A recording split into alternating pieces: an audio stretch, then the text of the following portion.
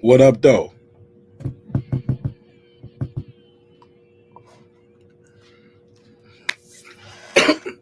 What's popping? What's happening? What's going on? You're back in the lab with your favorite neighbor, your man Mark Nash. He is I am he. Another great episode of Breaking Beats. How y'all feel? What's the damn deal? If you're on the East Coast, it's midnight, so it's officially fight day, baby. It's officially fight day. The 25th, November the 25th is the date of this episode. And man, oh man, I'm so excited about this card. Actually, we got a lot of good fights tomorrow. Well, they should be good. We got a rematch as well. Oh yeah, the lady's going to be in the building. Cameron versus Taylor. I didn't really need this rematch. I thought Taylor lost convincingly in the last fight. But oh well. It's boxing, baby. I'm going to watch it. Hell yeah, I'm going to be right there watching it. Be watching with y'all. Talking some shit. All right. Here we go, man. Got a lot to unpack on this episode. It's a lot of good topics on the docket. And you going to love it. Or you going to hate on it, and that's cool too. But I ain't mad. You can have that. They ain't even what we mad at. So, just to roll through some of the topic dockets on the topic docket tonight, we got to talk about the Benavidez versus Andrade card that is going down tomorrow. And I told y'all, didn't I call it? Did I call it or what? Did I tell y'all Charlo was going to blow weight? I said, that nigga going to blow scale, man. He going to blow scale. He going to miss weight. He going to miss weight. He going to miss weight. I got a feeling he going to miss weight. And he missed weight. Okay, so my audio is not.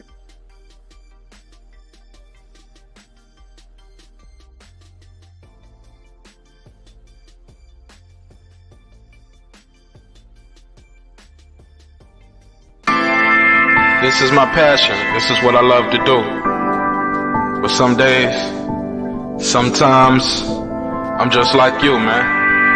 I hate this job. Damn, I hate this job. Damn, I hate this job. Damn, I hate my job. Damn, I hate this job. I'm just like you. Damn, I hate this job. Man, I hate this job. Man, I hate my job. From a good dream I wake, sun rays on my face, planning out my day, hoping this ain't the one that I catch a case. I feel so good, I feel so straight. My manager keep calling me saying, hurry up, you late. Hurry up, you lay off. Y'all, man, I hate this job. Man, I hate this job. Been trying to play it cool, but it's hard to play it off. I've been hanging on to this bullshit, cause my car still ain't paid off. I know I'm on my way up. My boy just got laid off, so y'all, man, I hate this job. Man, I hate this job. These hoes here so ratchet. These niggas here so sneaky. Y'all don't even really pay enough for y'all to only pay bi-weekly. I'm trying to double up my cash. Take this job, shove it up your ass. Yo, man, I hate this job.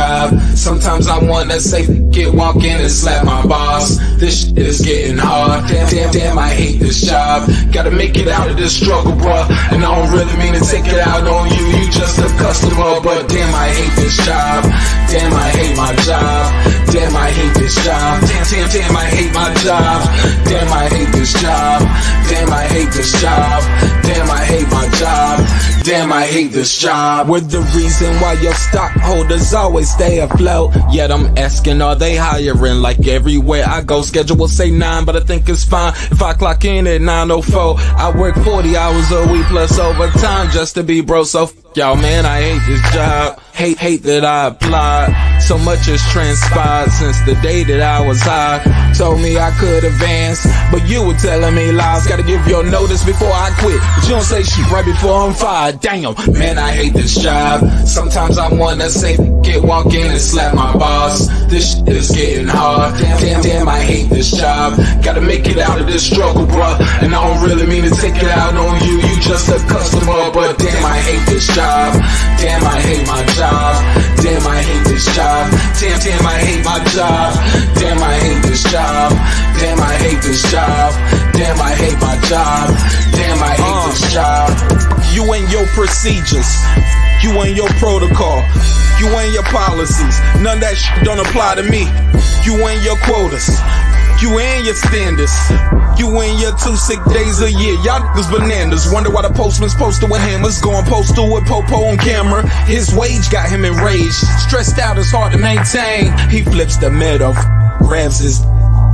He said, if you don't get the picture, I quit, you ain't shit. Mother, man, I hate this job. Sometimes I wanna say, walk in and slap my boss. This shit is getting hard. Damn, I hate this job. Gotta make it out of this struggle, bro. And I don't really mean to take it out on you. You just a customer, but damn, I hate this job. Damn, I hate my job. Damn, I hate this job. Damn, I hate my job. Damn, I hate this job.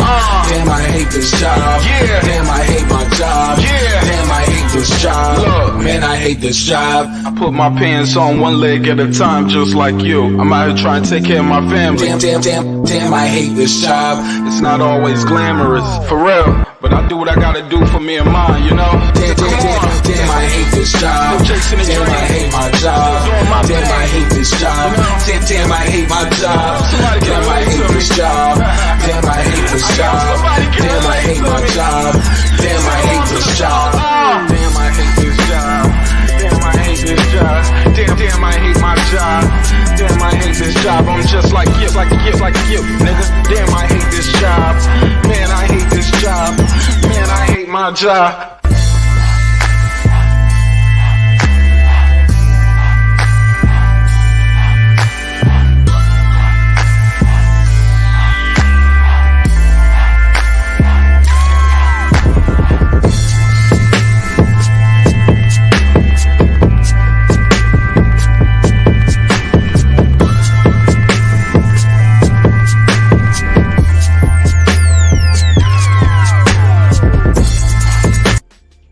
The views and opinions expressed in this program are those of the speakers, commentators, experts, and or the host. They do not explicitly nor necessarily reflect nor represent the channel's policy or the views held by the channel or broadcaster. The broadcaster or its channel cannot be held accountable for all or any views expressed during the program. Basically, if I didn't say it, don't come for me. You come for the person who said it. And please don't sue me for somebody else's words. With that said, let's start the show, motherfucker. This that squad side. Here we go. This that squad side.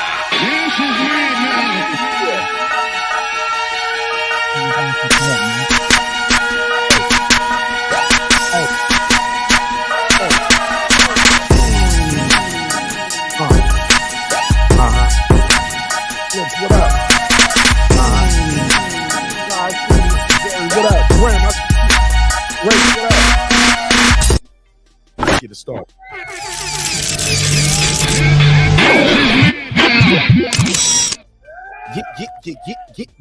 Yeah. What up, though? What's poppin'? What's happening? What's going on? You back in the lab with your favorite neighbor, your man Mark Nash. He is I am he. Another great episode of Breaking Beats, man. Y'all already know what it is. It's a hip-hop political sports show with a comedy twist. We like to let the jokes fly. You know why life is serious enough. Man, I'm so excited about this episode, man. So much to unpack. Even stuff that I don't even have on the topic docket listed right there for you guys to see readily available. It's still going to go down in a major way. And you're going to love it. Or not. Or you can hate on it. That's cool, too. That's the popular thing to do right now. The hate be stronger than the love. I'm like, damn, what I do to you? You too, nigga? I don't even know who the fuck you is. But you mad at me too? All right. You can have that. That ain't even what we mad at. I wish you nothing. I used to say wish you nothing but the best, but now just like I wish you.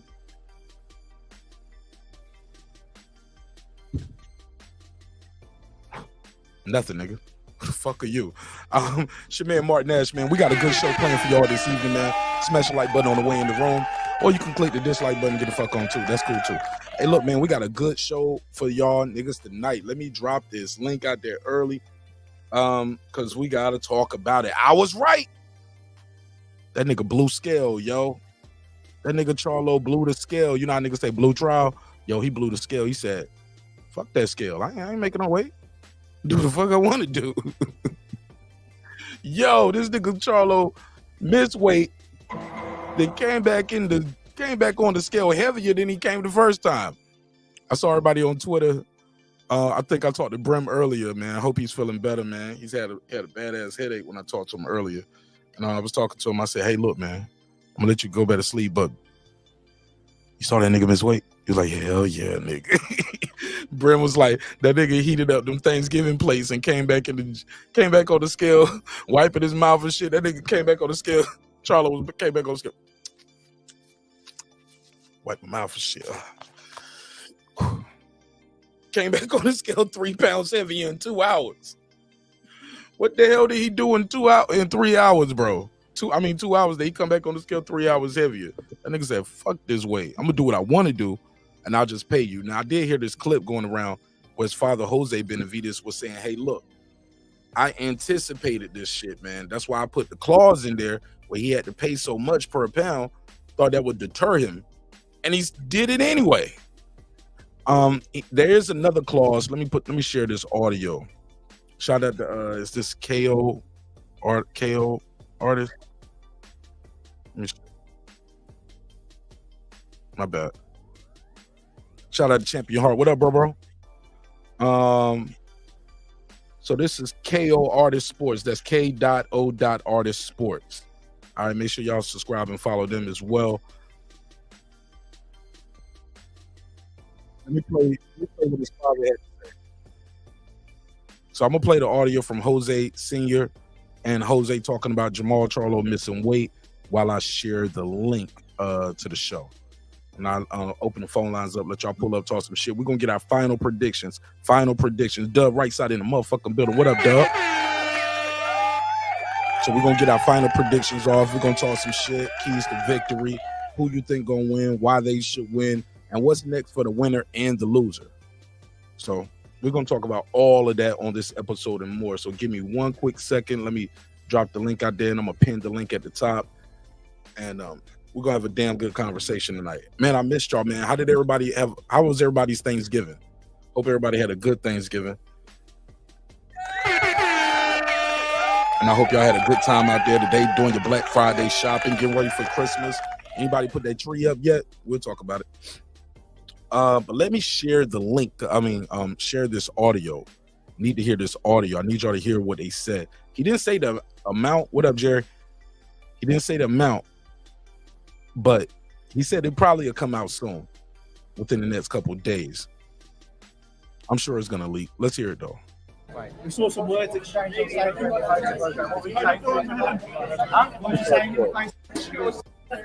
We fast forward. This is just the crowd talking. Let me go to his dad talking about it. And his dad said, if it was me, I wouldn't even take the fight. He said, but Junior's just a warrior, and he just wants to do it. Here we go. About that and the deal you guys had to come to Here we go. This the pops. Said, man, we signed a contract at 160, and 4 weeks later they came back and said that they want to do it at 165, 167 because he couldn't do the weight. And Junior boxed at 160, so it was too much. So we agreed to 163, and now this shit happens. To me, that's not professional. We gave him 2 chances, and now he goes and does that. But at the end of the day, if it was me, I would not take that fight. But Junior, it's a warrior, man. He's a monster. He'll fight anybody, and he decided to fight him. And that's what he wants. He trained super hard for this fight, and not to fight. He wants to give his people a good fight, and there we have it. Jose Benavidez against Charlo. He came in heavier. Were you surprised that he came in? No, I wasn't. Shout out to KO Artist Sports, man. Y'all make sure y'all subscribe to him, yo. I'm surprised. If you look at my videos, you'll see there before that I just said, hey, I hope this guy makes it to the weigh-ins, and I hope he actually, I knew he was going to come heavy, so we said, hey, we asked for an amount, every pound, and it was a big amount, and the reason I did it because I thought maybe that would stop him to come heavy. That shit didn't even stop him, so at the end of the day, he said, man, it was a lot of money. I want to know how much it is. Y'all think it's about 100,000 per pound? It might be 100,000 per pound, some crazy shit like that. He said, and that didn't even stop him. All right. You'll see there before that. I knew. I just said, hey, I hope this guy makes it to the weigh-ins, and I hope he. Actually, I knew he was going to come heavy, so we said, hey, we asked for an amount, every pound, and it was a big amount, and the reason I did it because I thought maybe that would stop him to come heavy.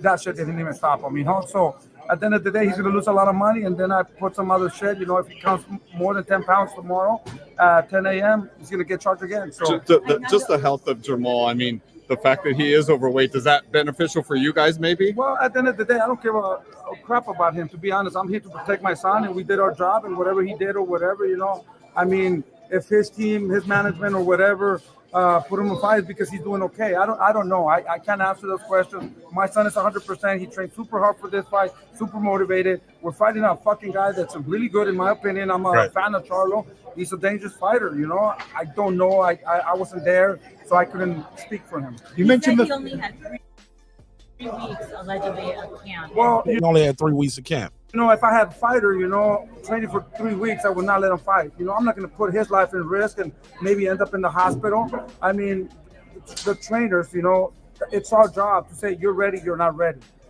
So I cannot comment on that either. That's what I do. I would do, I would not let my son or one of my fighters for a big fight or whatever, just for 3 weeks. I don't think that's true. But if it is, hey, better for us. We'll see. All right, got my boy, that guy. I'm sorry, not my boy, because they'll try to say, he called Clips a boy. My man's Clips in the building. Nope, can't say he called you my man. They be like, you gay. He called him his man. My good friend, that guy, Eclipse. How you doing, brother? How you doing, good brother? How you doing, good brother? I ain't know niggas be out here clipping my shit up, trying to twist my words up and shit. They be doing the foolery with the jewelry. What's up, fam? How you feel?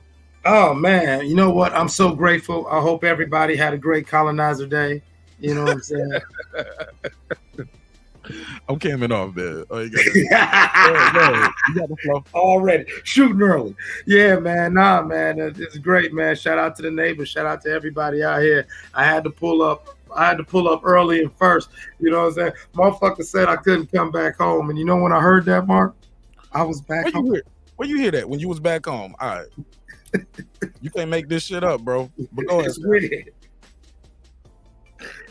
It's so weird right now, man. You know what I'm saying? It's extra weird, but it's a beautiful thing, man. It's a beautiful fucking thing. And shout out to the Charlo brothers. They said, you know what? We are selling our shit. They said, you know what? Fuck it. We are selling our shit. We know we trash out here. So we gonna go ahead and cash in. They like all them bitches in New York State. It's the big money grab. It's the big money grab. They said, they said we got 2 weeks to file. Yeah, this nigga touched my butt in the elevator. Oh, that's what you was. I didn't know what you was talking about at first when you said that, but now I get it. You know, feel me? Now you feel me? Like they on the big money grab. Listen, he came in overweight. He only had 3 weeks of camp. Once again, this Charlo, just like the other one, is not taking it seriously. This is a money grab. These boys is trying to get a bag real quick. They're going to come out with a rap album. You know what I'm saying? He got the chain for it. Did y'all see that nigga chain? What's up, Dub? What up, Martin Nash, man? What up, Clip? Salute y'all, man. Much love. Peace like man. Bro. How you feel? Hey, man, I can't complain, man. I'm feeling good. Ate good. Hey, feeling good, man. Feeling good. Hey, real quick, I want to say those 2 chains that Charlo had on, bro. When I first looked at them, right, I looked, it was from a distance and everything. I thought it was 2 lungs, bro. I thought it was 2 lungs that was diamond lungs. I swear to God. And I was like, what the fuck? This nigga got lungs? Oh, he said he gonna have stamina. Then I was like, oh, this damn, they supposed to be lying. Are they kissing? Are they connected? I don't know. They kissing lines. He got kissing lines. No. Like I seen a little clip. It made me want to put my jewelry on. That's why I got on. I said, you know what, man? You know what? Fuck it. He's selling out for a bag. You know what? Fuck it. I want money too. You know what I'm saying? I'm putting all my money on Jose Benavidez. Let me see if I can get it. I'm gonna get a screenshot real quick of this nigga chain. But it's like are they face to face or the lines back to back? No, they back to back. They ain't even kissing, man. They back to back, man. Oh, so they're rubbing butts. They rubbing mains. the manes of the lion. They're rubbing manes. It was from a distance. I couldn't really tell. I didn't know what I was looking at. Yeah, this nigga, that represents him and his twin. I'm sure. I'm sure. Let me share the screen though, so the audience will know what you mean when you say these things. Boom. Share. Boom. There we go. There we go. I said this motherfucker crazy though. That shit huge, bro. Pause. Look like he spent more time on the chain than he did on training camp. The nigga missed weight. Well, let's talk about it, man. I called it. I don't know who else on YouTube called it first. I know his dad anticipated this, but I told y'all 2-3 episodes ago, and I reiterated the last couple episodes. This nigga gonna miss weight, dog. He gonna blow weight. He gonna blow scale. It's Foodie. Didn't I say he gonna blow scale? All right. But all right, well, let's go to Pittsburgh T for its opening statement, then we open it up to everybody after that. Go ahead. What up, PT? Salute to everybody, man. Disappointed about this whole Charlo thing, man. The only credit I give that brother, at least he ain't finna get his ass whooped during Black History Month. I do not want to see no more of that shit happening during Black History Month. So, I mean, if you're gonna get your ass whooped, don't do that shit during Black History Month. Thank you. I appreciate that too. The rest of the bullshit, it seems like we having a race to the bottom to see who can have the worst performance of these last couple boxers. That's what the shit look like at this point, in my opinion. We'll see if this shit get better. Hopefully I'm wrong. That's my statement. It's open to everybody. Y'all go ahead, cook. Man, shout out to Pittsburgh T, Dub, man. I feel you. Pittsburgh T, how do you really feel? They've been stinking it up, right? Motherfuckers just want a bag. You know what I'm saying? Motherfuckers just want to say I was on TV, huh? Man, I don't know if you want to get the only fight to get beat up like that at the end of the year, at the end of your career like that. I mean, that's what you want to do. Go ahead, bro. They just don't want to get knocked out, bro. That's all it is. They don't want to get embarrassed. Nobody wants to be Errol Spence. That's what, like, he's the punchline for the other boxers right now. You talk all that shit and go out like Spence. Like, you don't want to be that guy, you know? I would prefer that guy. I prefer that guy over, man, at least, hey, he got his ass beat the fuck. I mean, Bud did his motherfucking thing. Yeah, but Spence came out there to fight, though. He came to fight, bro. Like, at least he came to fight. I have more respect for an individual. When Deontay Wilder got knocked out against Tyson Fury, the nigga was trying to fight, bro. I have respect for individuals who try to fight. When you go out there, Charlo, when you go out there and you just, I don't know what that was, you didn't engage, and then you still got knocked down, so you at least throw some punches if you're going to get knocked down like that. I understand what you're saying, Mark. They don't want to get knocked out, but man, I have, as a boxer fan, I have so much more respect for the individual who goes to win the fight versus somebody who just go and be like, you know what, we're going to turn it in early, I'm going to survive. I'm not looking for a survival. I know that's right. Look, Errol Spence still got my respect, bro. Like, whether some of his fangirls believe it or not, like, whenever he fighting again, I'm going to be the first one in line to buy that shit. Like, that motherfucker warrior, bro. He'll real one. He'll real warrior, bro. Got nothing but respect for him. How do we know this man only got 3 weeks of training, bro? Like, who put that out there? Like, why are you putting shit out there like that, man? Nobody want to hear that, bro. You finna pick up that check, no matter how many goddamn weeks of training you got. Like when people do shit like that, I'm just not. I look at you funny, man. Cause that sounds like a built-in excuse already. Took the words right out of my mouth, Pittsburgh T. And you know what I'm saying? It's like the energy that both these cats been, you know, him and his brother been putting off for a minute now. And I've been called them on it. It's like, yeah, these are cats who I'm so happy you're getting your bag, you're doing your thing, but they realize that their ceiling was right there. And so they just trying to make the most of it. They ain't daring to be great. They ain't whatever. They looking for a quick little bag so they could say, nigga, I made this much money. And then to Mark's point, is that when somebody says something about their losses, well, nigga, at least I didn't get knocked the fuck out. But yeah, you went in there and when you realized you couldn't bully a fighter, you just motherfucking curled in like a bitch and just try to survive. Nobody wants to pay for that shit. You know what I'm saying? If you're gonna lose. Fact. And you know, it's interesting because I believe Maul's trainer, is still Ronnie Shields. And Coach Ronnie, I didn't talk to Coach Ronnie a couple times, and I know he's a consummate professional, you know what I'm saying?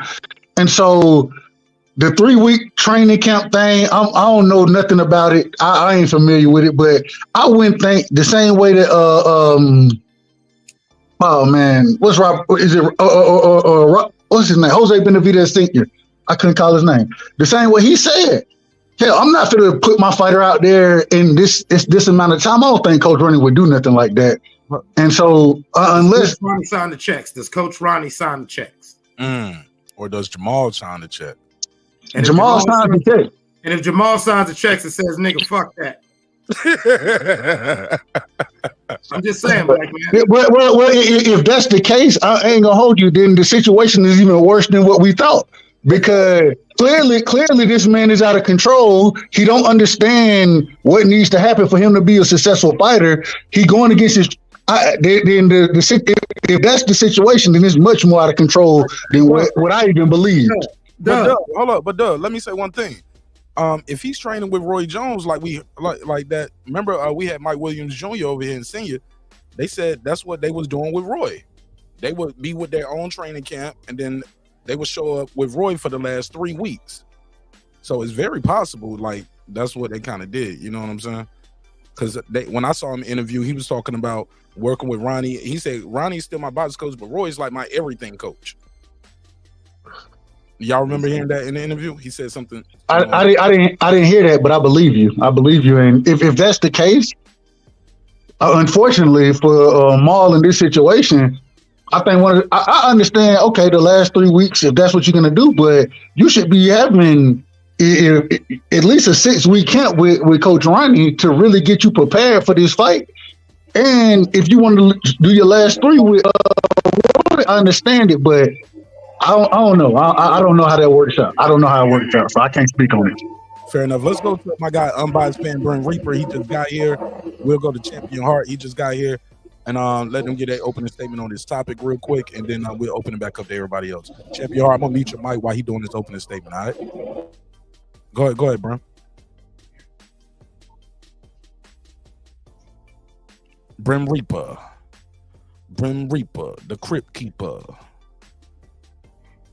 Check 1 2. All right, we'll come back to the sandwich. You're making a turkey sandwich right now. He might be at the job and he have his other mic muted. Sometimes he have his job mic muted and he'll be on the other one. Let's go to Champion Heart and then we'll take this call. Caller, hold the line. Champion Heart, talk to me. Salute. Can you hear me, brother?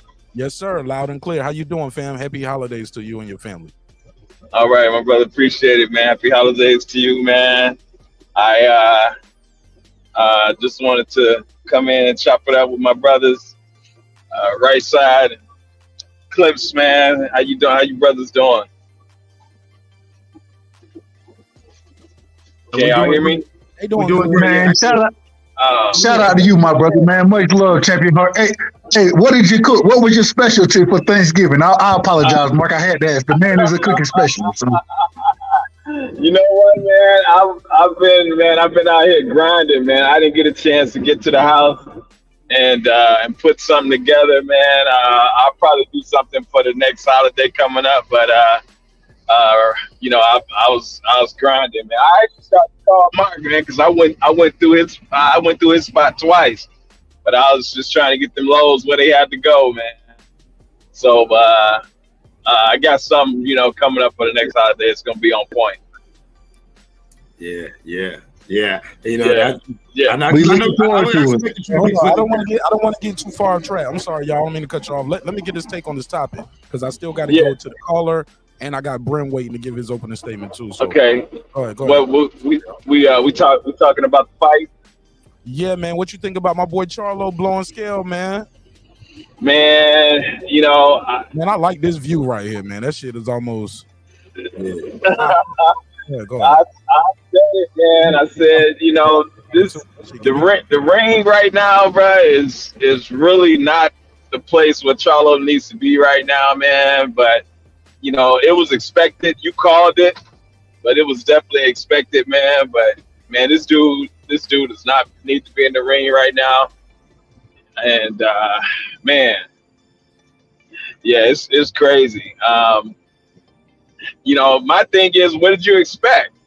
You know, what did you expect? So, But the Benavidez, team, they expected it, so they figured if they, would have that fee in there, that would, keep him from doing that. But he didn't care.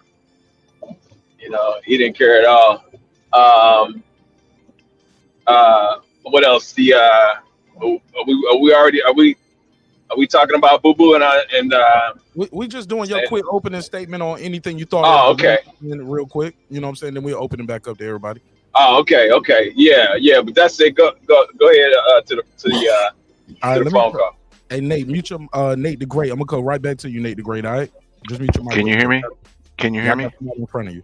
Yes, sir. Go ahead, Brent Reaper. Then we're gonna go to the caller Jerry for his opening statement. Then we'll go to Nate the Great just on the panel, and then we can open it up to everybody. I'll try to make this short and sweet. What's up, everybody? Blessings. I hope everybody had a good gobble day. There's no surprise here. He has been operating in the form and fashion of where we've been questioning his mental health, his substance abuse, and all of that. And he's going into a fight out and not even making the 163-pound contracted weight. So this is no surprise, and a lot of people not even touching this fight, but I said Jose Benavidez is going to win this fight because I think Charlo's head is not in the game, and unfortunately, it's not a surprise. It is what it is, man. Listen, I don't wish them no foul, no harm, nothing like that, but the Charlo brothers don't move me too much. I'll support them to do well because they have the same pigment as me, so I want them to do well. But I'm gonna keep it a buck across the board. And for me, they've been moving funny for a little bit, and I believe that all of them are moving up one weight class up at a time. Errol goes to 154, Mel goes to 160, and Maul goes to 168. And that's something that's been kind of like a silver lining for a year and a half or so. So this funny movement ain't nothing surprising. We shouldn't be in shock and awe about it. We just hope they got a good fight and everybody comes out healthy, and it is what it is. That is my opening statement. Thanks, bro. Yeah, we got a lot to unpack, man. I just want everybody to get a chance to say at least their first couple words before, it's, for lack of a better word, free smoke. I hate that. You know what I'm saying? That's almost like I get to call you a bitch and cuss you out and fuss you out and with no regard. Well, it was just free smoke. Like, nah, nigga, don't do that. You know what I'm saying? So, Jerry the Terror Tasker on the call. Jerry, what up, family? Yeah, what's up, Happy Mark? holidays to you and your family, sir. Yes, sir. You too, and everybody else on the chat. You did call it. I heard you a couple week or so ago. But it's no surprise, really. I mean, none of us should really. I don't think anyone's really surprised. Yeah, but nobody took that with me. No, I was like, who riding with me? Nobody jumped in the car with me, Jerry. Nobody would get in the car with me. They was like, they thought he was dedicated to the sport. I'm back. I didn't think so because I heard him say a few weeks ago that he hadn't even started camp yet. I don't know whether to believe that or not. That could just be a built-in excuse. However, the rest of the fighters look real good on the scales. Man, it's going to be a good card now. Now, my question is Benavidez, Jose, what would be the better strategy for him? To try to jump on Charlo early or to try to take him late and test that conditioning? Because at first I was thinking he should maybe jump on him. But if Charlo is going to have any chance, because he can punch, that would probably be his best chance to catch Benavidez trying to jump on him. But if Benavidez takes him past the 5th, 6th round, you got to ask yourself, is Charlo's conditioning going to hang in there? So, or Benavidez knee. Fight. I ain't mean to cut you off during your opening. Well, that's my pet peeve for everybody else, and I did it too. But that knee might not last for him neither. Well, it did. It did. And we know he's got a bad knee, but it did last for him against Crawford when he got knocked down in the 12th. But and then Danny, he's just not a very mobile fighter. But I don't think he's ever really been mobile. But with Charlo clearly not being in condition, he might not be that mobile either. And so if he gets them past the first half of the fight, that conditioning really going to be tested, and then he can maybe try to put it, because it looks like Benavidez is really in shape and really motivated. It's a highly winnable fight for him. I thought that from the onset, and I'm still picking him. But in the main event, I'm almost close to picking Andrade now, man. All right. I don't even know. Hold the pick though. Hold the pick real quick for the next round. We're gonna do that. Right, We're gonna do that. Let's go to Nate the Great. What's up, family? How you feel? What's the deal? Welcome. This your first time here, right? Your mic is muted, Nate the Great. There you go. How you doing, sir?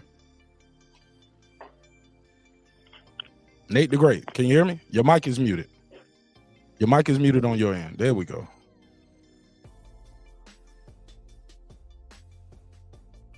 Nate the Great. I can see you, but we can't hear you, sir.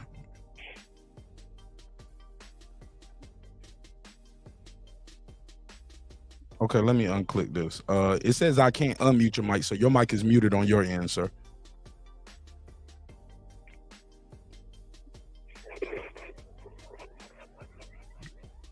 Okay, let me see.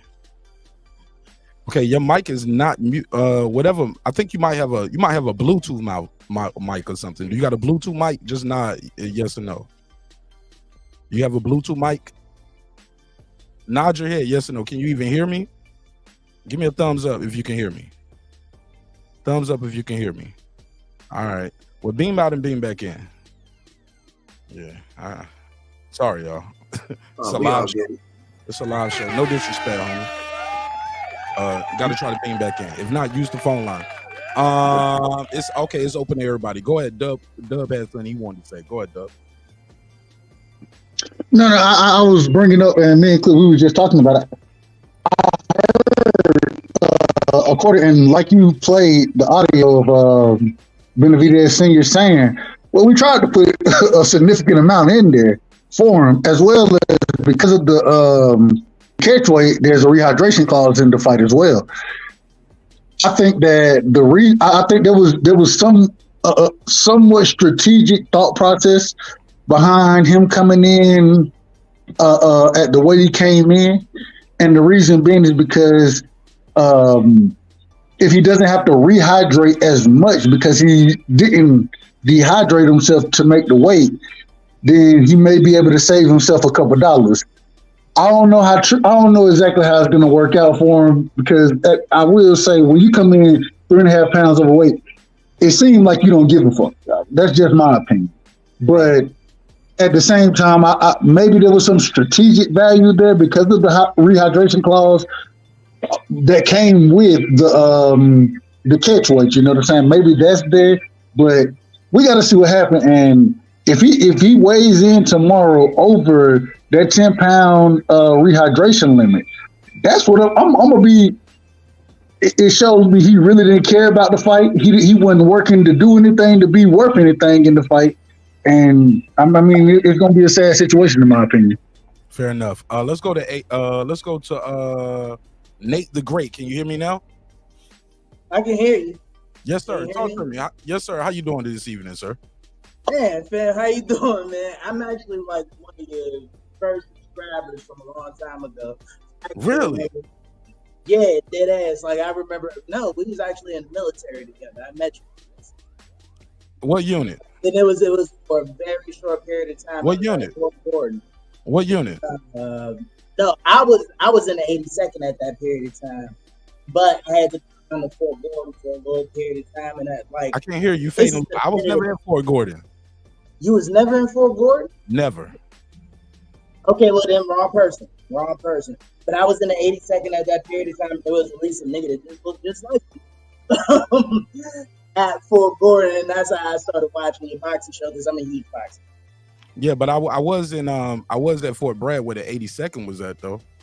Okay, well then I probably seen you there. My first 8 years of my military career was at Fort Bragg, from 2002 to 2008. I was at Fort Bragg. Yeah, I was at Fort Bragg from 2002 to 2004. Okay, cool. Word. Yeah. But all right, man. Shit, I was out there. I wasn't even talking about boxing then. I was rapping and shit. But bro, I've been watching your show for a minute now. I'm just the first time. Well, look. Well, I'm glad you're here, man. That's all that matters, bro. Talk to me, man. Let's talk about this boxing thing, Nate the Great. Do you got a channel or anything you want to plug? Nah, nothing like that at the moment. All right, cool. Well, I'm glad you're here, man. What's on your mind, man? Talk to me about this fight. I'm just happy to see. I'm happy to see Andrade get a shot at being able to showcase. If he has the ability to do it, let's see. Let's see it. I'm happy for that. The showcasing of the fight. I'm an old school fight, believe it or not. And no matter, you can make bad decisions about your career. I've made bad decisions throughout my life. But when you do have the chance to shine on that big stage, I think everybody's deserving of that. You know, no matter how much you up or down or do the right or do the wrong thing in the public eye, you have the chance to show your abilities. Let's do that on the stage, and I think he's going to win, in my opinion. Now, say that again. Nate, you kind of choppy a little bit.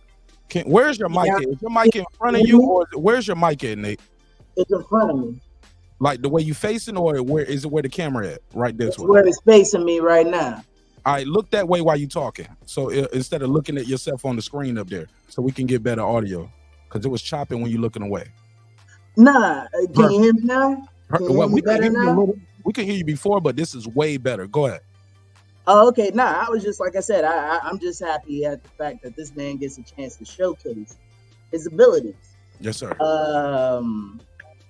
At the end of the day, like everybody can sit back and judge, you know, what this man has been through. What he should have did this, he should have did that. But at the end of the day, he gets a chance to see. You get a chance to see what his talents really are against a huge puncher. Fair enough. If he can get through this,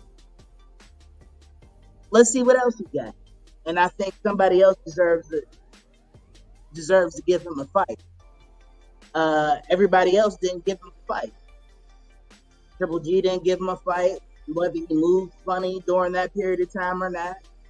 Canelo didn't give him a fight. Whether he moved funny at that, Charlo's didn't give him a fight. Whether he moved funny at that period of time. So, all right, Benavidez did give him a fight. Let's see what it is. Indeed. That's the way I feel about it. So it's just like, make it happen. Shit, hell of an opening statement. Shout out to Nate the Great. Thanks for pulling up. Chop it up with us. It's open to everybody. I got Jerry on the phone. Got Nate the Great here. Champion Heart. He on the road. Brim, he on the job. Clips, Pittsburgh T. I think Pittsburgh T. He on the road too. Me, Clips, and Dub. We at the crib chilling, man. So yeah, we're gonna have a good episode. Talk to me, man. It's open to everybody. Go ahead. Man, I want to touch on what Dub was talking about, you know, just to give y'all a little peek behind the curtains. Me and Dub was talking on private chat, and I was just doing some math. Okay, now if the story is somewhere around 150, let's go on the low end. Let's say 150K per pound was the penalty clause placed on. It's Jermall. It's Jermall, right? Not Jermall. Correct. All right. So Jermall got 150 per pound. He's already 3 pounds over. Mm-hmm. That's 450,000. He didn't already through to Jose Benavidez. Now, if you go with Dub Brightside's logic, all right, he can't be over 10 pounds. So he gave himself 3 pounds already. That gives him 7 pounds to play with, to where if that is his strategy, like Dub Brightside is speculating, and it's possible because this nigga is not rapped too well, then you're going to come into the ring close to 3 years on a layoff, over 10 pounds overweight. Like, what is he really thinking here? Like, I don't, somebody help me out. And also, go ahead. No, I want to cut y'all finish. I apologize. Oh, no. And the other thing is, earlier you said, you know, I mean, we've been wondering, is he out of control or whatever? Like, did you see this nigga chain? He's out of control. We need to reel him in. I need my prayer warriors on bending knee. If you love that man, talk to him. give him good counsel. Have an intervention. But ain't nothing gonna stop you from happening tomorrow Go night. ahead, pass around. Y'all go ahead, jump in. So what I was saying, and what I'm thinking is this. So a lot of times, you know what I'm saying, fighters when they cut weight, they rehydrate up. Sometimes, and it ain't unheard of. 12 to 15 pounds is not unheard of for a fighter to rehydrate to, right? I think that to eliminate the rehydration piece of it, what Maul did was just went ahead and accepted them 3.5 pounds and said, you know what, at least if I got this, then I ain't gonna have to rehydrate past the weight. Now, if he rehydrate past the weight, then I mean, my God, it shows no discipline, and we've questioned that. But I think there had to be. Ain't no way you just miss weight by 3.5 pounds. You don't. That's not common. You know what I'm saying? If a nigga miss weight, normally they might miss it by a half a pound, maybe a pound. Hell, a pound is bad. I'm gonna talk bad about you if you miss weight by a pound. I'm gonna talk bad about you. But at the same time, 3.5 pounds. It has to be a method to the madness to some degree. It has to be, because if it ain't, it just shows a lack of discipline, a lack of control, self-control, a lack of hard work. And if that's the case, bro, Lord have mercy. Good. I apologize for being long-winded. No, you good. Let's go to Food Revolution. She just got here. Let her give her opening take on everything we talked about. What up, Foodie? What up? How you doing, Mark? How you doing, man? I'm doing good. We talking about Benavidez and Andrade. We talking about Charlo missing weight or what? Anything dealing with that card right now? Go for it. I really want to root for Andrade. And I think I said the other night that I was gonna go for him.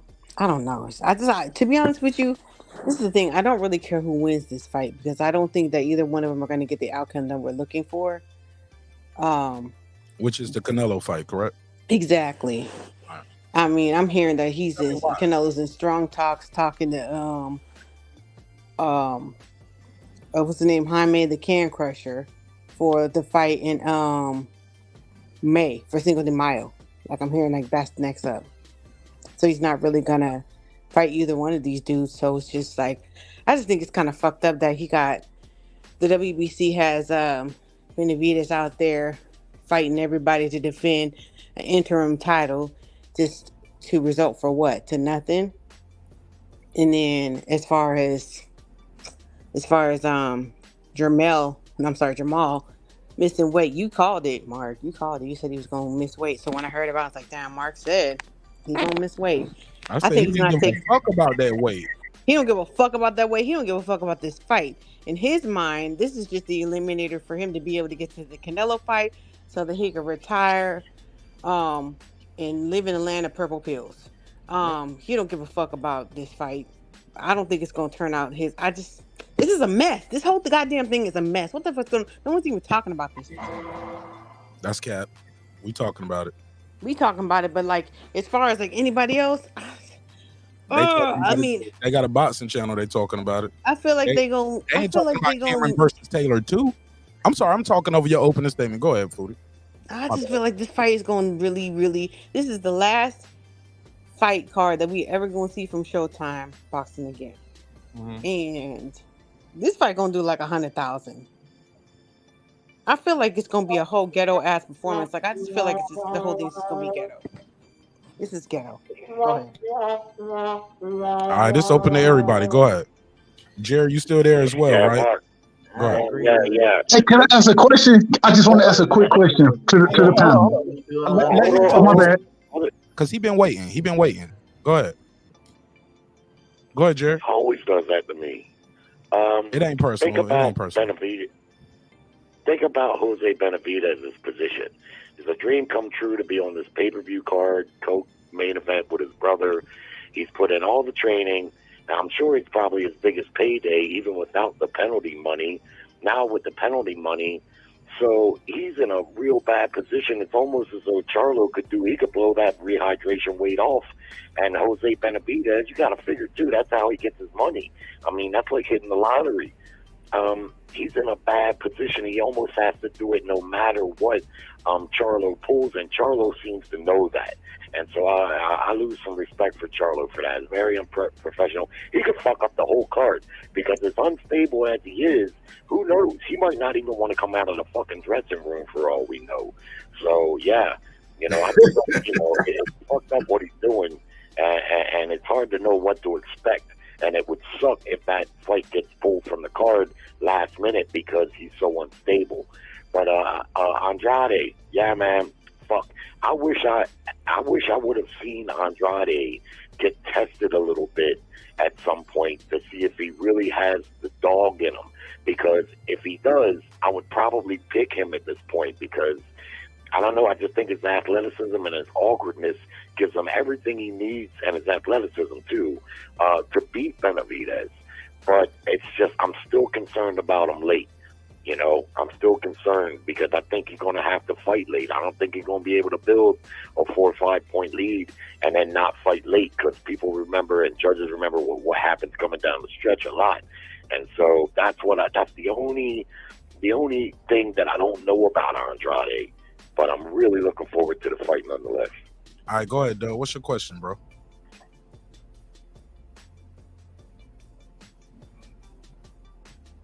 Doug, right side. My bad. So the question is when we're looking at these two fights that's coming up, you got Big Charlo and Jose Benavidez Jr., as well as David Benavidez and Demetrius Andrade. In my opinion, one of these winners have to get the next fight with Canelo, right?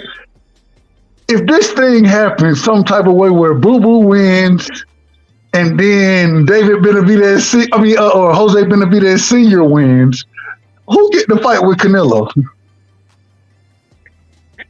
Hold on. Say that again. Jose Benavidez Sr. You mean Junior? You mean Junior? I mean Junior. I apologize. I mean Junior. It's big brother. Yeah, I know what you mean.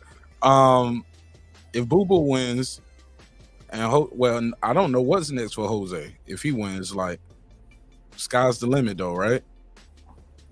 Boo Boo something at 160, not 168. Right, something at 160 for him. But he beats this guy coming in blowed up in weight like this shit. I don't need low-key, I hate to say it, but I'm gonna fucking say it, yo. I'm gonna say it. He ain't even gonna get full credit. Fuck it. Y'all know the fans we dealing with. Y'all know this sport. They're gonna say, well, that wasn't Jermall in there. That Jermall wasn't ready. That Jermall wasn't mentally sound. That Jermall had been out the ring for 2.5 years. That Jermall had missed weight. He's not gonna get full credit. Niggas behave. I'm just saying. He'll get as much credit as a one-legged man in an ass-kicking contest. That's, for real. Like, that's what I never really liked about the Charlos this past year. And, we already saw what came of the other one when he fought Alvarez. And now this one's giving me the same vibes. There's so many built-in excuses that we're just supposed to, like, throw a ticker tape parade as long as their outfits match when they come and they don't get knocked out. It's like, nah, nigga, y'all supposed to be lions and defending champions and all this other shit. Y'all supposed to come and entertain and win in dominating fashion. And right now, it don't even look like you take yourself, let alone this sport, serious. That's just both. It almost feels like the Oliver McCall fight. Oh, somebody got some real bad audio over you. Go say that last. Yo, I said that too, Jerry. Who is that? Who's that clipping? Who's that clipping? There's too many people. I can't spot it. Everybody, if you're not talking, mute your mic. Yeah, it really does, because it almost feels like the PBC had this plan for Canelo to fight both Charlos and whoever else, and that they want to see that through. And it almost feels like they're pushing him into this fight because everything we're getting from Charlo is saying he's not ready. He's not the same. I mean, every single indication is there that this guy is not really fit to be going in the ring mentally or possibly even physically. And it almost feels like they're forcing this on him.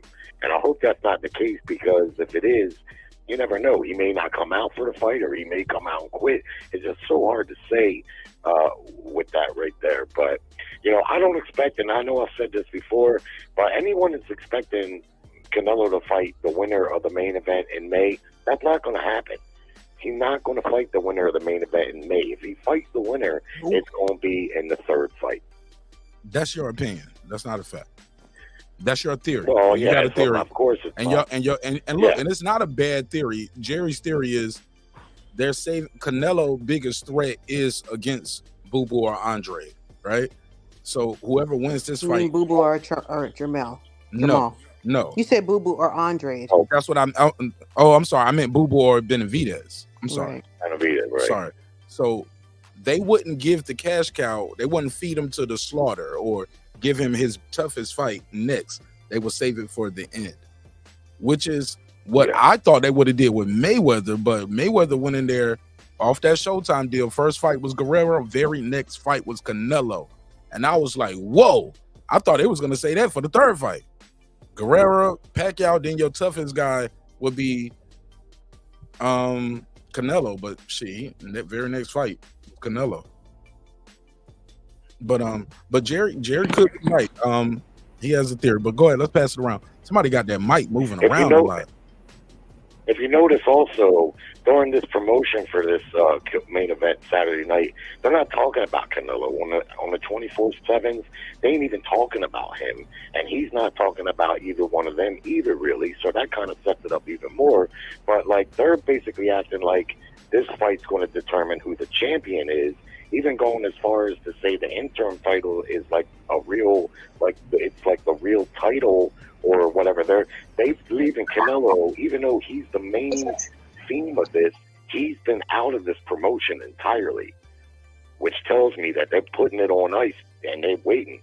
And it's a good thing too. Jerry, you get long-winded. I know you said you get long-winded, and you don't mind if I cut you off because you do get long-winded. So I'm cutting you off. Okay. Can you hear me? Yeah, now I can hear you, Bram. Let me say this too, Jerry.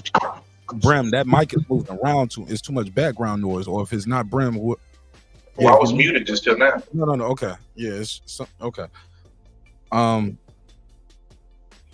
Go ahead. What was you about to say?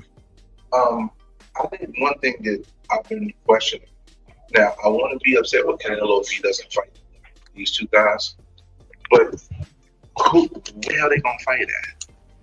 It's almost December, and we still don't have an official announcement of where the fights are going to be happening at.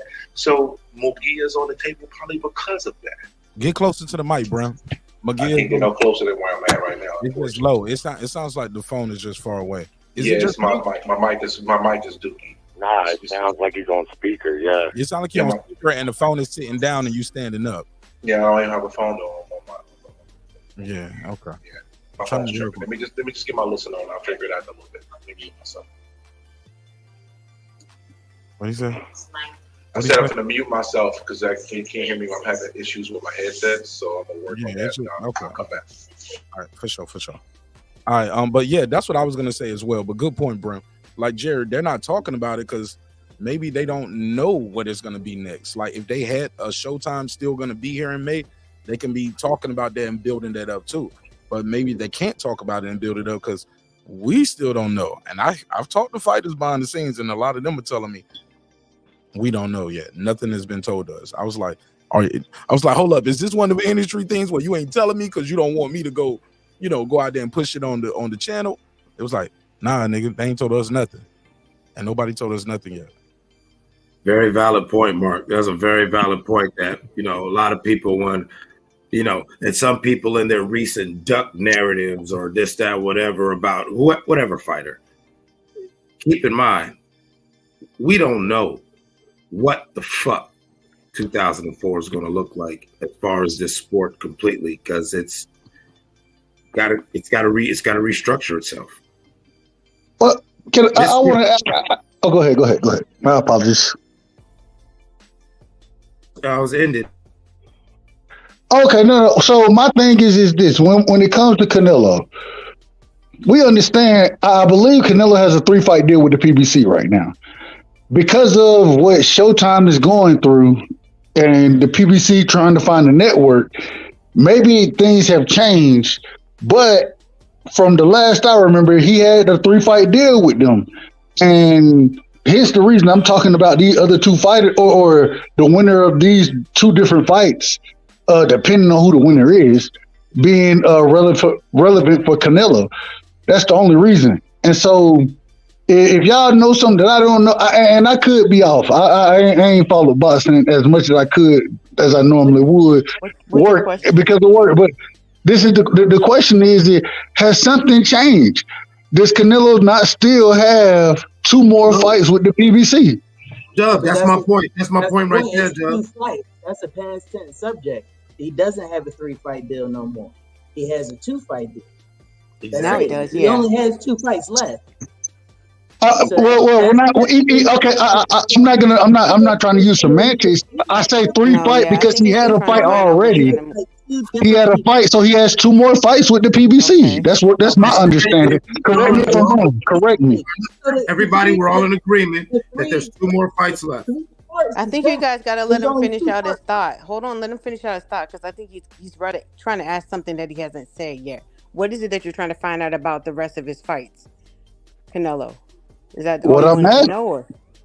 What I'm asking is because people are bringing up Jaime Munguia, because they're bringing up these other names. I'm saying that from my understanding, there are 2 more fights Canelo has with the PBC, so and Jaime Munguia. Right. So you're saying that you think that he only has to fight PBC fighters in this deal, right? Yes. Because that sounds logical. That sounds like it makes sense. And that's what I've been trying to say. It's like, okay, maybe he signed to PBC, but he had to fight. I guess, I don't know. That's a good question, because how is he going to fight Jaime Munguia? He's not a PBC fighter. Maybe it was with Showtime, but now Showtime doesn't exist. Like, I don't know. Maybe it's all bullshit. We don't know. The only way it could be possible is if the PBC goes and makes a deal with Eddie Hearn, Matchroom, and those individuals, and say that y'all are going to be our network. He signed the Golden Boy. He signed the Golden Boy. But Golden Boy is signed with Eddie Hearn. Them like signed with DAZN. DAZN is okay. DAZN is Eddie Hearn is DAZN. It is not. It is not. Okay. All right. You got it. Matchroom is signed to DAZN, which is a TV station or an app, and DAZN is signed to them. I mean, in Golden Boy signed to DAZN. They're both signed to DAZN. They're 2 completely different promotional companies. It's a promotional company. They're promotional companies signed to a you got. I'm agreeing with you. I'm not trying. That ain't my. Yeah. No, that's not even my point though. My point is how can you have a fighter that's signed to fight on this network when Canelo is the biggest fighter? You know what I'm saying? Possibly outside of Tank. And I think Canelo, he do better numbers than Tank. Respectfully to Tank, I love Tank.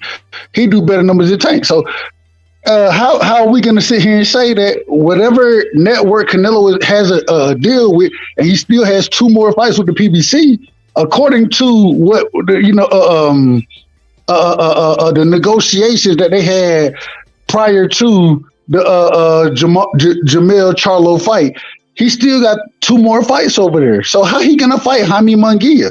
I don't think that's even. I don't even know if that's plausible. Because look, can you hear me out for 2 seconds? Promotion.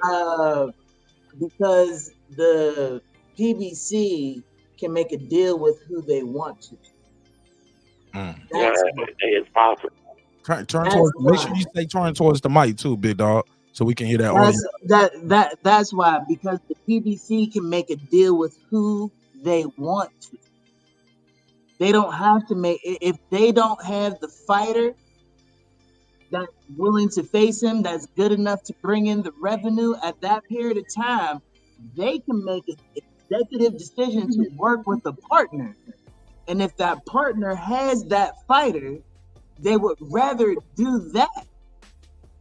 It makes sense. Following you, that doesn't. Well, let me bring in Rachel. Yeah, how you doing, sis? What's up? Hey, what's up? What's popping with you, fam? So I was just listening to the back and forth about like the Canelo deal and stuff like that. I think you guys might have cleared it up though by the time I got on. So was it? Well, what was you trying to say? What speak on? What did you hear that was correct or incorrect? And what did you want to speak on? Well, just that, yeah, Canelo signed to the PBC, not Showtime. And with PBC holding the actual contract and he still has fights on it, he can either go find PBC would have to either go find a network or a streaming service to partner on, which I think is what you guys were talking about. He can go, to the Zone or whatever, Amazon, wherever he thinks they can make a deal. Or most of these contracts, I haven't seen one yet that doesn't have a transferable, where if they sell they can sell your contract to, whoever. So let's just say PBC can't get any fights, and they no longer, they can't stream any fights anymore, and they pretty much are going to cut their losses. Because of that, they can transfer over a buyout from another promoter. Say that last part again. Hold on, Rachel. Say that last part again for the people like me who didn't quite understand that. Say that again, because you said a lot real quick. How did they transfer that for the people who don't know? Like, that's... You know what? Give me like 3 minutes. I'm going to pull up a contract in my email and I'll read you the exact clause about the transferability clause of your contract as a fighter. So then I'm not misrepresenting it. Okay, give me 2 minutes, 3 minutes. All right, cool. I think I understand what she was trying to say though. Hey, look, but that's even better though. We can. Hey, look, if asking for more clarity gets that kind of details for the audience. No, I appreciate that. She knows. We need it. We need it. Yeah, she could definitely bring clarity to it. Can I say one thing, Mark? Go ahead, bro. We chill. Come on, dog. I always say when I'm speaking from a very outside perspective. I appreciate you, and I love you. I love Rachel, and I appreciate you bringing her on to really clarify the situation so we get a better understanding as boxing fans. Because what we arguing about right now, and not necessarily arguing, but debating and discussing, what we talking about, it can be cleared up if we know what the insiders know. And Rachel is an insider. I appreciate you, Mark, for bringing that on, for bringing her on and bringing this out in this conversation. Much love. What's the characterization though? She's not an insider. She's in the business. It's a difference. What's the difference between an insider? If you in the business, you're an insider. I think an insider is somebody who knows people in the industry. No. Insider is somebody who in the industry. If I know somebody in the industry, I got secondhand information. That's not an insider, in my opinion. I respect you. I understand what you're saying, Mark. I say because she's also she's part of a winning team. Her husband is an actual champion, so she's not just like a celebrity blogger or something. That would be right. Yeah. Somebody call me an industry insider because I'm talking to people in the industry. Hold on. Am I disrespecting people by saying insider? Am I disrespecting people? No. I'm just talking, bro. Like I said, let's not overthink it. But I know Rachel's gonna come back on. But I think what she's talking about, in my mind, what I think she's talking about is like a transfer of sales. So if you're signed to a label, or I keep saying label because this is the music thing. If you're signed to a promotional company and they cannot get you a network to fight on, then they can sell your contract over to another network. I think that's what she was trying to say. Frank Warren does the same thing with Bob. Arum. Yeah, that is. Cambosis wasn't a top ranked fighter, but I agree with it. I do agree with what you just said. Frank Warren does do So they'll find a way. Basically, what we're saying. Am I wrong in that? Yeah, you can. Yeah. So you can collaborate, or you can sell the rights to. Yeah, can I say this is the thing though? Hold on. Can I say? I think that bargaining shit in whatever negotiation they're going into is You know we got 2 fights with Canelo left, right? You get what I'm saying? And that motherfucker hits. We got my Tank question is Davis, that what he just did. We got a Bud Crawford. Look what he just did.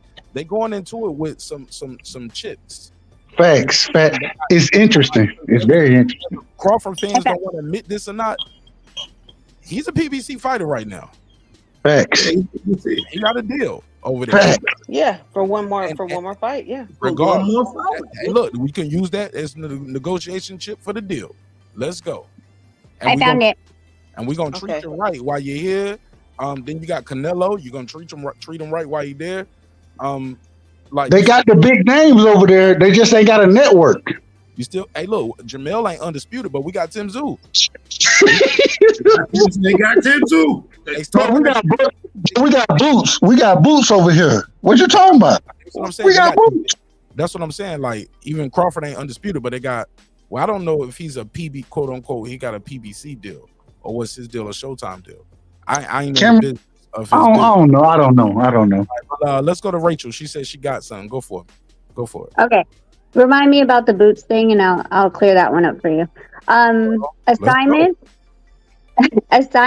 blank shall have the right to assign, license, or transfer any or all of the rights of granted to it under to any person, firm, or corporation. However, blank shall remain liable to the fighter for the performance of its undertakings here and under. Hold on, say it one more time. I'm sorry. I need to hear it. No, that don't make sense to me. That makes sense. She's gonna say it again. Let her say it again. Let's say it again. Okay. Okay, go over there. Blank, I'll read it slower. Blank shall have the right to assign, license, or transfer any or all of the rights granted to it hereunder to any person, firm, or organization. Corporation. However, blank shall remain liable to the fighter for the performance of its undertakings hereunder. Makes absolute sense. Yeah, that makes sense to me. So blank is the promotional company, correct? Right. I can't tell you exactly. No. Yeah. I don't want to know. I don't want to know what promotion. I'm just saying overall. That's the yes, Dub. Yes. My apologies. I'm just trying to make sense of it. I apologize. And that's all. What that's saying is you have the rights in the contract. That's what they're saying. That's like you can transfer rights. It's the rights. That's all you have is the rights. So if I have this fight, I can transfer it to this promotional company because I have the rights to it. Is that what they're saying? Yes. And also Dub, wherever you want to, because you have the rights to do it. Exactly. Listen to what the contract said. Any person or corporation. So they could actually, instead We're of talking going about to broadcast rights. It's broadcast rights. Yeah, they could actually go to a private. Well, yeah, it's not just broadcast rights though. Let me read you the ancillary rights. Fighter grants to, I'm just going to put promotion. Fighter grants to promotional company all exclusive worldwide rights to the bouts in perpetuity. The rights include the unrestricted right to broadcast, telecast, exhibit, photograph, record, or otherwise reproduce all or portions of the bout and the events immediately preceding and following the bout and between rounds in any and all media in and by any manner, method, or device now known or hereby devised, including without limited the generality of the foregoing, the unlimited and unrestricted right to telecast the bouts by means of live or delayed free over-the-air cable subscription, master antenna, multi-point or closed-circuit television, pay-per-view television. This is a run-on sentence. By means of terrestrial cable, over-the-air satellite, analog, and digital transmission, as well as video on demand. Let's see. Also, including audio and video cassettes and all forms of internet, online services, games, and toys, and the unlimited right to deal with any or all foregoing and to obtain copyright of similar protection, blah, blah, blah, blah.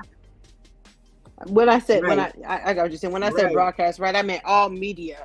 I got you. They had to break it down so that just to make sure you try to sneak one in on them and be like, oh, well, you didn't say I couldn't do it this way. Nah. You can't do it that way either, or we're going to come after you. contract. But in addition, this is what I don't like. What I don't like is the fighter grants the promoter the right to use in any medium the name, likeness, and biographical material of the fighter and his trainers and seconds for the purposes of promoting a bout, including souvenirs, including T-shirts, banners, advertisement, all the rights and privileges granted to the fighter. That's a 360 deal. Look, that's that's a 360 deal. That's your merch. That's making a movie about you, documentary. And your name and likeness. Nigga, I can tell you where you can't do interviews at. I can look, not only you, your trainer. I can use your name, image, and likeness in a movie, a book, anything about you. Souvenirs with your name on it. Like coffee mugs, bumpers, like I own you. For more, I can get a cut. Hey, look, like for more, I can get a cut. Look, remember when y'all started seeing Muhammad Ali on FUBU sweatsuits? That's that. No, I never heard that. But yeah, I had an Ali FUBU sweats. I remember. I'm not FUBU. What was it? FUBU? Yeah, they had the Fat Albert and they had the Ali when the movie came out. Yeah, the Ali sweatsuits and they had the Fat Albert, all kind of shit. Like niggas just putting your face on anything. Yeah. Let me click on the. Sorry, Mark, give me like 3 minutes. I'm just gonna click on. Well, I'm not even like 30 seconds. Boots was actually signed to Cameron Duncan's promotional company, and he was the one that secured the Showtime deal. Because he secured the Showtime deal, any and all of the Showtime cards were available to put Boots on it. So he wasn't actually a PBC fighter. Can I ask a question to you? Oh no, we know that. I think I want to ask a question about that. I want to ask a question though.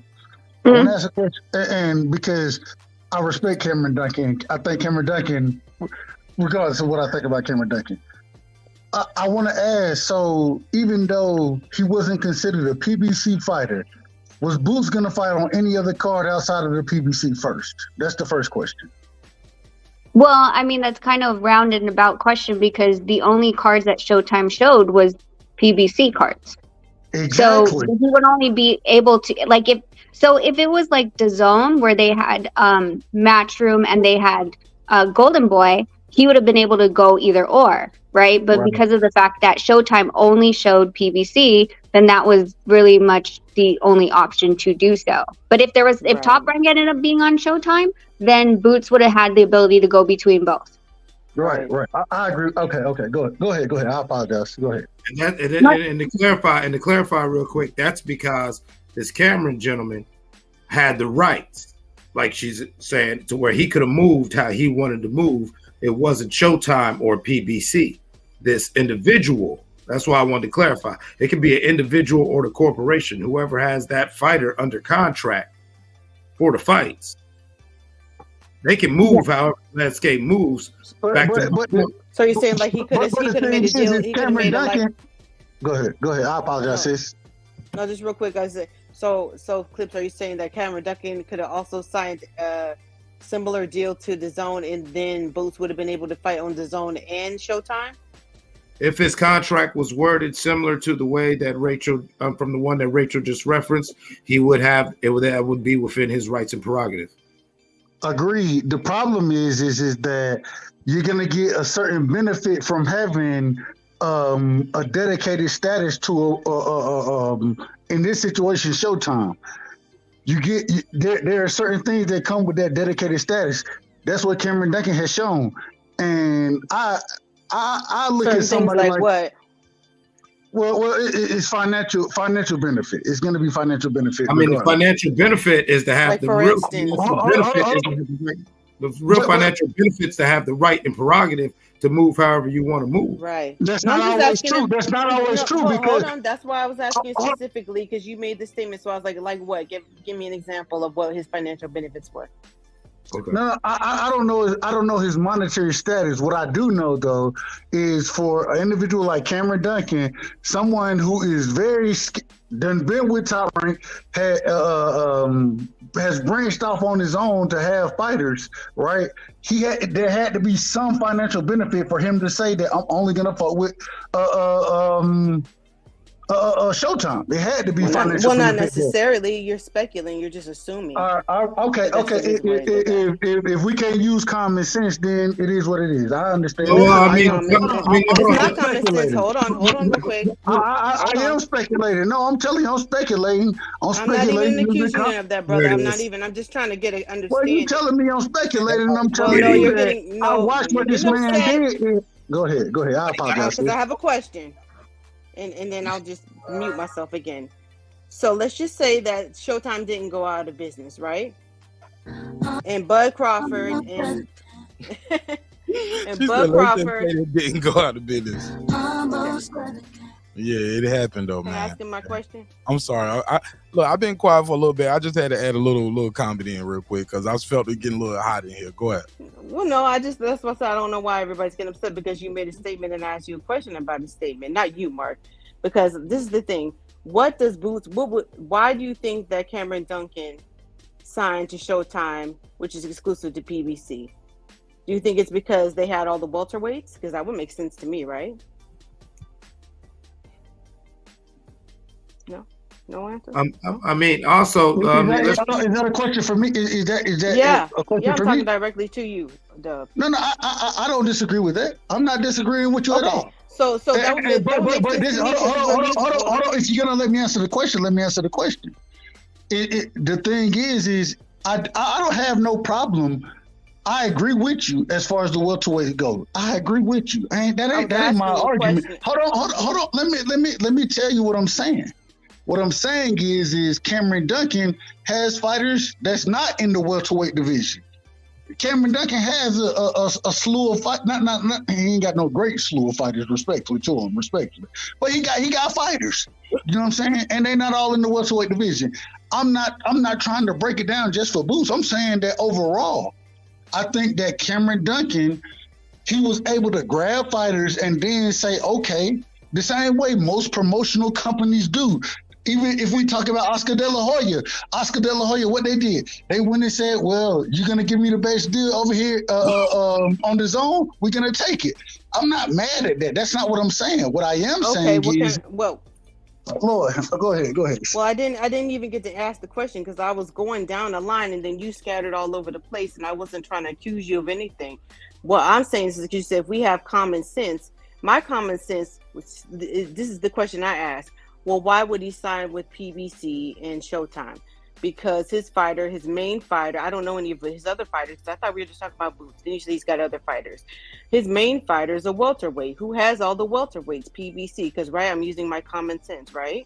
Like you said, use your common sense. So outside of Errol Spence and Terrence Bud Crawford, who else does he have to benefit from? Because you said that there's some financial benefit to him signing that contract.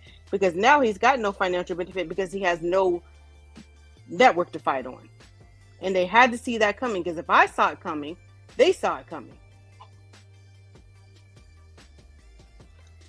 Is that a question toward me?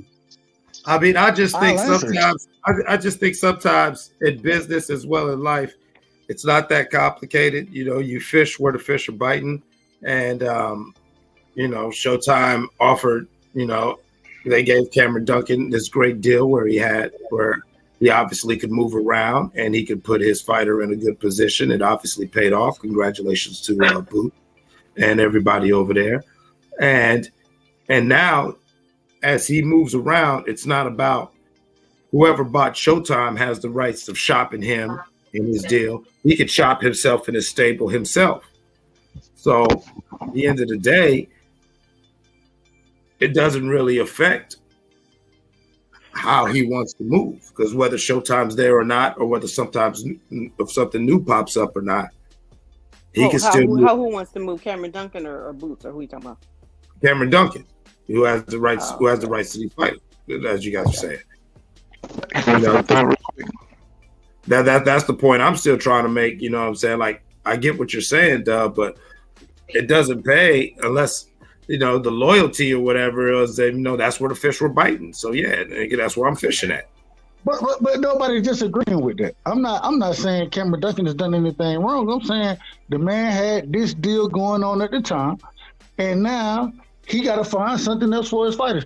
If he find it at Matchroom, if he find it with the zone, excuse me, not Matchroom. If he find it with his own, if he find it with Top Rank, regardless of what he do, he got to find something else for his fighters because of what we seeing right now. Looking forward to seeing who's going to be the next quote unquote investor into the PBC. We here in Prime, we don't know what's going to happen. All I'm saying is Cameron Duncan got to do what's right, and at the same time, when you're doing what's right, there have to be questions about who the fighter's going to be. That my fighter's going to fight. You have to have those questions. Yeah, and the he has difference is that Boots isn't a PBC fighter, so they've got more wiggle room than the other PBC fighters. Thank you, Foodie. You took the words. Signed to them. It wasn't the exact words, but that's exactly what. Hold on. Say that one more time. Hold on. Y'all, say it one more time. Because you, I'm just going by what you just mentioned. You said because we got to find out where the PBC is going to fight on and yada yada yada. But Boots isn't. We clarified that Boots was never signed to the PBCs, signed to Cameron Duncan, so they got more wiggle room than the rest of the PBC fighters. He can do a little bit more. I mean, he doesn't have to go with them. It's not one unit. Actually, to be honest with you, I don't think they do. I don't think I ever disagree with that. So I don't think I disagree with that. But. No, it just sounds like you lump them together with the other PBC fighters. That's how it's right. Exactly. Like in the words of in the words of Don Johnson and Django, you can't treat him like these other niggas because he ain't like them. Oh, here we go.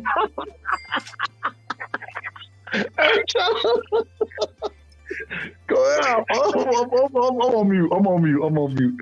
I wasn't trying to lump him. There we go. I was just calling a spade from how I seen it. I apologize. Hey, you ain't gonna stop all this damn racism now. We ain't gonna delve off. We ain't gonna just dive first. Now you're gonna call him a spade now, just because I quoted Don Johnson and Django. Go ahead, pass it around. Let's pass it around. Let everybody else get involved. Let me say this, Mark, because I got to get ready to go. I just want to say two quick things. Yes, sir. One, that was very insightful what Rachel read there to actually get some verbiage right out of a contract. And imagine if you're a fighter and your job is to hit a heavy bag and you got to try to decipher that bullshit. So if anybody ever wonders why these guys have lawyers and managers, man, you probably got to have motherfuckers checking on everybody. Like, you got to have someone checking on the lawyer to make sure he should, you know what I mean? That's some serious verbiage in that contract. Yeah, lawyers got to have lawyers, yeah. And, lastly, you got to have lawyers regarding a fight with Canelo and a Dazn fighter, it makes perfect sense with PBC losing their deal with Showtime. Dazn has the format. They got the next biggest format to stage the fight, and they'll work out the details as far as like maybe Dazn will get the publishing rights as far as that goes, or something, the better part of that. They'll work out the details because we know cross-promotion fights happen, and generally when they happen, it's with the big money fighters. So I can definitely see why Jaime Munguia is in the picture for this fight in May, because that's the next biggest format, and they'll work out the details. But anyway, I'll talk to y'all after the fight. I mean, when guys get to certain levels, they believe they know what they're doing, and they don't necessarily take all the information. So, this is where we at with it, and I had to make that decision. It's an easy decision for me. It's easy.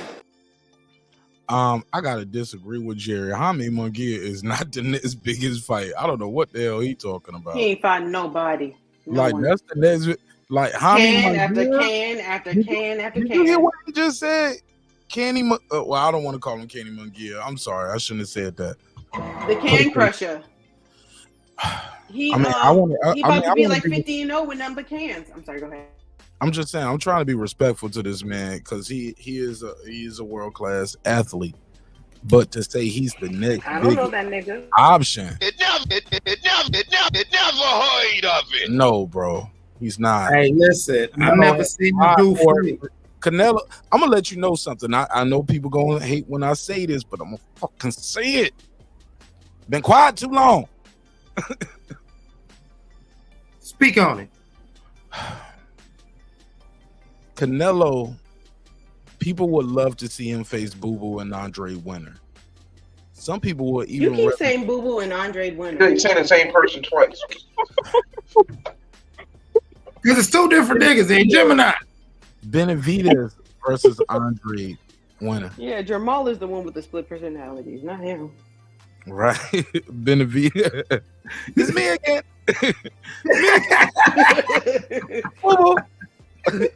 Yo, and Andre. I ain't gonna lie. This nigga go in there and beat fucking Benavidez tomorrow, nigga. I'm gonna lose my mind on this live stream. It might happen. I told you, Mark. It might happen. If Jose Benavidez If this nigga pull this shit off tomorrow, bro, y'all ain't never seen a nigga cut up like I'm about to cut up tomorrow. If this motherfucker pull this shit off tomorrow, I'm gonna be up there. It's me again, nigga. I'm gonna wild out tomorrow.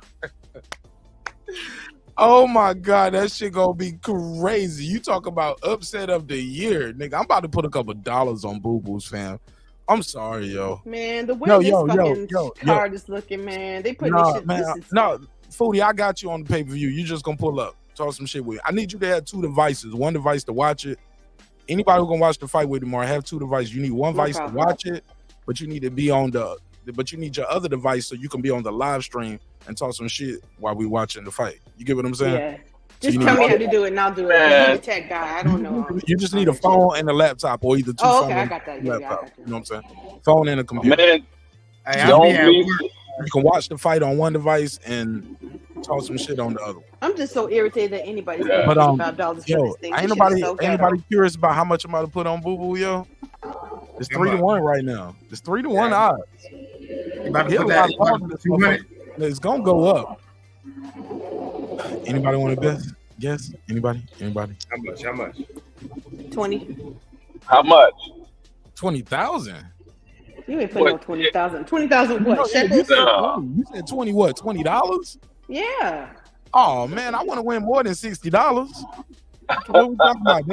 It ain't gambling unless you're taking a risk, Foodie. It ain't no way I could do well, it. Let's make a pot. Everybody put the pot. Unless you take everybody put in the pot, and whoever gets it. I don't do pots. I want it all. Hold on, champion. What you talking about? I never did one of these. How does this go? I gamble. Yeah, everybody puts in the pot, and then you call a fight. We call it rounds. You either call the round or the decision, whether it's knockout, 12, the distance, decision. You know what I'm saying? Or what round it ends in, and the person that gets it gets the whole pot. So but everybody puts on the gambling sites. But everybody puts in. What happens when none of us get it right though? Like nobody gets. Well, somebody's gonna get it right. Only one person gets it right. Yeah, only one person gets it right. Then we gotta split it all. Yeah, can you place a straight bet maybe I'm not getting this right. How does this work with? Let's pretend we using everybody. Let's say we got 10 people on the panel tonight. Everybody put in $10. Right. That's $100, right? Right. All right. So how does this game work where everybody puts in, or do you put $10 on 10 different things or what? Yeah, the way you put in when you put in. Hold on, Clip. I'm sorry. Go ahead. The way you put in is you like I call fifth round stop. Now if they stop the fight in the fifth round on cuts or whatever the case may be, then I win. But if he, if he knocks him out, fifth round, I win because I picked fifth round stoppage. What if somebody else put in and they put 8-round stoppage and he knocked them then out? Then they win. Oh, because they were closer to the right. Right. Okay. Right. What happens if it's a decision? And whoever be a knockout. Well, whoever picked the decision. Everybody picked knockout, and nobody picked decision. And he did knock him out, but nobody picked the right round. So the buddy goes to the let's say everybody picked 1, 2, or 3. Yeah. And all that, but he not right. One. Everybody said first round knockout. I'm just trying to see how does this work. Yeah. I know when we've done it before, I would say that if it doesn't happen like that, then of course then you would get your money back. the way we've done it before, but usually, man, somebody wins according to how What if we everybody pick. picks decision? Huh? Let's say a Haney fight or a Shakur fight, and everybody say he's gonna win by decision. How do you determine who's the winner? Like you got to start picking who's gonna have the Right? best. Do you split the pot evenly or what? Or when you pick decision, you got to pick the closest scorecard. Or now does the house pay out? Now does the house pay out $100? Yeah, if you pick decision, right? Yeah, if you pick decision, you know what I'm saying. Say for example, two people pick decision, right? Then that two people win the pot. They got to split the pot. You know what I'm saying? I don't like that. Two people pick. I don't like that. Decision. Pay me $100 and pay her $100. Yeah, and my biggest problem with that is certain fighters, everybody's picking decision for them. Right. You get what I'm saying? Like Haney, I'm picking Haney by decision to beat Reach's program. Right. But you can say, You get what I'm saying? I'm not picking him to knock him out. Most people wouldn't pick Haney to knock him out. No. Yeah, and you never answered my question. Can we do a straight bet? Can I just bet on the winner? Not round, whatever. Or just, you know what I'm saying? What do you mean? You just bet on the winner? It's 41 odds. This fighter's going to win, so I bet on the underdog. But Cliff, if it's 10 of us and a lot of us are picking the winner, like how do you like? Let's say it's 7 of us to pick that guy. So all 7 of y'all gonna split $100? No, that's my point about Like if it's like real gambling, the house got to pay out $100 700 times to be the house. You got to be able to. No. I don't want to be involved in that. Let me get off the screen.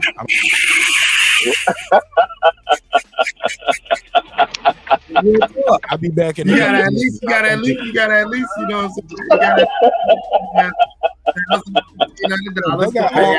That ain't even fun. You know, that's the way you run policy. That's I thought you was my friend. You tell me I'm the only person. Why would you do that to your friend? Put up $400.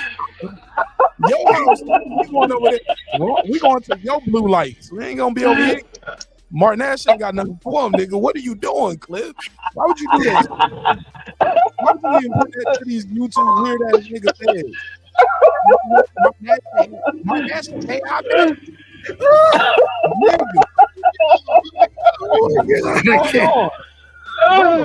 Change in their life. And they want to change their community. They want me to pay for it. Hey, you know what? The Charlos are doing it. The Charlos are doing it. Why can't I try to get some money, man? Charlo just This nigga Cliff. Hold on. Can someone explain something to me real quick? Because I must have missed something about the weigh-in and with Charlo. Go ahead. Oh yeah, you missed it. So are you saying that they decided, since he came in over like 3.25 pounds, 3.25 pounds overweight, even though it was his motherfucking anyway, I'm not even gonna go there.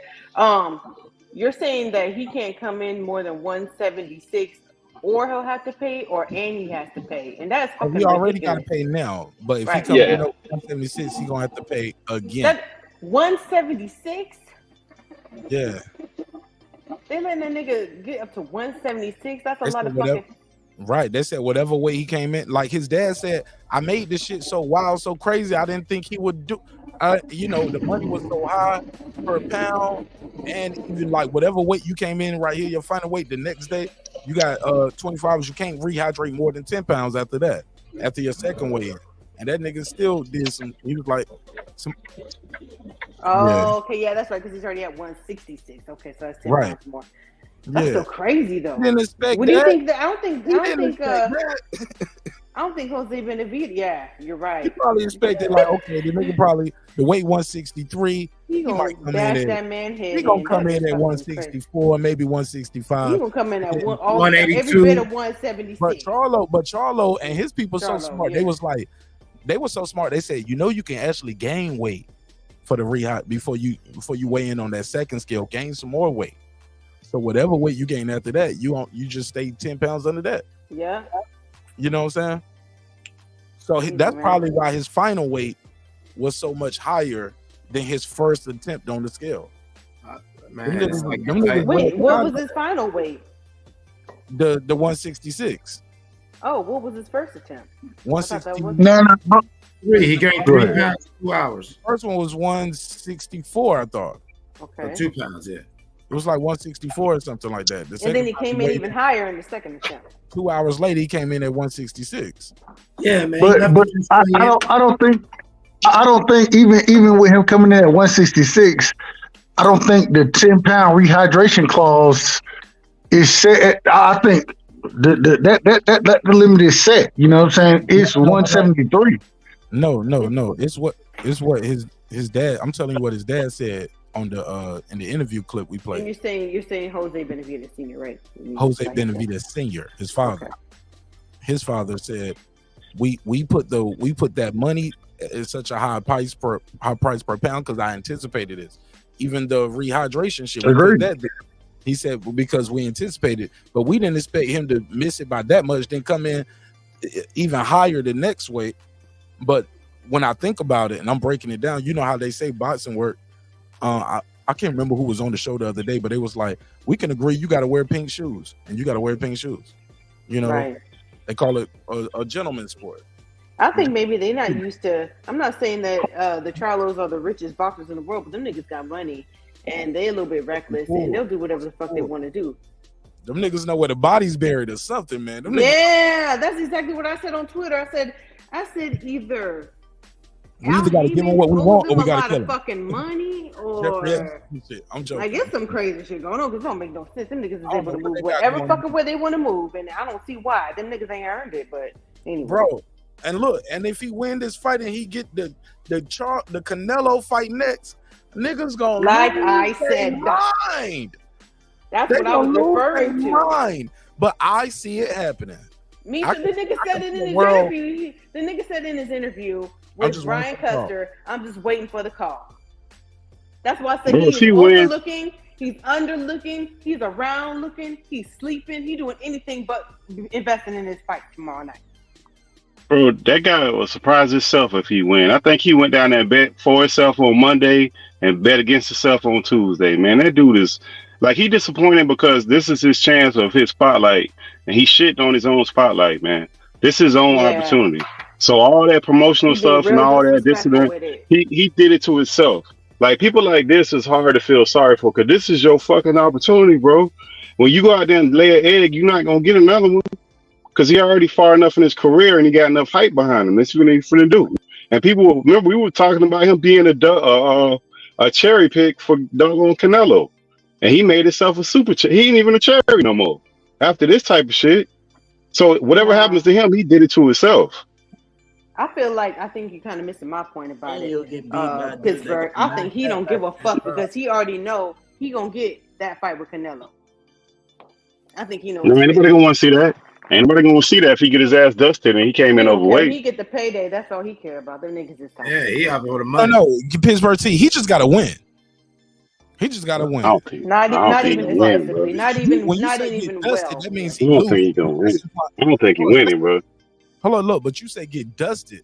That's that. Okay, of course. Yeah. If he gets dusted, the Canelo fight is out the window. But all He he got fighting himself, Mark.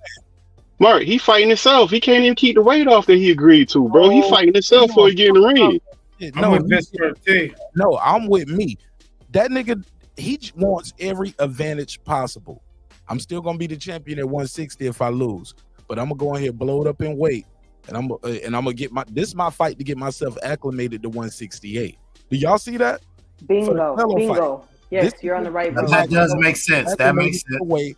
I'm gonna do a professional fight against a career welterweight who fought at one fight at 154. You know, after getting knocked out at 147, then he lost. Then he lost 1-1 again, right? At once. What was his last fight? Whatever. This dude don't fight at 168.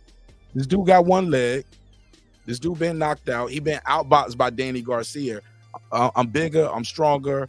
I move better than Danny Garcia. I'm gonna fuck him up. It's gonna be a showcase fight for me, and it's gonna be my acclimation to 168.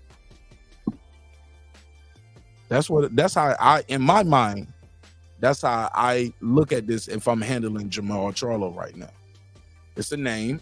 People know him. He was in Creed. Shout out to Jose Benavidez Jr. was in Creed. He got a name. People know him. And yeah, it's not gonna be hard to make this fight. We can put another Benavidez brother on the fight. Bring Charlo back. This is a showcase fight. They feeding him. They feeding Benavidez to Charlo. Even with these crazy ass this weight shit that they doing right here, it's fucked up to Jose Benavidez, yo. It's fucked up. He set up to fail. He can pay. Who else he gonna get paid more for? Upset the apple cart tomorrow. Y'all gonna see me lose my mind tomorrow. I might need to find a parlay bet for Boo Boo and Jose. Now that might make some good money. Like bet for Boo Boo and bet for Jose to beat Charlo. Yeah. Like that's very possible. Oh my God, nigga. I might buy a bottle of champagne tomorrow if that shit happens. Yo, if both of those niggas.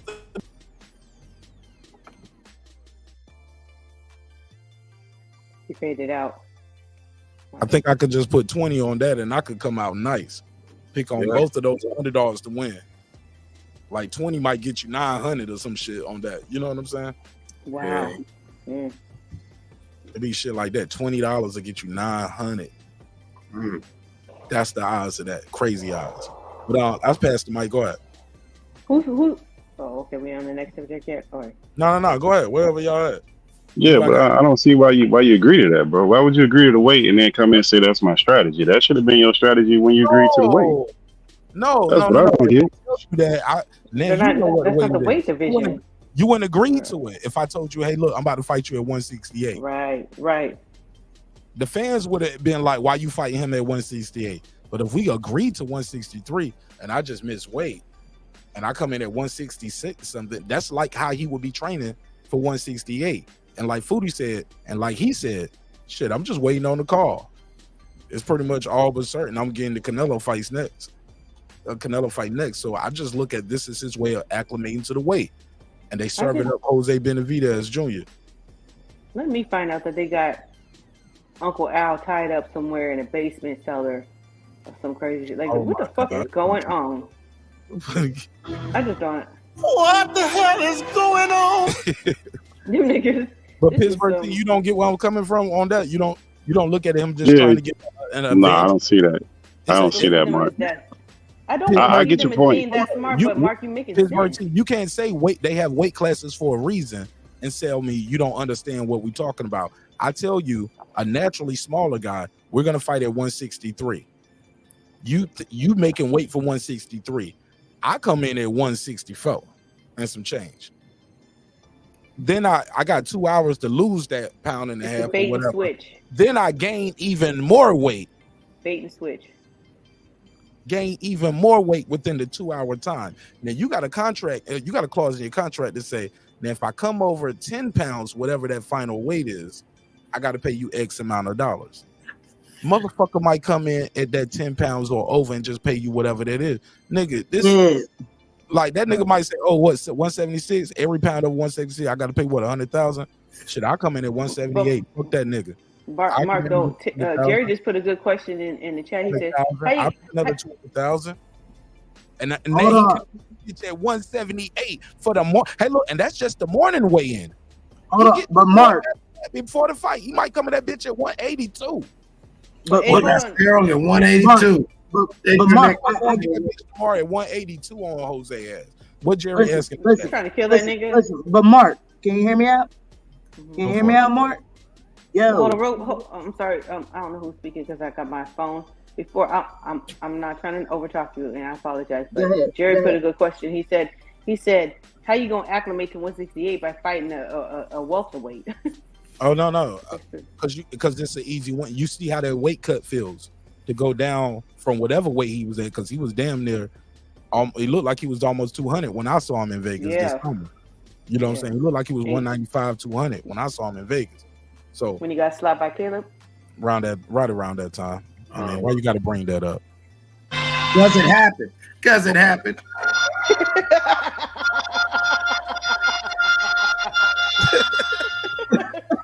Yes, sir. Why you always bringing up old school?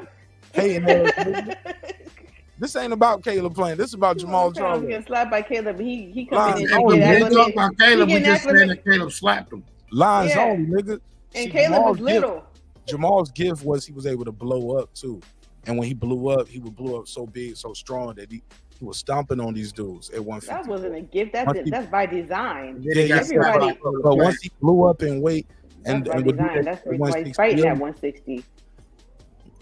Yeah, and no, that's and he ain't been getting results, and he ain't comfortable with his performance. They all weight bullies over there. Everybody's a weight bully. Exactly. So this 160, all the niggas is weight bullies. But this whole pad was soft, son. But this is a fight. When I say acclimated to the weight, he fighting a guy who who's a little bit bigger, but but he's expected to win. He know he can take these punches. I can beat this guy.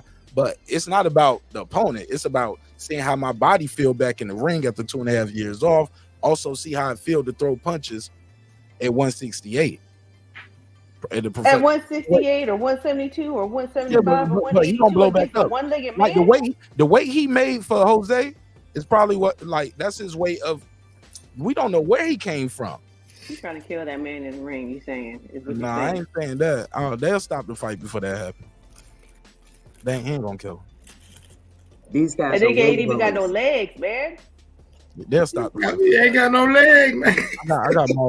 I got mauled by murder, man. Rudy, don't do that. The more I talked about it, I ain't putting that parlay up. And I got mauled by murder, man. Fuck it. Put a case on me, man. You gonna come in 182 against a one-legged man and think that you the man when you walk out the ring? Hell no. Hey, but that sound like some soft ass shit the Charlos will do though, man. So Don't it though? Don't it? You know what I'm saying? I'm looking at the situation. The more you're talking about it, like it sounds like some old sucker shit. Like you know what I'm saying? Hammer on a toothpick. Like come on, now. Right. He that nigga that pull up with like 8 dudes for that dude that's only like 5'6", and you be like, that's weird. That nigga 5'6" got the That's strap, weird. No, I'm just saying though, homie just wants it. That's why I was trying to tell Pittsburgh T. He's getting every tactical advantage possible, every contractual advantage possible. You're not don't need it though. You don't even need all that. How much is he getting paid for this fight, Mark? He can lose 400,000. How much he getting paid for this? But hold up though. But from Jose's point of view though, like you're coming off of a loss to Danny Garcia. No, he's not. He's coming off a win. To who? He knocked out never heard of it. Yeah, never heard it. But he knocked him out though. Okay. And then other than that, his last time on TV was a loss to Danny Garcia, correct? Well, see, you moved the goalpost, just trying to make your point. On TV. Now it's his On last TV. time on TV. But you're right though. His last big fight. His last fight on TV was a loss to Danny Garcia. I think the other fight might have been on you TV. coming off like cats don't like. Where else you gonna get money like this right now? You're gonna take that fight. You're gonna take that fight, fam. You're gonna take that fight right now. Like what else you gonna do? Exactly. He ain't got no other options right now. Who else barking up your tree? No one. Who? But Mark, how much is this guy getting paid? He could throw away $450,000, bro. I have to buy Lambos. I'm taking that fight. You gotta stop this, man. This is ridiculous. I'm glad we you got said that. You say it again. How much is this guy getting paid that he could throw away $450,000 like it ain't nothing, and possibly some more money? No. Why? Where did you get 450 millionaire though? Where you get that from? Well, then, wasn't that what Clips was saying? What was the numbers Clips said? One of the numbers Clips came up with? Okay, well, let's say estimated 100, anywhere from 100 to 400,000. Let's do a wide range. How much he getting paid? He could throw money away like that. Let's play the game. Let's play the game you playing. But whatever game you're playing with that number, how much do you think that Canelo fight is gonna make him? Is it they gonna cover that bill? Because like you said, I just need to win. I'm waiting for the call any day. Whatever that, you can say 400,000, 600,000. If I'm just waiting for the Canelo call, even if my purse was 2 million, and I know Lions Only are doing pretty good, like the way they got set up. They get co-listed as promotions on the card. You get what I'm saying? Like, do y'all realize if Jose pull out the fight would still go on without Jose? Do y'all understand that? Yeah. Benavidez Jr., he's off the card because Jamal missed weight, and they bring in another. And the show will go on. Yeah. He's like a zero. He's just filling in the blank space. It just doesn't matter. Fill it in. They're not gonna pull Jermall Charlo from the card and keep Jose Benavidez and bring somebody else in who made the weight. No, they're gonna bring somebody else in last minute. No, because the fact of the matter is that man was. The fact of the matter is Jermall Charlo was a champ, and he's just coming off of a belt. No matter how he came off of a belt, whether it's 3.5, he is a champ. Whatever, how many years later he's coming off of a belt. He's coming off of a belt as a champ and as a name as a champ. So that does mean something. But at the end of the day, like I said, I'm looking at from Jose's point of view, like, who else barking up my tree where I'm going to get this type of fight? Why wouldn't I take this fight? I don't fuck if he came overweight. I don't fuck if he's fat. I think you're missing the point, but I like the passion though. Go ahead. I mean, I get what you're saying. I think it's irrelevant to the point though, but yeah. I mean, I get it. I mean, it's the big money grab, and that's why I wouldn't be surprised if Jose come in there serious. Jose can put some shit to him. I'm gonna definitely laugh. And I'm going to laugh hard. It's going to be a good laugh. Like, you know what I'm saying? One of them good ones where your sides hurt, you're doubled over. Boo-Boo win. That's going to just get very interesting because it's going to be how he wins. Now, if he win by a decision, then we watched ourselves a great fight or another snooze fest. Hopefully it won't be another snooze fest. We've got too many of those. Damn. But if he win the fight by stopping the Mexican monster, holy shit. Drop him clean. Kabubu known to drop you clean early in the fight. He shocked niggas with that shit he got. Talk to him. Them niggas be like, whoa, I ain't expect that to come from. And what I like, my thing is, what worried me about Boo-Boo, sometimes he dips and being awkward, and David is mean in the fight. And he'll hit you right there behind the ear. Some would say it's a low blow. But on the flip side, Boo-Boo mean too. And if you bend and turn a certain ankle and you down like that, oh man, he gonna hit you with a shot. Fans gonna be like, oh, that's a rabbit punch. Like that, like right there, you see it on the clip. Like he caught that nigga with some shit like blinded behind the ear, behind the head shit. Jose do it too. So that's why I think what's special about both of these guys, they really are coming to inflict pain. I do not expect this to be a boring fight. Again, man, it's gonna be on pay-per-view. I'm going to support this event in a major way, and I challenge y'all to do the same, man. Let's support these guys. Both of these guys could have fought lesser opposition or not fought at all. They could have ducked each other. Arguably, they are two of the most ducked. Let their fan bases tell it. People don't want to fight Benavidez. People don't want to fight Andrade. They duck in my mind. They duck in my mind. They duck them. Don't nobody want to fight them. Don't nobody want to contest the blood clot brethren. Oh, that was a terrible accent. I don't know why. Yeah, I was like, no, you know, I was gonna let you have it. I was just gonna let you have it. Right. Yeah, man, I shouldn't have did that, man. Why I do that? You gotta apologize to the people that make it. All right. Pass the mic, man. That's time to mute. Go ahead. On behalf of Breaking Beats, that guy Eclipse, I'd like to apologize to all of our brethren on the island of Jamaica. Wagwan. What going on? What going on? They were like, no, what going on? No, what going on? What going on? Wagwan. Man, I can't wait to go back to Jamaica, bro. I'm going, bro. Man, I gotta go, man. I'm trying to make it there next summer. Last time I went, it was next summer. Let's meet up. Let's meet up in Jamaica next summer. Let's do Hold on. What parts of Jamaica y'all been to?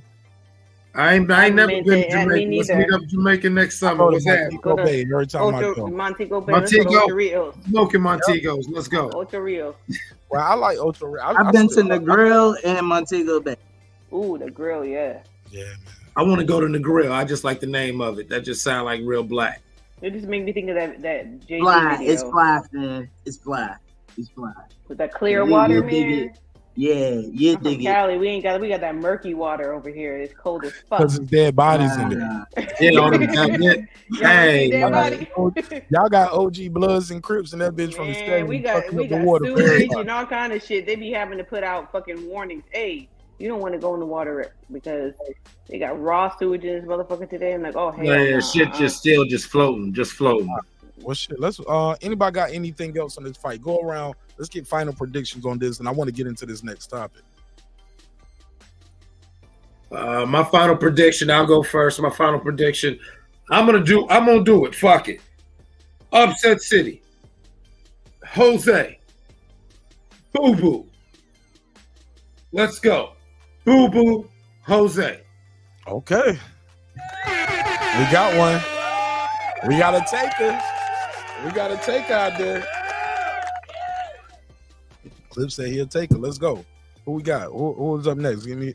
What about any other card on any other fight on the card you guys want to get your prediction on? I got Jose Luis Garcia winning his fight, and I got Matias beating Ergashev. I got Matias.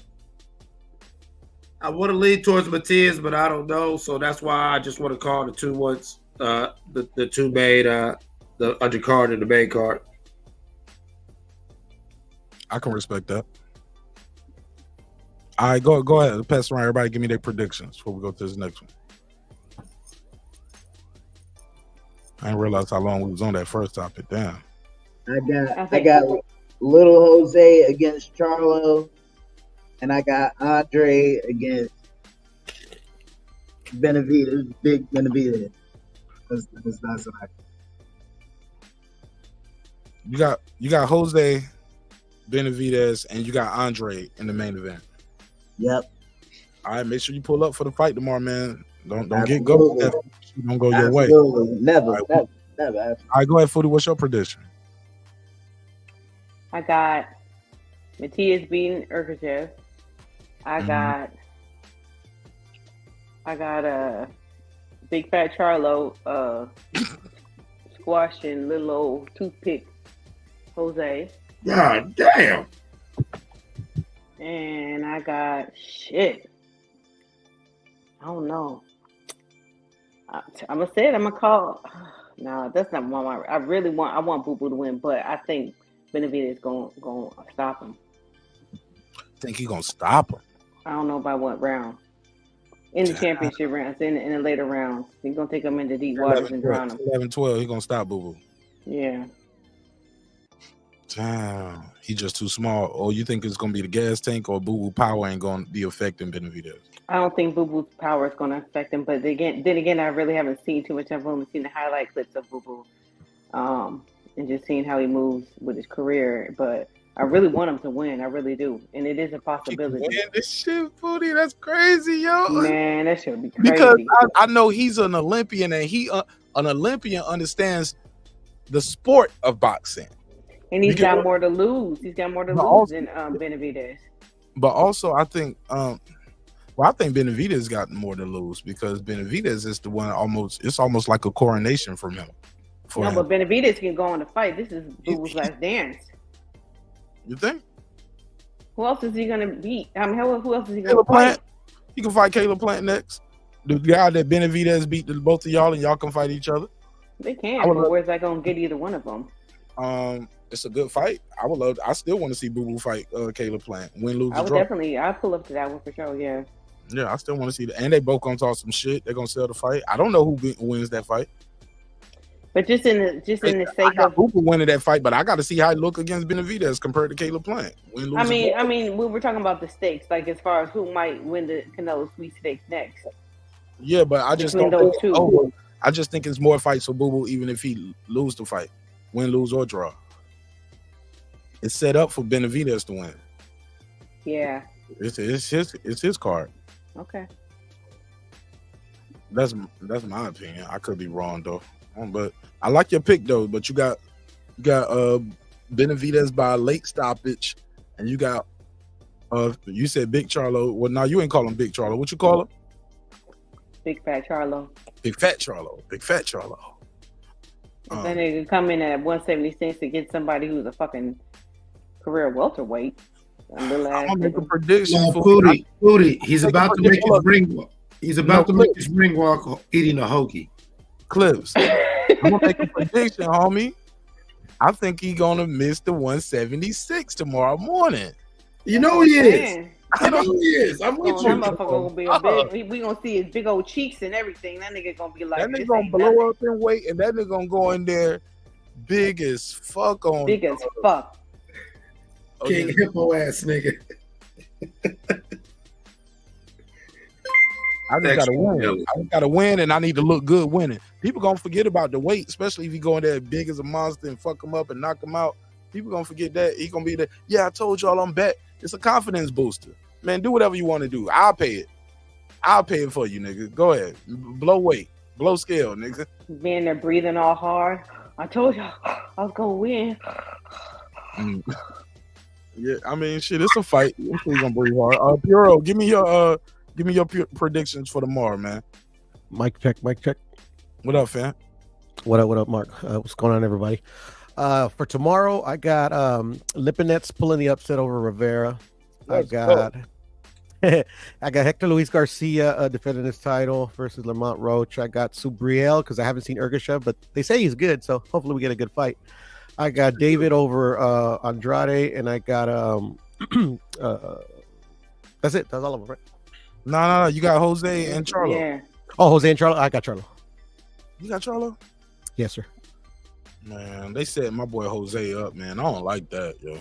People think because I'm a Crawford fan, I don't like Jose. I like Jose a lot, yo. I like his attitude. You know what I'm saying? Yeah. His I can attitude. agree to that, but he's still gonna get beat. And I like his story, but I just think they setting up for him to get beat. All right, Brim, who you got? All right, we'll go to somebody else, then we'll come back to Brim Reaper. Nate the Great, who you got? Like I said, I got Andre.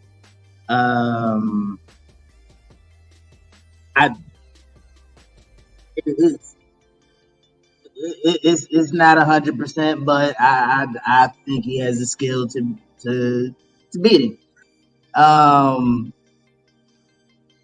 Man, I don't know, man. I don't know what's up with Charlo, man. Listen, I can't do anything with the name Charlo right now. Out of either one of those two. So I'm going with Jose. I'm going with Jose. Got another taker. We got a taker. Going with Jose. I'm not betting on anything Charlo, anything that was promulgated around the Louisiana Texas border around there. I'm not rocking with it. So it just and super real kids. Yeah. You gonna get Ergashev out of it. All right. Brim, you there? We got everybody. Pittsburgh T, Puro, Clips, Nate the Great, everybody, right? One last. I didn't hear Pittsburgh T. What did he say? Pittsburgh T. Did you give me your take? Nah, I didn't. I got opposite Charlo. I mean, whoever Charlo fighting, that's an easy win, right? I put it like this: if I had to make a pick, I got to put my money, and I'm not putting my money on no Charlo, bro. I'm sorry, he won't put his money on Charlo, bro. He's not gonna get me. Make some money right now. Charlo the favorite. Huh? I don't think he'll put his that's what I still don't think he'll put his own money on it, Mark. I don't think he'll do it. So look, why you don't put a couple dollars on Benavidez then? I mean, if I had to put some money, it'd be on Benavidez. I wouldn't trust Charlo. I wouldn't trust Charlo to hold the money to take it to the bookie, dog. I just don't trust him, man. I don't trust that dude, man. Jose. Hey, yo, Pittsburgh. Where you from? I'm from East Liberty. In Pittsburgh, I got family a little bit everywhere, bro. Down there. I got family a little bit everywhere around there. I mean, I got people down by the hospital. I got people down there. Around Fox Hills, I got people a little bit everywhere down there, man. Shout out to Pittsburgh, right across the line. I know. Okay, I know you're Ohio, right? Damn right. I'm in the great state of Ohio. The great state of Ohio. Hey, neither one of them states got no Charlos in it, man. Neither one of them states got no Charlos, bro. We ain't got them type up here, bro. We don't make them up, man. People are, man. We don't make them like that up here, boy.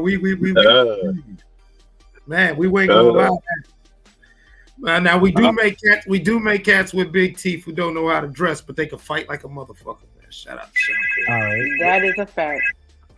All right. That's that cold weather. And that Andre fight, I think that's a close fight, Mark. I think that's a pretty close fight.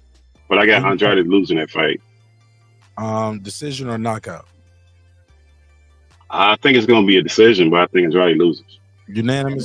We're all boy gonna dance. Yeah, it's unanimous. That boy Yeah, I gonna think he dance loses. that night. That boy gonna dance that night. No. I think he gonna dance. I think he gonna dance on it. I think he gonna dance on it. I think that man gonna win. Yeah, I'm excited about that second. That Andrade fight is more exciting than the Charlo fight, man. I don't even want to. You chopped off Pittsburgh, T. All right. You said the Andrade fight is more exciting. Okay. Yeah, that Andrade fight, that's more exciting than to me than the other fight. 'Cause I think it's a more closely fight, and both of those guys seemingly are coming to fight. Where in Charlo's case, it looked like he done mailed it in psychologically doing the weight thing. I don't get that. It don't make any sense to me. I just can't wrap my brains around it. I'm gonna see. Mentally, I think it gives the Benavidez more of an advantage than it gives him a disadvantage, knowing that this guy coming in just overweight. Say that again. What you said? Mel did Maul did. You said Mel or you mean Maul? What did you say? No. Mentally, I think it gives his opponent, Charlo's opponent, more of an advantage than it gives Charlo himself an advantage, knowing that the guy came in unprepared. You think the weight's gonna slow him down, or what do you think? No, I think it's more mental. I wouldn't say that the weight itself. I just think it gives the other guy more of a mental edge than the other guy. I'm not even saying that he's gonna push him around and his weight's gonna be a factor itself.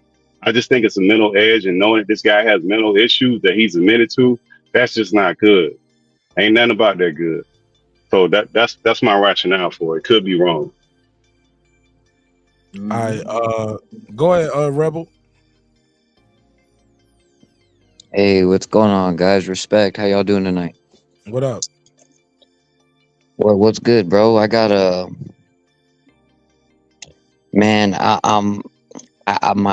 my head says that Benavidez is gonna win the fight. My heart is with Demetrius Andrade. I would love nothing more than one of those beautiful nights of boxing where Andrade is the matador, and he puts on a classic boxing performance, man. I mean, I think the problem here is 5 years ago, 4 or 5 years ago, we would have been picking this fight different, but it's been so long since we've seen Andrade in a big fight, so there's a big question mark there. There's no doubt about it, whether you want to call him the Mexican monster or whatever. There's no doubt about it that Benavidez is a problem. He's big, he's fast, and he's game, bro. He's very, very game. But it is possible you can outbox this guy. It's not like there's no way. It's not like there's not a way to skin this cat, man. Poke holes in this cup, man. And but my head, I've watched boxing for a long time. I wanted Tony Harrison to beat Tim Tszyu because he's such a good boxer, but it doesn't always go down the way we want it to go down. And right, so I got Benavidez with the win. And with Charlo, man, Charlo should win this fight, bro. But once again, we're in a situation where, I don't know if Charlo's just doing this because he's got bills to pay, or if he's still hungry in the sport of boxing, man. And, the thing with them Charlos, bro, is you can only live on ego for so long. It could be an awesome thing here, man, where the man's finally shown to be a man. The man's finally shown to be a man. We don't just got this ego-driven, strong, iron chin Charlo dude. Now we might got a guy. Now we might got a guy with a story who's showing who he really is as a person. And if he still got the goods, I would love to see where his career goes from here, because he should win tomorrow night. So, I'm gonna go with my head. I got Benavidez over Andrade, and I got I got Charlo over Jose. And another thing real quick about Jose Benavidez, bro, is you know, I don't know about him either, because they always talk so good about him early on in his career. But the thing is, if Jose be bullying everybody outside the ring, and then every time we see him in a fight, Danny Garcia, Terrence Crawford, you name it, it's just like he's trying to prove that he's tough. But I don't see him trying to win. I don't see him trying to win motherfucking fights, bro. I see him just kind of stunting in there and flexing in there. So, yeah, man, that's my take. Nice. Hell of a take.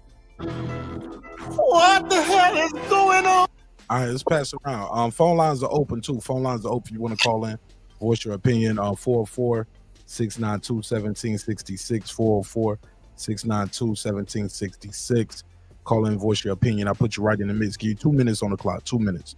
2 minutes. I got to move forward. Actually, I am moving forward now because everybody gave me their take already. All right. I want to say this, man. Next topic is going to be a sensitive topic. If you are sensitive to issues of race and police, trigger warning. Trigger warning. Trigger warning. Trigger warning. Trigger warning. Again, let me say it again. Trigger warning. All right. Oh, we got to talk about it.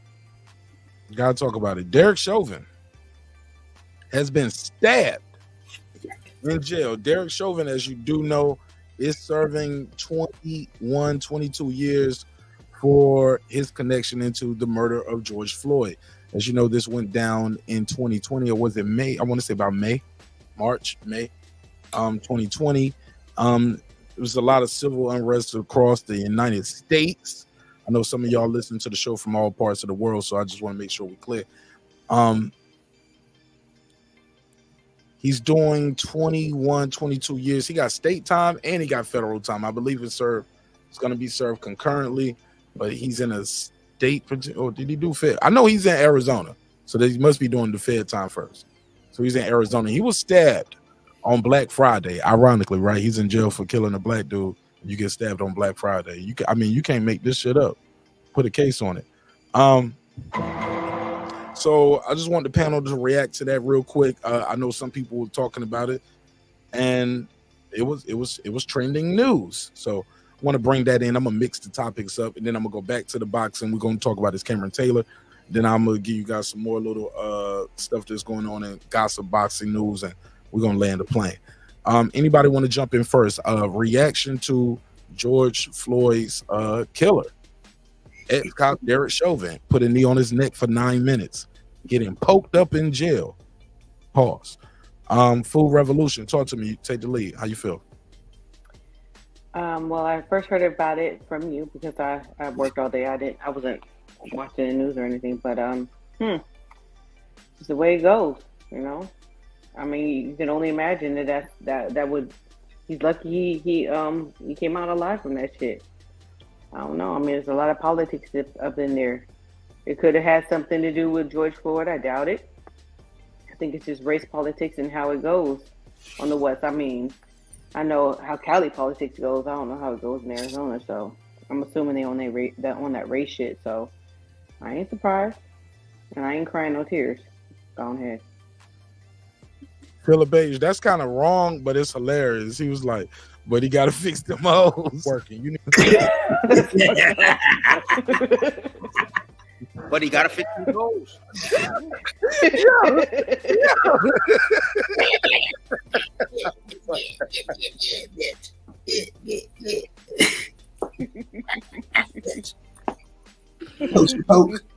That is funny as fuck, yo. But he got to fix them hoes. You did the hokey pokey on that nigga, yeah. Oh my god! Go ahead, pass it around. Philip Page starting off with the bullshit. Let's go. I'm with it. Hey yo, man. You know, hey. I don't give a fuck about Derek Chauvin. I'm gonna just be clear with y'all. Yeah, I mean, look, fuck him. I'm about to pull a Philip Page. I'm about to clown this nigga for like the next 30 minutes. Like anybody with me, cool. If you're upset, you sensitive to police killing folks in the street, like. Well, Mark, I support the police. Well, listen, you live a violent life. You get a violent life. People like you get a violent life. But here's my point. And that shit happened to you. Now what? Yeah, I don't want to hear none of that. George Floyd was on fentanyl. Like, nigga, George Floyd had a knee on his neck. Like, nah, he's a violent person. Violence happened to that man. A jury of his peers said he's a murderer.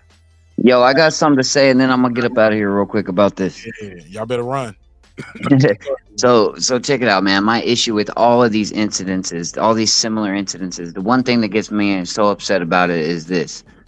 I hate how the media want to spin it like all the schematics. Oh, but they did find drugs in his mouth, or oh, he did steal, or he did. Hear the deal though, bro. Every time I watch these incidences, they can I'm looking for the right word, but they can dismantle the issue.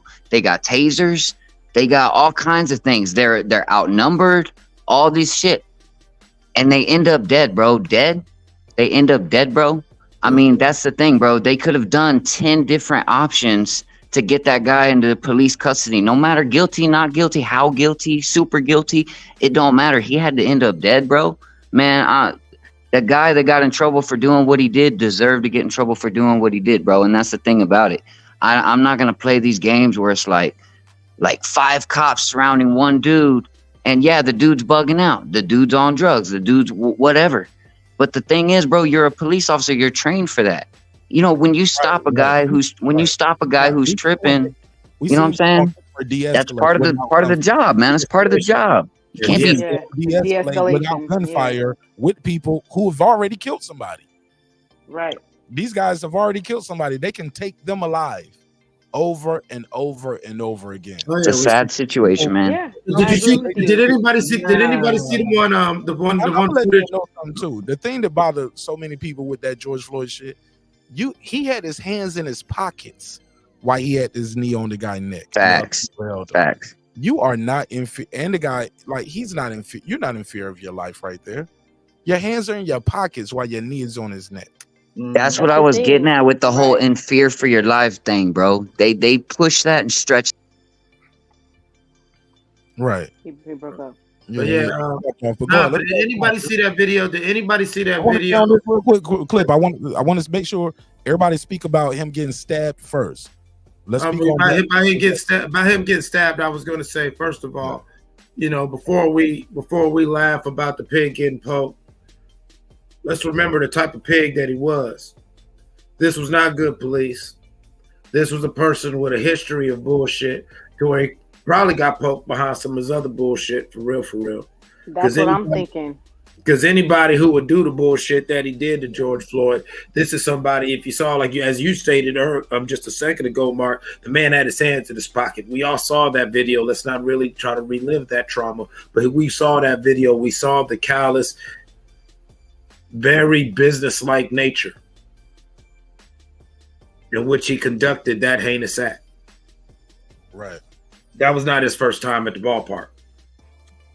Right. And what I was saying real quick before anyone else goes is like what I said about like the Cali politics in prison or whatever. Like it could have been on some prison politics that he got stabbed up on. You know, like everybody got to pick a side when they go in. Noodles. Huh? That nigga ain't pay his noodle bill. Or it's just that you got to know. Like when you go into prison, you got to pick a side, and usually you go with your race. You know what I'm saying?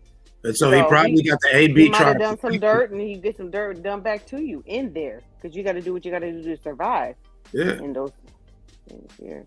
Naturally, he would probably have the AB or something like that protecting him, to where now you're in that mix to where he could be perfectly fine, but AB's got problem with somebody, and so they're going to poke him because or we'll give you somebody. Yep. Yeah, like that's what I said. Done that, and that's what we're saying. When he might have done somebody and got done back. Yeah.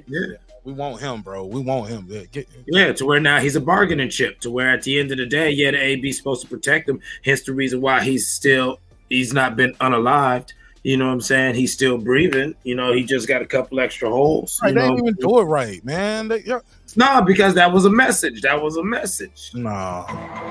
Niggas just be fucking up sometimes, man. Niggas be sending messages straight up. Sometimes you just at the canteen in the line and you only got a few seconds. You right, When niggas that know time what- to just right. When poke that's what somebody you do, you know where to poke him at and what to poke him with, so he's still alive. Cause I seen some niggas with some shit that look like some gladiator. Yeah, shit. some old sword shit like that. You just be like- walking around with this on your leg? Like, yo, how you got this shit like? Yeah, I this? pull it out my sweat, son, like this. Like that nigga pull that shit out, go shit. Yeah, like no word. You got a fucking samurai Yeah. in jail, yo, doing rap songs and shit, making beats with it. I think whoever poked him up, if they wanted him to be dead, he would be dead. Yeah, they'd have gave him a neck treatment. They just probably tickled his rib. Yep. They tickled his ribs just to send that message to AB, like, look, we'll get your little protected pony. Or you know what I'm saying? Or AB allowed, him to get touched because he probably said he'll do something. He won't do something. I like conspiracy theories. Let's go. Right. There's 1,001 reasons. Like I said, remember the type of person that he is. This isn't just like this isn't like some good cop who killed a black man to where something happened to him and obviously is retaliation for He it. was a dirty cop, bro. And look, that's why you got Well, in it don't matter if you a cop in prison. That nigga had some bread. Remember the Well, police? it don't matter what They you didn't do. know how he posted $1 million bond. Right. He was, There you know when people are still donating money to look. When I posted the video today, I got people in the comments now telling me it's a shame what happened to that poor man. Evidence is out now that he didn't even kill George Floyd. George Floyd died of blah blah blah. In the comment section on this video that I dropped like a few hours ago, y'all can George Floyd died of too much blackness. See, he was real black, and then there was black on the street. And all that blackness. But Clips, I said that to say this guy has supporters. Exactly, that's my point. They'll make up anything, and they support him financially. Exactly.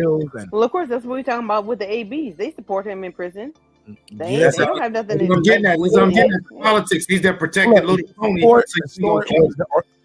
Is that support, extortion, or are they synonymous? All in one. Well, it's support if you fucking supporting somebody not dying, or I mean that's what they look at it in prison. You get you'll work. You pay for hire. The money stop coming. I stop protecting. Right. So- well, yeah. Well, Can I jump in? Can I jump in? Well, and not try to connect the two. Only using this. You ain't got to ask. Just jump in like everybody else doing. Yeah, but in the same way that like when what happened to Nipsey happened, you was like, yo, it's deeper than rap. That thing happening, that shows you, if you understand the politics, that's deep, because the fact that he, somebody actually did touch him when he was supposed to be protected. You feel what I'm saying? Right. What's up, Doug? What you want to say? I think overall, man, when we look at this situation, you got to understand who this man was, and I agree with you. Yeah, he did some foul shit. A lot of times when you do foul shit like he did, you have protection if you affiliated with the right individual, especially in the federal penitentiary.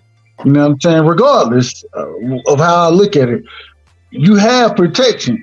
We got to look at it and say, well, how foul was the shit that he did, and how many people didn't want to associate themselves with him? That's what I'm looking at, because when you have protection, you got protection in these situations. The man clearly didn't have protection, and it could be something where a lot of individuals, regardless of race, are looking at it like, bro, that's some foul shit, bro. Respectfully. Right. No. Disrespectfully. Yeah, you're right, Dub. I think you made a good point. Some of those dudes don't fuck with the police neither. no, all of them dudes don't fuck with the police. No, that's what Foodie was alluding to. Period. The fact that he's a cop. Period. Behind the walls. It's usually bad. they put cops with other cops too. You get what I'm saying? Yeah, they but have they their own also little have wing. to pick. They also have to pick a racial side. You It gotta depends. pick Like a I color. said, I think this was some politics within. Because I don't know the race of the person who stabbed him. But I don't think there was a racial side to pick in this situation, and the reason being because there's race. You know what I'm saying? That conversation is going on, but there are certain individuals that we all gonna look at and say, we don't fuck with you. You know what I'm saying? And I feel like he was one of them dudes where everybody could kind of take a step back, minus the race, and say, we don't fuck with that shit, bro. You know what I'm saying? And he was exposed. He vulnerable. Oh yeah, that, I mean that. Nah. I mean, it's a lot of support for him though, bro. He posted $1 million bond. But you talking about outside versus inside politics?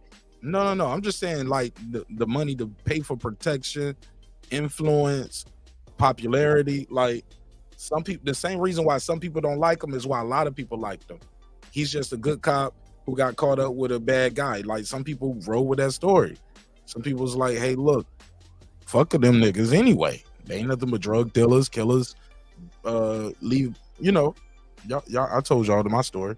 What niggas said about me just walking into the gas station, didn't know me from Adam.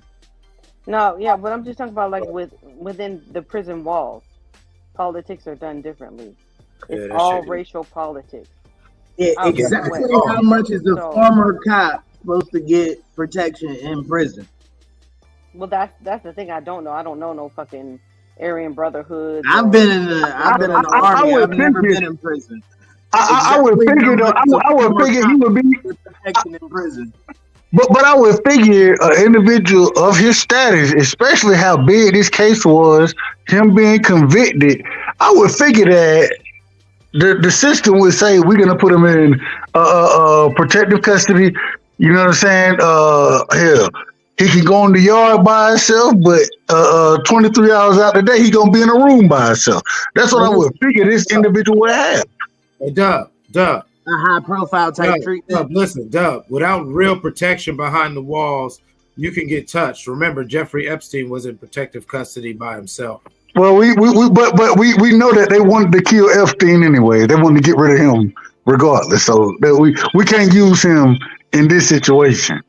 But the thing is this: no matter how well protected you are, one-off shit does happen. You know what I'm saying? There's plenty of people.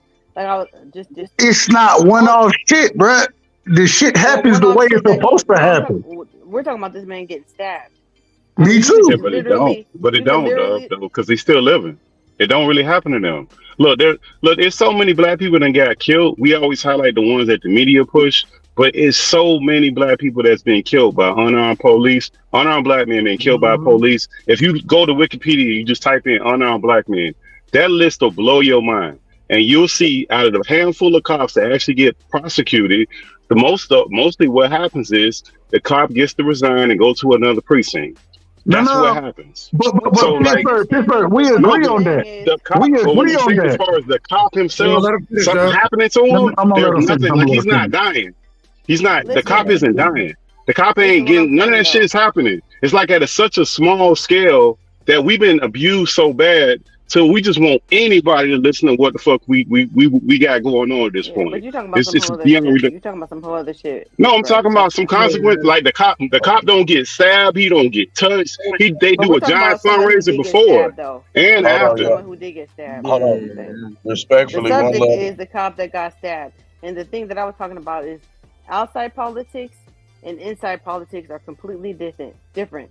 As long as you're not a chomo, hold on. As long as you're not a chomo or a rapist, they don't give a fuck because you are a white person. You gonna go with the whites. If you're a black person, you're going with the blacks. If you're a Hispanic person, you're going with the Hispanics, and you're gonna do whatever they tell you to do so that you can be safe and be safe within the system that they have in place already there. So I don't know what the race is of the person that stabbed him. If it was a white person, I could say, okay, well then maybe he did some shit. But the thing is, it ain't even that. He got stabbed behind. Hold on. For the right prices, own people are doing it. Hey, Cam, just let her finish in full, and then I'm going right to you. Just let her finish in full. Cause the little subtle cutoffs is she's not gonna never get to finish. Just let her finish in full, and I'll pass right to you. I promise. Go ahead, Vody. Finish in full. I'm saying so when people get stabbed inside. And it usually has to do with racial politics inside the walls. It has nothing to do with his crime outside of the walls. I would think, I don't know how they look at him. I would think that, because he's white and he's with the whites, that they don't give a fuck about the other shit. They might be parading him around because he did what he did because they don't like blacks in there. And so, like I said, I would need to know the race of the person who did it because a one-off shit happens. Like I said, you could just be walking to the fucking shower and a motherfucker just get your ass. There's just no rhyme or reason as to when and how people get stabbed. That's all I'm saying. Fair enough. Go ahead, Cam. There you go. See how easy that is? Now, one love to everybody that's on the panel, everybody that's in the chat. As somebody that's been behind the wall before, it is broken down into races. But what I would like to say, for the right price, your owner do you in. You know what I mean? Like for the right ticket. This was a high profile case. Just like with the whole Nipsey Hussle situation, like Pittsburgh was saying earlier. You know what I mean? A shot caller behind the wall will send a hit and send a wave and get you touched. You know what I mean? Like regardless of who you are, who you with. You know what I mean? Like they have those types of things set in motion and set in place. Like you say, you know, a guy that comes in because he's Caucasian, they immediately try and get him protection with the Aryan Brotherhood. Now, the problem with that is because since we behind the wall, we are criminals and crooks in here. We don't fuck with police. Like there are certain criminals and crooks that don't make it on the yard at all. Like, I don't give a fuck if you're black, white, Hispanic, protected, whatever. They won't house you with other inmates. Like, for example, like she said, child molesters, they don't go in the yard. They don't go in general population. Police, cops, they don't go in general population. They go straight to PC or administrative custody because as soon as they hit the yard, motherfuckers is gunning for their ass. That's like you being in jail with all the people that you put back here. Are we waiting on? And the first thing is the prisoners and inmates run the facility. They have everybody in prison has a job. So you have inmates working in all different facets of the penitentiary, including intake. Motherfuckers know you're coming before you hit the yard. Like motherfuckers will know the day you get there. They'll already know you was coming. They'll be waiting on your ass type shit. You know what I'm saying? What dorm you gonna be in? Like, no, I mean, like, yeah, for real. And or it's just as simple as me shooting a message, like, and yeah, like they don't necessarily know exactly what dorm you're going in when you until you get there. But the fact we know you're coming, or you're gonna be on the yard at some point. Hey, old boy, and that's as simple as me shooting a message to all the guys. We're gonna have a meeting today. Hey, fam, they got old boy coming up here to murk such and such. Oh, word? Yes, indeed. And word travels like wildfire around that bitch. So the day you get off the bus coming through intake, motherfuckers will be waiting on you. Right. So with that said, I think if it was a white person that wanted him to get dead, they would have had him dead a long time ago if it was like ABs. No, not necessarily. Not necessarily, because I got a homie that was doing time, and you know, he said, man, you be in there with niggas that's doing life. They were like, man, shit, we gonna kill him in February. You know what I'm saying? Like, we ain't gonna kill you right now. Like, yeah, nigga, they doing life. Like, nigga, this nigga ain't gonna make it to Christmas. You know what I'm saying? It's gonna be his last Christmas right here. This, like, yeah, because November, I'll kill him in February. You gotta let the time die down. Right now, he too hot. He a high profile. You gotta let him look like a regular inmate, a regular guy on the yard. But we gonna touch this motherfucker. Yeah, but most of those cases don't even get. Most of those cases are the unarmed black man getting killed. They are not making media, and there's not even charges for it. Like no, oh Lord, that's what it is. Like that's what the issue is that we dealing with because we don't get any justice. What he say? Hold up. I didn't hear what he said. What he said? I said the issue is that most of the unarmed black men are getting killed by these police. They're not making it to the media, and on top of that, the cops aren't even getting charged at all. So there's absolutely nothing. What they got to do with this is that nothing is happening. We're happy that the guy gets stabbed. We ain't even eye to eye, tooth to tooth. Like the ratio was so fucked up. We happy that the guy just got stabbed. That's what I'm saying. Good point. Respectfully, I am a little. I hate saying it like that. I am a little elated, but you got they missed victories though. Look, they missed in my mind. They missed. He's still here. George not. They missed. Can we get a mulligan? Worst shooters ever. If they want to get you, they're gonna get you.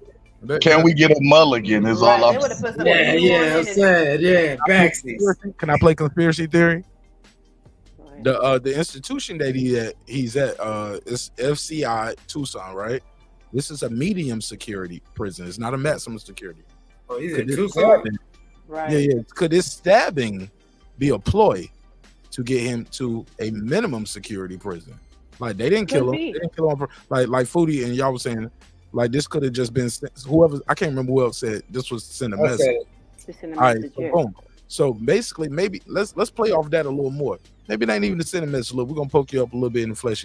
Well, no, they said he had to get hospitalized, so it won't nothing they fixed in the prison shit where they just stitch you up on the reg. Like, but I was just thinking like shit. Maybe they want him in the medium.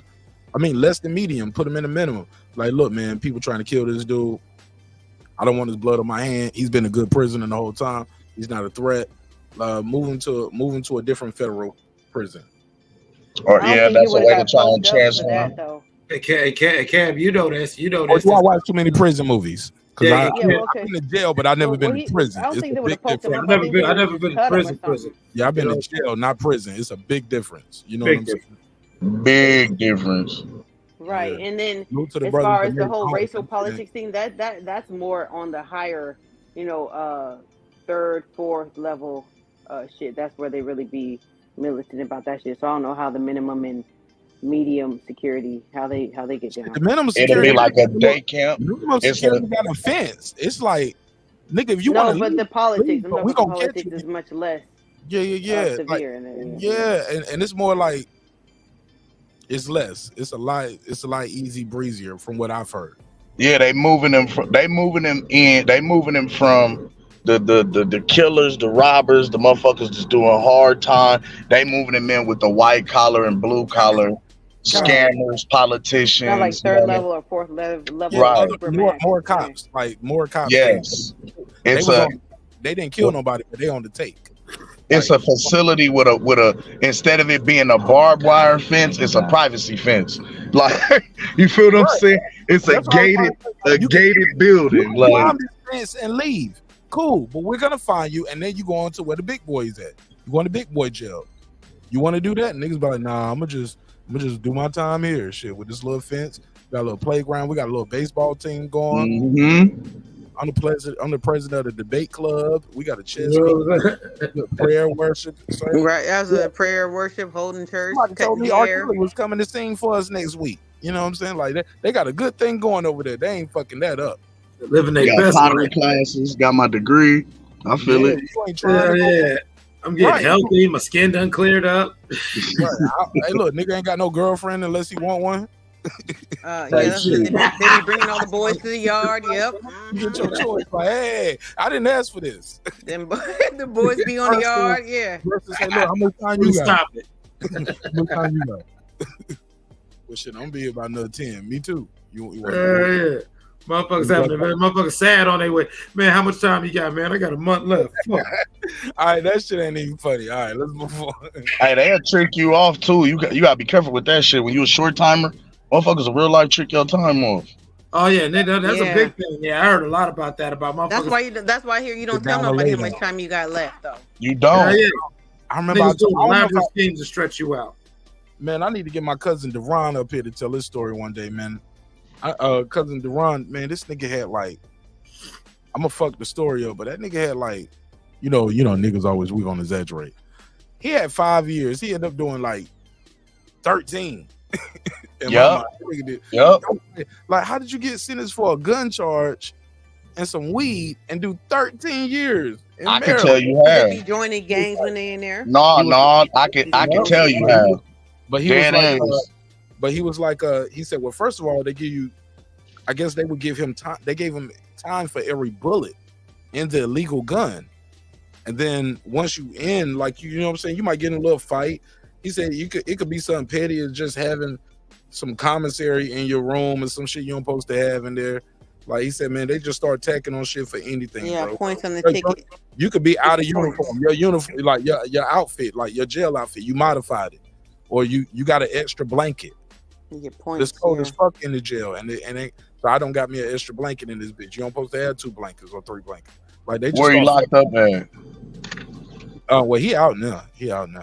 But I believe he was in Maryland the whole time. I wanted to ask him, like, I need to get him on the show to tell his story. Like I said, we really lost touch around that time, like, because I was so young, and when he first got locked up, and then I joined the army, I moved all over the world, and I was just moving around. But no, like it's each state does things way different. In yeah, California, we weren't that close as kids, but as an adult, though, I love him though. He's still my cousin, but I don't know his story. I want him to tell it. I've heard stories of brothers coming in short time and winding up doing like getting sentenced to damn near life for a whole lot longer because they come in with a short time, a short sentence, end up getting into an incident with somebody, or you know what I mean? Motherfucker try to stab them, they end up killing the individual and getting more time, or doing bodily harm to the individual and getting charged for protecting themselves and defending themselves. In California, they call it tickets. You get points on the ticket, and so many points will get you so much more time. So that shit could really add up, especially if you're young and you're reckless in there and you're just trying to be a fucking savage and not understanding the politics and not understanding the environment. Your boyfriend or something like, or just little shit like fighting. You know what I'm saying? Specifics. I jam my watch number. A lot of YouTube videos. When I jam my number, I jam from out the hole because I got into a fight in the chow hall a week before my jam day. You know what I'm saying? The thing of it is if you fight in like the chow hall, the gym, the weight pile, they can fuck around and take good time away from you. I was really supposed to lose anywhere from 6 months to a year of good time for fighting in the chow hall.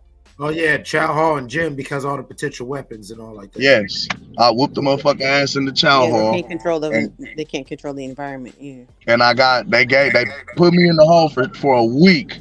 For my last week, I jammed from out the hole. But yeah, that shit crazy. And I knew because I had read through my little book, my little inmate handbook manual and shit, just to see what all the little time carries. And yeah, I was subject to lose 6 months to a year good time for fighting in the chow hall, and they let a motherfucker make it.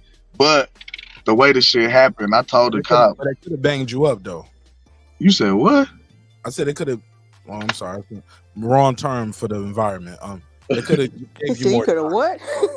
Yeah, I had the what? No, I didn't mean. I know I be talking shit a lot of times, man. I didn't mean it like that. Respect, bro. They could have jammed you up, right? Yeah, they could have. Yeah, hell yeah. That could have been. That could have been.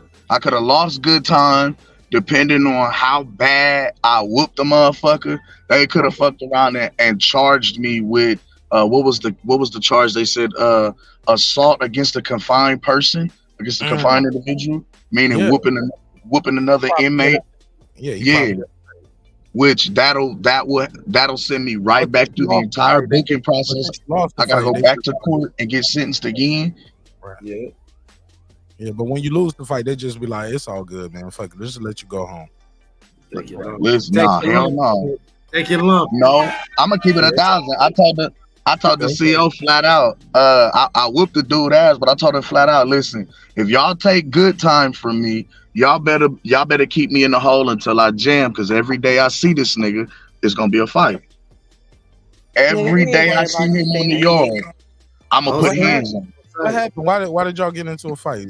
Prison? Because hold on. Let me give you a drop. Everybody want to know.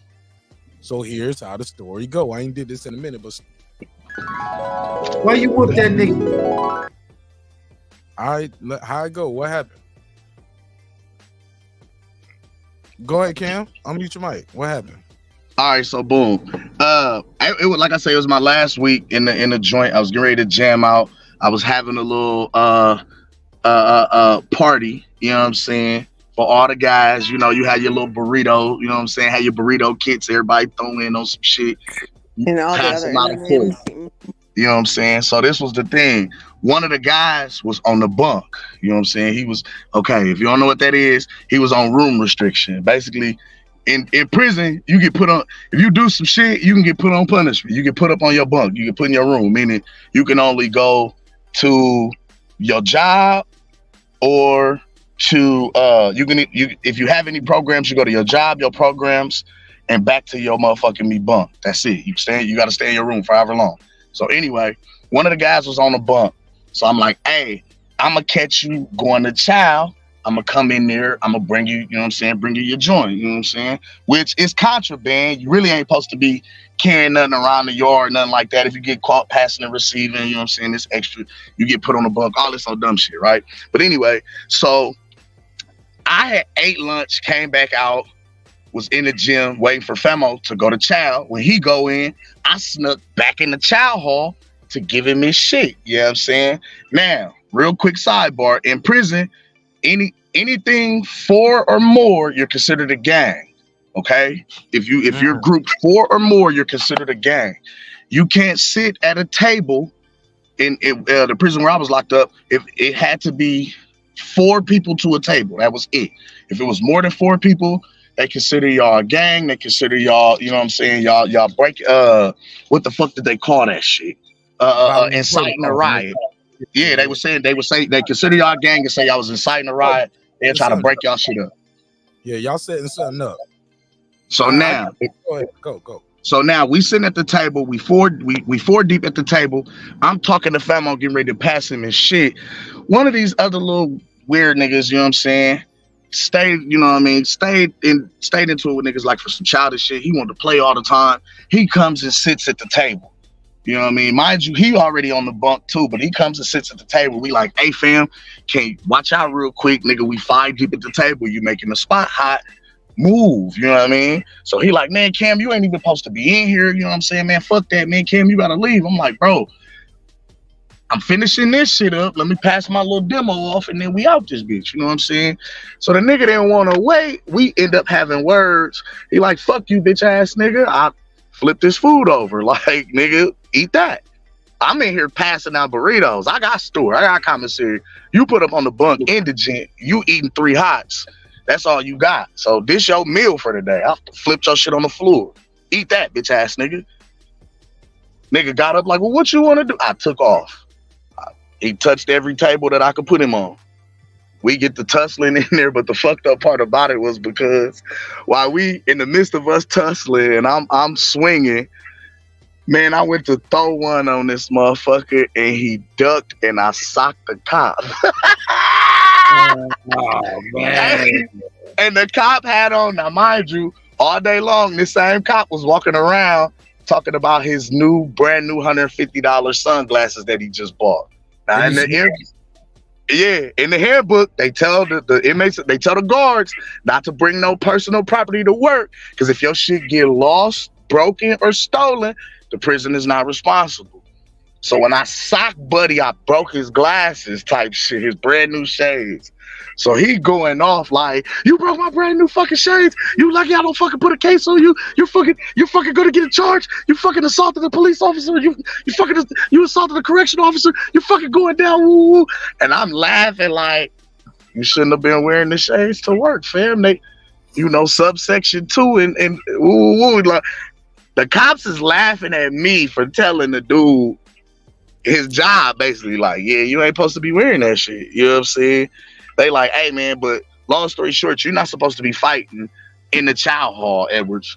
Like, man, listen, Buddy got up and tried to swing on me. I'm going to defend myself. You know what I'm saying? So I tell you what, I know I'm subject to lose good time. For every day of good time that I lose, y'all better keep me in the hole. Because for every day I see this fool on the yard, I'm fighting. I'm going to whoop his ass. They gave me 7 days in the hole. I jammed from out the hole. Came home. Can I ask you a question? Yes, ma'am.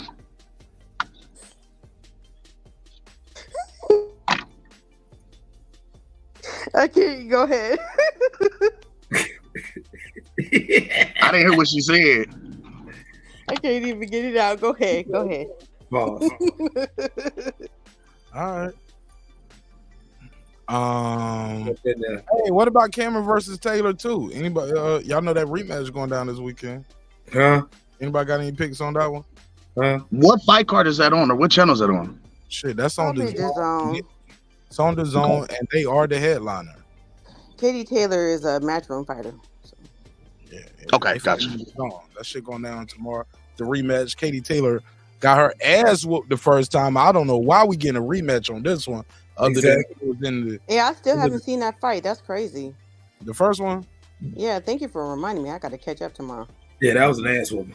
Yeah, Chantel Cameron put hands on that. I mean, girl. because to me, like nothing tops that motherfucking fight with her and fucking Amanda Serrano. That shit was hard, man. That was a good Right. fight. Hey, say her last name again. Wrote in Mars again one time, Foodie. Serrano. Nah, you said it. You said it right place. No. Rico Suave. Okay, Foodie.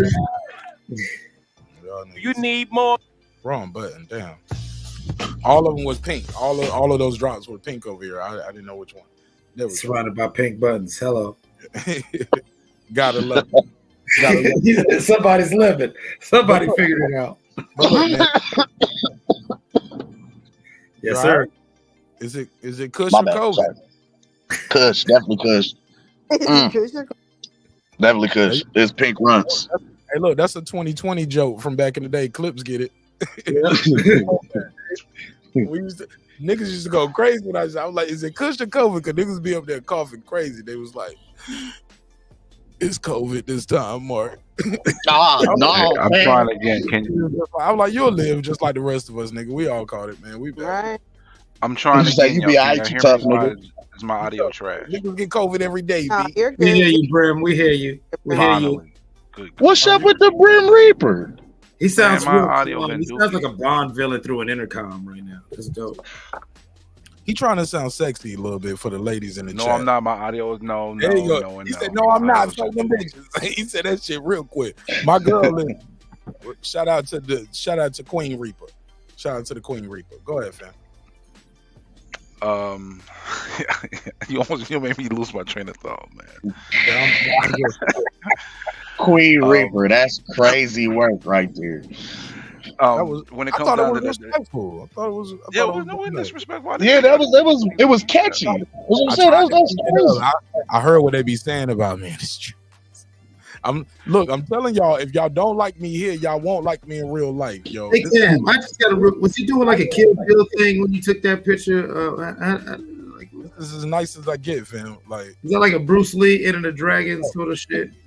but go ahead, Brim. Look, let's take advantage of Brim having good audio before we close the show out. This nigga right here pulling up at the end. All right, come on, Brim. Talk to us. Hey, man, listen. When it comes to this dude getting stabbed, I mean, I don't care, but I care because he's in prison for what he needs to be done. I'm not gonna say I wish him to be killed, but I don't care if he's in good shape or not, to be honest with you. Because unfortunately, across the board, black, white, green, purple, when it comes down to the laws of the land, the police are able to get away with a lot more than they should. They say ignorance is not an excuse for not knowing the law for citizens, but it is for police when they're supposed to be held to a higher standard. So the problem is deeply rooted, and it's based on the fact that there is no true standards they follow in regards to how police officers are supposed to act upon the job. And that is past color lines. That's embedded bullshit that they have going on, and they're able to get away with. Talk that shit. All right, I ain't mad at that. I spoke back to that. What you got? Did you give me your prediction for all the cards though? Oh no, I didn't get a chance. Okay, so every fight's going to be an upset except for the main fight. Okay, so I got Roach upsetting Hector. I got Jose upsetting. I got what is the other fight? Oh yeah, I this is a bold one. This is the one I'm not. Lipinets on the card too. Yeah, Lipinets. I got Lipinets beating the fake Ali, but Dominican Ali. This is the one I'm not as confident about. But Matias has flaws, and I think this guy can expose him. I was leaning towards Matias, but I think Matias might lose in a 12-round decision. So all the fights leading up to the main event will all be upsets. Except Boo Boo will do good until he doesn't do good any longer. Late stoppage, Benavidez, round 11. Round what? Oh 11. shit! Round 11. Damn. I'm telling you, You my know, biggest Urban issue should with be Boo having. Oh God. My biggest issue with Boo Boo is the things that benefit Boo Boo is going to hurt him. The fact that he's a 35-year-old man with not too much tread on his tires benefits him, but it's going to hurt him in the same token because he's never fought someone good enough to put him in a firefight, so he could be able to handle the fire when it comes. Because it's going to be not just mental, physical pressure. It's going to be mental pressure, and I haven't seen him be in a position to have to do that. And because he's never been in that position, I believe it's going to cost him in the fight. He's an Olympian. So you saying experience Olympian is is the all difference. and Danny. That's three round matches, bro. No, This is a but no, 12-round fight. that's a lot of pressure as a kid, very early Big on. stage. Yeah, That's a but big that ain't the stage. same as a 12. This is a 12-round professional fight. He's never been under any pressure as a 12-round professional fight. No. But when you talk about pressure, the man is seeing, bro. He's a city champ, a state. National. When I mean by pressure, is not pressure of the moment. I'm talking about actually in the fight. I'm talking about in world the champion. No, you're not listening. Two-time world champion against who? Against who? Like I said, he faced no pressure in the ring. He's never faced any real pressure in the ring with an opponent that can put that type of pressure on him and make him have to actually. This is his biggest fight. I'm not going to deny that. This is his biggest fight. Even if this wasn't his biggest fight, if he had a fight, if he had any fights prior to this fight that could give him a template on how he handles himself when he's dealing with someone that has a certain skill set that's high enough that can put him in danger, he's never experienced that. Being 35 years old and never experienced that is going to cost him this fight, because I believe technically and fundamentally, boxing wise, he's better than Benavidez. But because he's never been in a firefight or never been in an actual real contested professional bout, the Olympics is good. Benavidez, I get it. Yeah, I guess the Olympics and all that. That's the reason why I give him a chance. But as a professional, he has never faced any real mental pressure in the ring. But look, Can we say the same thing about David too, though? Can we be fair? No, because David fought a Lemieux who actually had power. Even though he's past the prime. He Lemieux fought like Plant. Benavidez though, and Plant I'm sorry, Boo Boo Andrade is nothing. He's never faced a Boo Boo Andrade neither. A switch hitter with power in both hands, and can move and box. 2-division champion, Olympic pedigree. He never seen a Boo Boo Andrade. The Olympic pedigree is what's going to give him a chance, but at the end of the day, he's fought competition. They can put, but he's fought competition. They can put pressure. That puts mental pressure on him to actually perform. No, it don't matter if he don't. It don't matter if he boxes like Boo Boo. It doesn't matter. I'm talking about just a fight in general. When you get in that ring, and the person that you're facing, there's a question mark. There's things that you have to change and things you have to do within the ring because of the opposition you're facing. So I got a question for you. Who did he fight that can move and bang and box like Boo Boo? Who you talking about? Bang? Where's Boo Boo's Boo Boo bang? can bang. Boo bang a little bit. Okay, you can bang a lot of bit. You say he bang a lot, but bang against who? Pause. See. Now you're moving the goalposts. Just I'm not moving the goalposts. Relative, it ain't about. They're not world class boxers. Listen, the fighters. World class. He didn't beat. No, he did not beat world class. He beat mostly journeymen and a couple of respectable C-class fighters. He's never been in with a world-class B-plus fighter. He's never been in the ring with a winner. So in essence, said about Crawford. They said that about Benavidez. Yeah, but they were saying that about Crawford. That's bullcrap. Crawford beat titleists and took belts from them. Boo Boo's belts came from not beating the champion. It actually became a pass down belt. He didn't face the best at the time for himself, and partly not his fault, partly is. But you can't use Bud. But they was using a narrative to push Bud. Bud had been in firefights. But Bud's been in firefights. It's not a narrative. When you go look at Boo Boo's whole career as a professional, he's never been in the positions that Bud had been that prepared Bud for those moments. He's not been in those moments. I agree with you on that. So that you can't use Bud as an example. No, I'm using that narrative and what you said. But this is not a narrative. This is a fact of his career. This is not a narrative. This is a fact of his career. Boo Boo has never been in a real position of trouble in a fight. I mean, but honestly, okay. He's been dropped. David's been knocked down. Desmond Nicholson's Desmond Nicholson's a D-class fighter, bro. Let's keep it a buck. And that wasn't. I don't even think they scored that as a knockdown. No, they didn't. But I was just gonna ask: have both fighters been knocked down? Yes. So they both fought through adversity in their careers. That's bro. That's called trouble for me. Yeah, that would be considered trouble if you coming back from a knockdown or a 10-8 round, like they would score that or they would consider you being in trouble unless it was considered a flash knockdown and now you get up and you still sturdy. But a knockdown considered spells trouble in most instances in a lot of fans' eyes. But the reason I was asking that is because both fighters have been knocked down and have fought through adversity. But on paper, when have we ever seen on paper or in the ring either of these guys in what we consider to be a 50-50 fight? Andrade and Benavidez, respectively. Benavidez was closest. At least was closest. I mean, the favorite. I ain't gonna lie. Every time. No, listen. Benavidez was the favorite against Plant, but Plant has a pedigree, and he's actually fought some of the best fighters. He's been in that position, and also during the fight, Plant was having a very good account of himself until that. We don't know what Boo-Boo's account of himself. I didn't say Boo-Boo. You're not letting me finish. You're just listening to respond instead of listening to. No. You're not listening to. You're listening to respond and not listening. I said Plant was doing a great job with Benavidez early in the fight. He had a great account of himself, but that mental and physical pressure took a toll on him, and then he got tired, and then he warmed up. But you're speaking that because you've seen the fight already. We don't know how Andre's fight looked. We don't know, but I have no evidence that Boo Boo can do it. So I can't go for something that I have no evidence that Boo Boo has not shown me that in any capacity yet. So yes, he can do it, but because I have no chips on the table showing he has, I can't count on that. Yeah, but when he brought Plant up, he brought it up like almost like naming the opponent, and you brought up Plant's performance in the argument.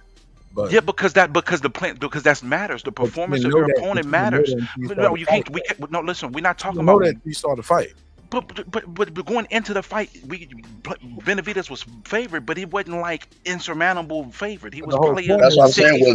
Was the favorites in all their fights? He was a favorite, but it's a difference between being a favorite and being an astronomical favorite. There's never been a fight Boo Boo's been. Well, not just being but I mean, could you say any of his opponents been a 50-50 bout when we looked at the matchup on paper? Neither one has had a 50-50, but Benavidez has fought somebody that actually. But Benavidez has been in the ring with opponents that can pose particular problems that Boo Boo has never had to experience as a professional. Unfortunately for him.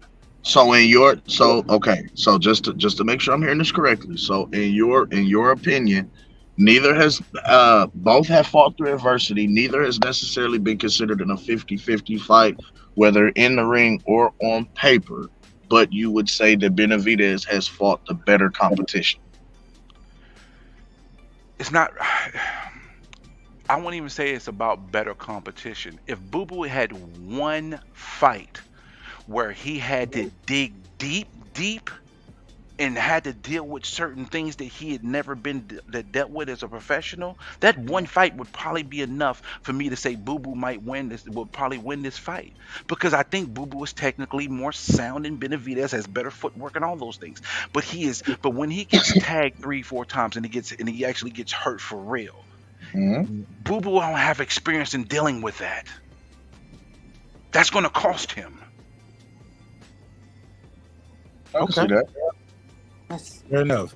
Anybody got anything else on this? And I want to move over to this Wilder versus Ngannou talk I've been hearing. Oh, please. Wilder better worry about his first fight first. Relax, Brandon. We gonna get to it. We gonna get to it. But anybody got anything else? Yes, no. All right, cool. Nope.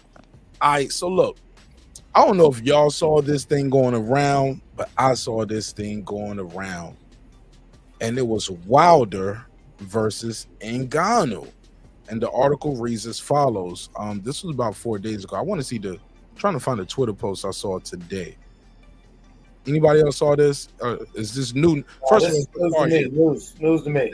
It's not new. It's not new, but go ahead. Okay. I saw this thing going around today on Twitter, and it was saying the CEO of PFL has said we are officially in talks for Wilder to come over to the PFL for a mixed rule combat match against Francis Ngannou. Also, this will be something else that they have in collaboration with Jake Paul and Nate Diaz. doing a mixed rule bout. So it doesn't sound like it's a full boxing match. It's not a full UFC match, as in like it might be a no submission type shit. Like we can do punches, we can do leg kicks, but no takedowns, no submissions. But it's gonna be a mixed rule type thing. How do you guys feel about that and the possibility of that? Wilder and Ngannou, or even like doing more of these hybrid mixed rule type fights, where it's not 100% boxing, it's not 100% everything goes, because you know boxers, they're not trained for takedowns and submissions, but a kick, punch, almost like kickboxing. You know what I'm saying? A little grappling in there, but you can't slam me down and ground and pound, or you can't choke me out. But it's going to be mixed rules, allegedly. Clips, take the lead. What you think, bro? I don't know how I really feel about it. It's a slippery slope, as the saying goes. I would actually like to see Wilder and Ngannou in a boxing ring after what we saw in Saudi Arabia. And don't get mad at me. I'm Bomb Squad. I love you to death, but smart money would be looking at Francis. They're saying that Francis might be able to move around and dance around Wilder in a similar fashion that Tyson Fury did. And I can see Francis probably catching Wilder with some sneaky little uppercuts coming out the clinch. And instead of the looping overhands that Fury was able to have success with, Francis would be able to come, with Joe Frazier-like left hooks and the little uppercuts. I can see it. I can definitely see it. So PFL, I don't know. It'd just be a little too weird. I don't know Wilder to be somebody who could throw kicks, or I don't know what training camp he could do to get him ready for kicks. If it's takedowns, then I don't even want to see that. We know what's going to happen. Oh, my bad. Go ahead. My bad. Yeah, that's pretty much it. That's my take on that. All right, let's go. Let's pass it around. It's open to anybody. Anybody want to jump in? I'll say this real quick. Clips, I ain't mad at you, bro, because, and I know I'm going to get some of the boxing heads, and especially some of the people that are big fans of Wilder. They're going to be like, Mark, that's blasphemous. Treason. This is Sparta want to kick me off the cliff type shit. But I'm saying, fam, I saw Tyson Fury fight Wilder 3 times, bro.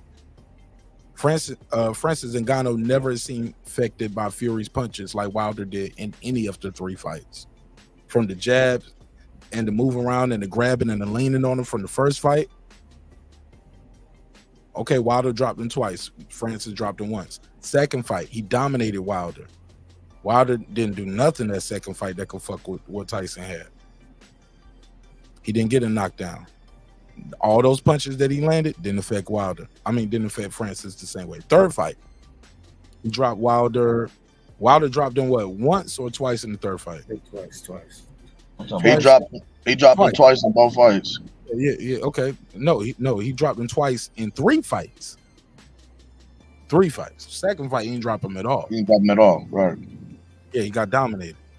That was the suit too heavy. The water was fired. The glove gate. All of that shit came out of that second fight. Wilder didn't look like himself. Spent shit, respectfully. Just saying, it happened, yo. Did it happen? It did happen. Oh, everybody. Spence didn't do all those excuses. His fans did it. Wilder actually did it. And that's why. Yeah, but Wilder came out and he co-signed that shit. Yeah, they bull. Yeah, man. Excuse making. And Spence didn't do that. Nope. That's why Spence get my respect. That's why he got all my respect. I don't care who he fighting next. I'm gonna support him.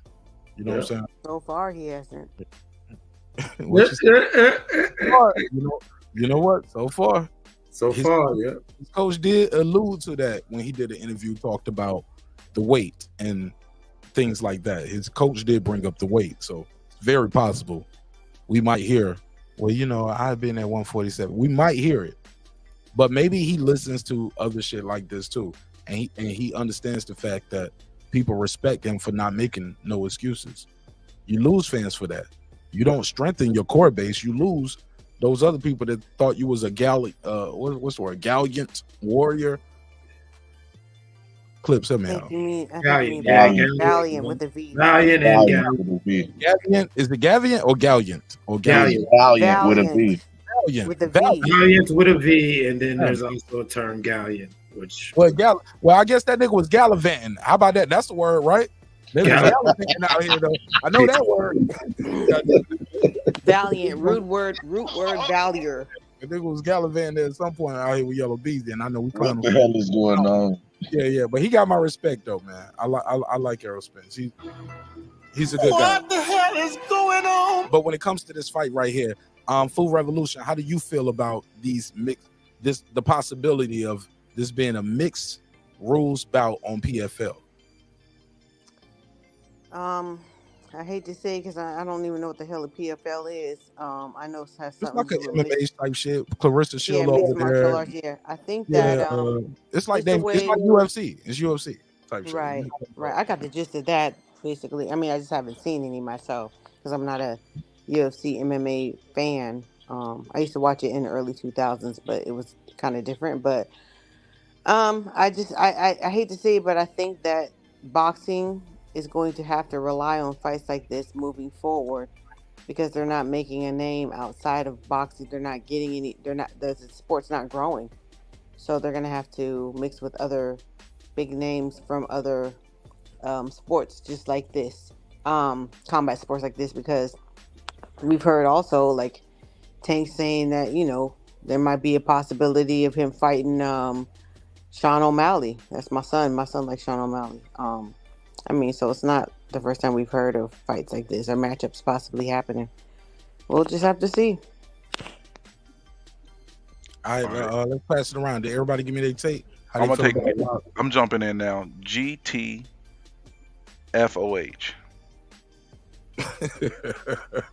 That man's legs. That man got legs like a model. Give me a break. Oh, thank you. Wilder, he got legs like a model, man. How you gonna do it? Listen, that's another money grab. If you ask me, a way to get some more money. Yeah. But listen, at the end of the day, What about negotiating with Ngannou. You think Wilder gonna get his ass beat by Francis Ngannou? If they do a PFL, hell yeah, he gets destroyed in a PFL. He might not even win a boxing match, less than on a mixed martial arts takedown on the ground type of fight. Thank you. Mixed martial arts fight, it's a wrap for Wilder. I don't know what. That's nothing but cash grabbing. Why get embarrassed for a fraction of the money that you were making in the boxing ring?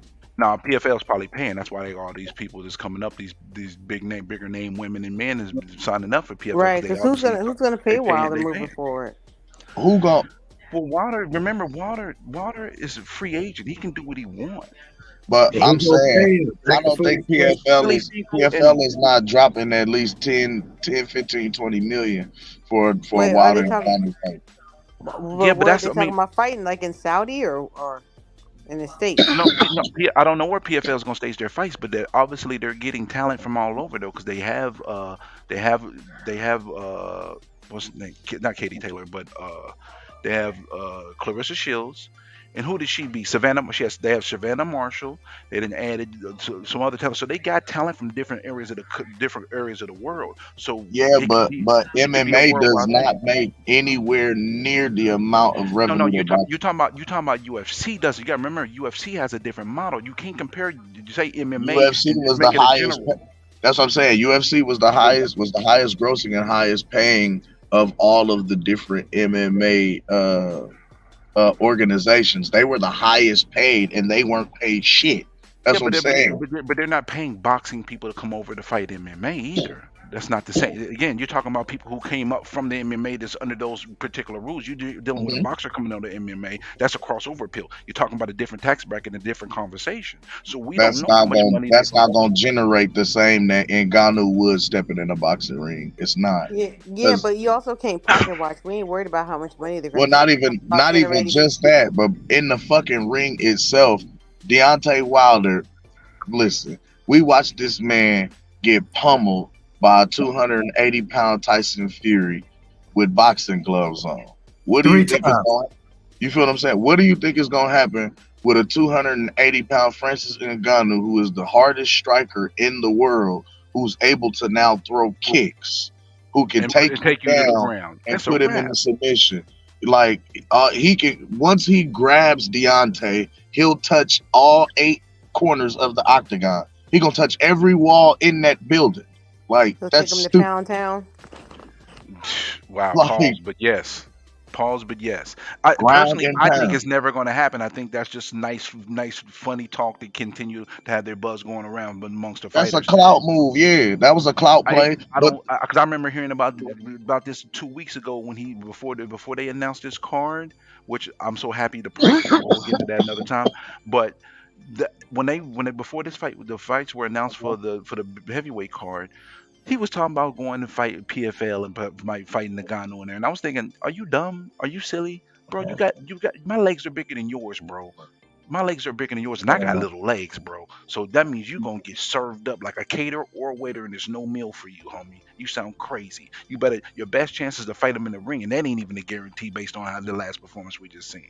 So you hey, y'all don't see the play. Y'all don't see the money play with this. This is to set up a rematch with Tyson Fury. Whether it's Deontay Wilder or Francis Ngannou. Look at the marketing ploy behind this. These are the two hardest hitting men in the world. The hardest puncher in boxing, the hardest striker in MMA and in the world. And both of these fighters have lost to Tyson Fury.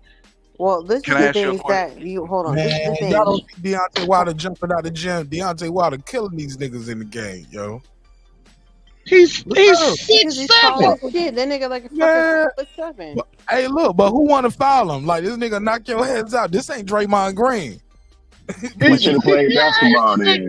He's That 6'7". nigga should have played basketball then. He shouldn't be boxing. Nah, this the Right. world Football. nigga, and he dunking on these niggas. Highlight. Oh, Look, he looks as uncoordinated dunking as he does throwing a 1-2. Look at his coordination.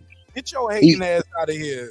He's uncoordinated. Mark, you call it They're hate. in high I think school he gym. being They look real, like they in a bro. high school Do gym. y'all see the dunk? The nigga throwing the little pads. Look at the little. Man, they just was in the gym Look how picking the low that tallest rim dude is, in there though. on the team, dog. That's how that went. Hey, Mark, I got a caveat for you. I think anybody would be called the Bronze Bomber if they fought the same first 30 opponents that Wilder fought. Give me a Bro, break. he's Any of the top 6'7" with a 7-footer wingspan. Any of the top 5 heavyweights. if they No, fought you the over same 200 first 30. pounds. I'm over 200 pounds. We can't do it. The fuck are you Bro, talking about? he got to jump 5 inches to get to the rim. I smack He got to glass jump on y'all 5 ass, bro. inches. Haters, man. Why y'all Bro, don't you gotta jump on you, That's bro. cool. I don't care about his Yo, and basketball. he got That's to not what jump. we know him for. Yeah, he got to jump 5 inches to get to the rim, bro. He don't get no credit for No, that, that's man. cool. No, those dunks are nice. I'm not gonna even hate on him. Bro, he's 6'7", bro. Like he Yeah, ain't bro. got to Yeah, get that but high they're for like the. in He's right there. You still gotta have They're some like in a coordination high to do those type school. of They're dunks. in a though. high school Oh gym my. or like the rec center or To something. do those type of So dunks though, you still gotta have some skill to do those type of dunks. Okay, so And what he's doing college you men's went at to? the What Salvation college you Army went right to? now. Yeah, he go no college. Like, stop it, man. Hey, he killing the Salvation Army right now. At the end of the Usually, listen. Listen to me, everybody. Everybody, listen to me. If you took the top 5 heavyweights right now, outside of Wilder, if they all fought the same first 30 people Wilder fought, we'd be calling all of them the Bronze Bomber because they'd be 30-0 with 30 knockouts because he fought all D-class fighters for his first 7 years of his career. They said that's Jared Big. Overrated. I think his power is overrated. He got good. They power. said Jared Anderson is on there. It's overrated. He got good power, but it's overrated. Graham going jumping out for bridge, man. I don't know about that. I'm not jumping out the window with that one, listen, bro. listen, this is Wilder is American hype, bro. Wilder is American hype because we needed a heavyweight. Why Luis Ortiz didn't beat him then? Because Luis Ortiz is overrated too. This fake boogeyman ain't never beat nobody. But Right, exactly. Who Ortiz beat? So who Fury beat? Hold So who did Fury beat? He beat Wilder and he beat Klitschko. No, but he didn't beat nobody. I can get credit for beating Wilder. But he's I can get credit for being Wilder. He's overrated too. But he's overrated. So why are you getting credit for being? How's Fury getting credit for being an overrated fighter? Because we got him overrated. We overrated Wilder. We overrated Wilder because we need. I'm using you against you, man. No. Okay, so Fury beat Wilder and who else? So Fury beat Wilder and who else? Because you just said Wilder's overrated. So who else did he beat? But I think Fury's overrated too. Fury's overrated. Klitschko, that was the back end of Klitschko's career, bro. So you can't even like at that phase of his career. Listen to me. It's still a name. It was a name. It's a name. I give you the name. But he talking about overrated. Fury's overrated too. Yeah, but Wilder didn't have a name until he fought Fury. He's riding the Wilder wins to the sunset. That's why he's been not really wanting to fight Usyk because he has a tough time against short, quick fighters. He's going to get his ass spanked coming up on February 17th, and and all this is gonna end. If he wins, So congratulations. But who Usyk fight? But who Usyk fight then, bro? Like if you Huh? saying that, who Usyk fight? Who did Usyk fight for Usyk to be this boogeyman? But Usyk's not a boogeyman. He's just a sound, really good boxer with a real pedigree. Okay, but who did he beat, bro? I'm just using your logic. You said these other guys are overrated because of who they fought.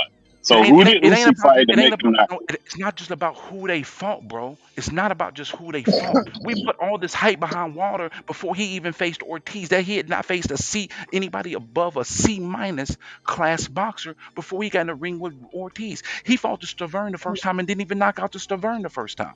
He knocked out Stavern the second time because Stavern was 30 pounds overweight. Let's keep it a beat. Respectfully, the guys that we thought and that we called a decent pedigree and that we figured we wanted to see him in the ring against, he sparked them the fuck out because we wanted. Yeah, that's just good promotion. That's good promotion. Look, Brim, you get mad I at good wanted to promotion. see Wilder against Dominique Brazil because Dominique Brazil was a sturdy, decent heavyweight. He's decent.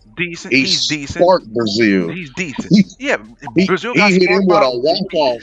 He hit him with a walk off right hand. Brazil got sparked right. Everybody that was on the same level. Brazil got sparked right. Everybody was on that level. He got sparked with a walk off right hand in the first round. But Bram, he got look. Wilder got good promotion. So I mean, you can get mad at the promotion. Yeah, he got promotion. So you can say up to that fight, everybody was looking for that because his promotion was that right hand. Everybody was talking about it. Now when he went in there and got his ass whooped during Black History Month, and I had to go to work and explain that shit, I wasn't fucking with that nigga no more, man. I ain't appreciate that. I appreciate that at all. It happened in Black History Month that you don't go to work promoting either, to nigga. Like, don't put all that work. Man, come on, Mark, man. Like, stop, man. That's right, bro. I know this much. We're not going to admit this. We have hyped up Wilder because we need to go. He came out with all the excuses talking about the egg weights and all that. Come on, man.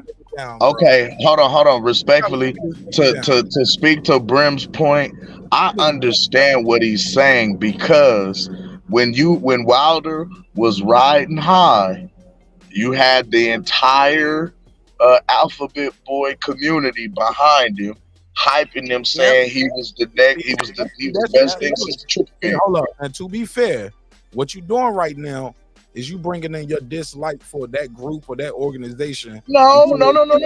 That's not even what I'm saying. I get the point. Yo, you guys stop filibustering, Mark. Let him get his bars off. You filibuster. No, I get the. It's not even about the dislike for the propaganda that group pushed. But what I'm saying is, nothing to do with this though. Because I remember the media hype that was surrounding Deontay Wilder's name on social media. That's the only place he was hyped up. No one else was hyped up. There was a huge put. I mean, but for this man to be making the kind of money that he made, they was pushing him somewhere. He had a we just said that he had a promotional team that was pushing him. He had a machine behind him, right? Walking with PBC. That's what they're supposed to do. With all the rest of the PBC. That's what they're supposed to do. Yeah. Just like Lomachenko, the Matrix had the top rank behind him. They calling him the Matrix on TV all damn time. It's the same shit. That's what they supposed to do. Yeah, but he actually had a pedigree behind him though. Wilder didn't have that pedigree. I get it.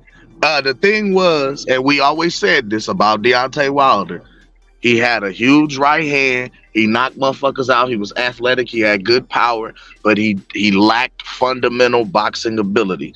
And if he ran across another heavyweight that could box, he was going to lose. This was a running notion around across the board, across a lot of pugilists who really fuck with the sport of boxing. I believe pretty much everybody on this panel kind of spoke to that at one point or another. You know what I'm saying? In boxing conversation. Like, that was one thing that we always said. He lacked fundamental skills. He lacked fundamental. He lacked if he set the right hand up, if he would just do a little bit more. Like, we always talked about the lack of fundamentals in Deontay Wilder's boxing ability. But the big right hand and the knockouts and his high knockout ratio made him exciting to watch, which made it a draw. He was well matched. Yeah, like, and that's true too. That is true too. Say that again for everybody in the back in the He choir. was Say that well one more time. matched. I agree, Foodie. I agree with that wholeheartedly. But one thing we always say, Cam, hold on. 1 second, Cam. Hold on. Again, like I said before, if you took the top 5 fighters from the heavyweight division and replaced it, again, the top 5 heavyweight fighters is not Wilder. If they fought the same 30 fights that Wilder would fought, they would all be called the that's Ron not. I Palmer. They can't. all would have knockouts. They would all have That's knockouts. subjective, though. Hold on. That's subjective, though, Brim, because those top 5 fighters, if they don't give you 30 knockouts like Deontay Wilder did, it's boring. It's not. Do me a favor. Do me a favor, Mark. Do me a favor, Mark. You got Parker. Go to Parker. Wilder's Hold up, bro. Go to Wilder's box rep. Parker ain't top 5. Hold on. I got you, but I can just tell you the other 5 heavyweights that are fighting each other, and they losing, and they fighting less, and they losing. Oh no, you can't give me out of the top 5 heavyweights. You can't do it. You can't do it. Zhang is undefeated.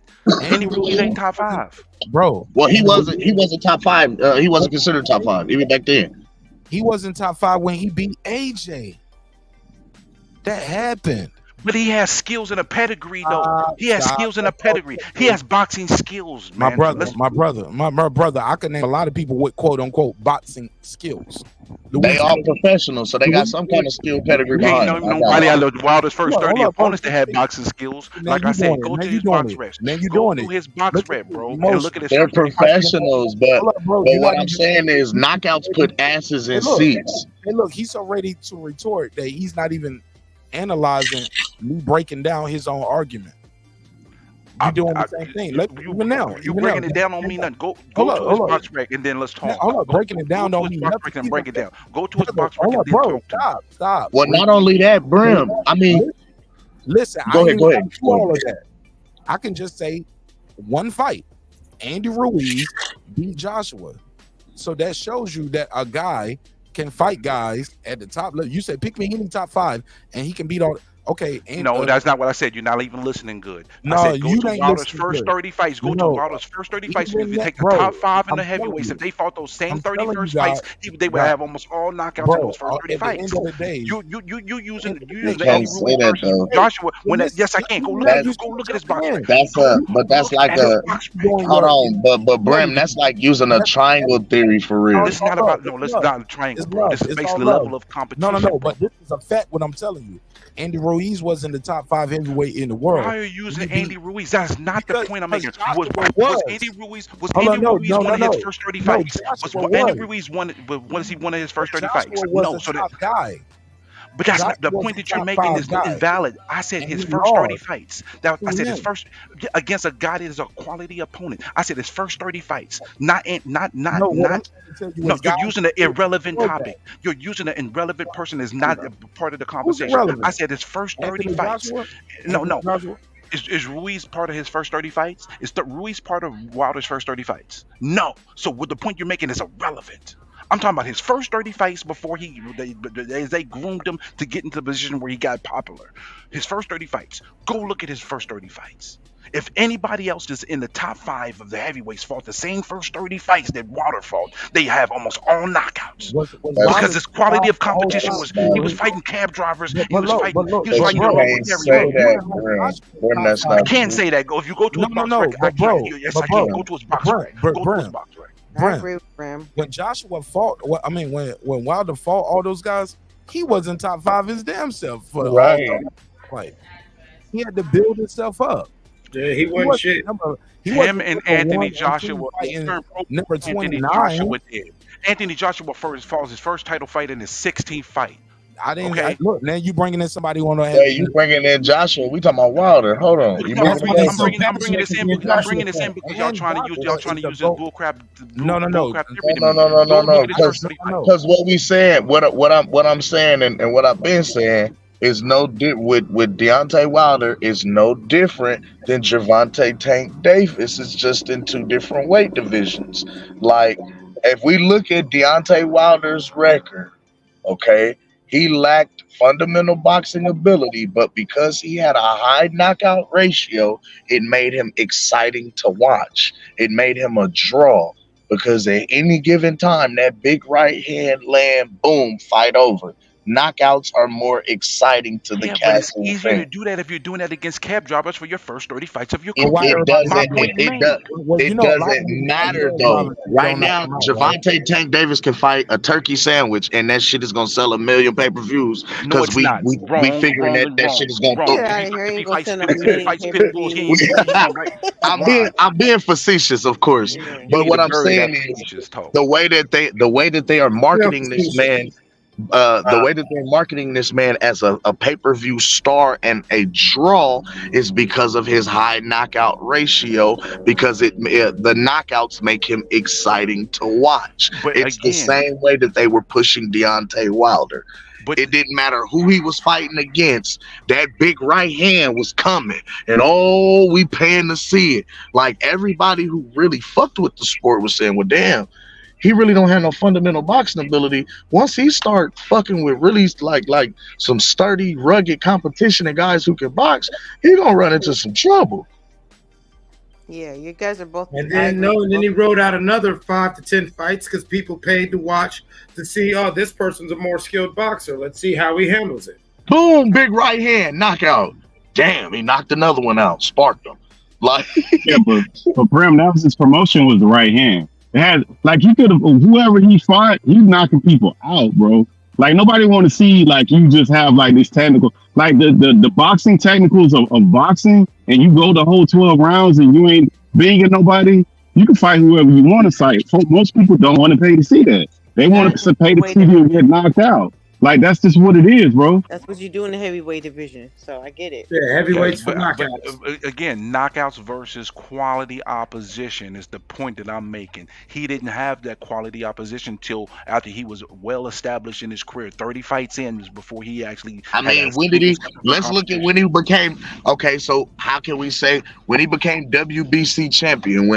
Who did he take that strap from? Was that a He beat quality? Stavern. He beat Stavern, and he didn't Was even that? knock him out the I'm first fight. asking. He didn't What knock out Stavern. He didn't knock him out. No, but he didn't. but some will argue that was probably his best boxing performance in his career. But you acting like AJ and Tyson Fury was fighting world beaters at the same point, bro. It's the same thing.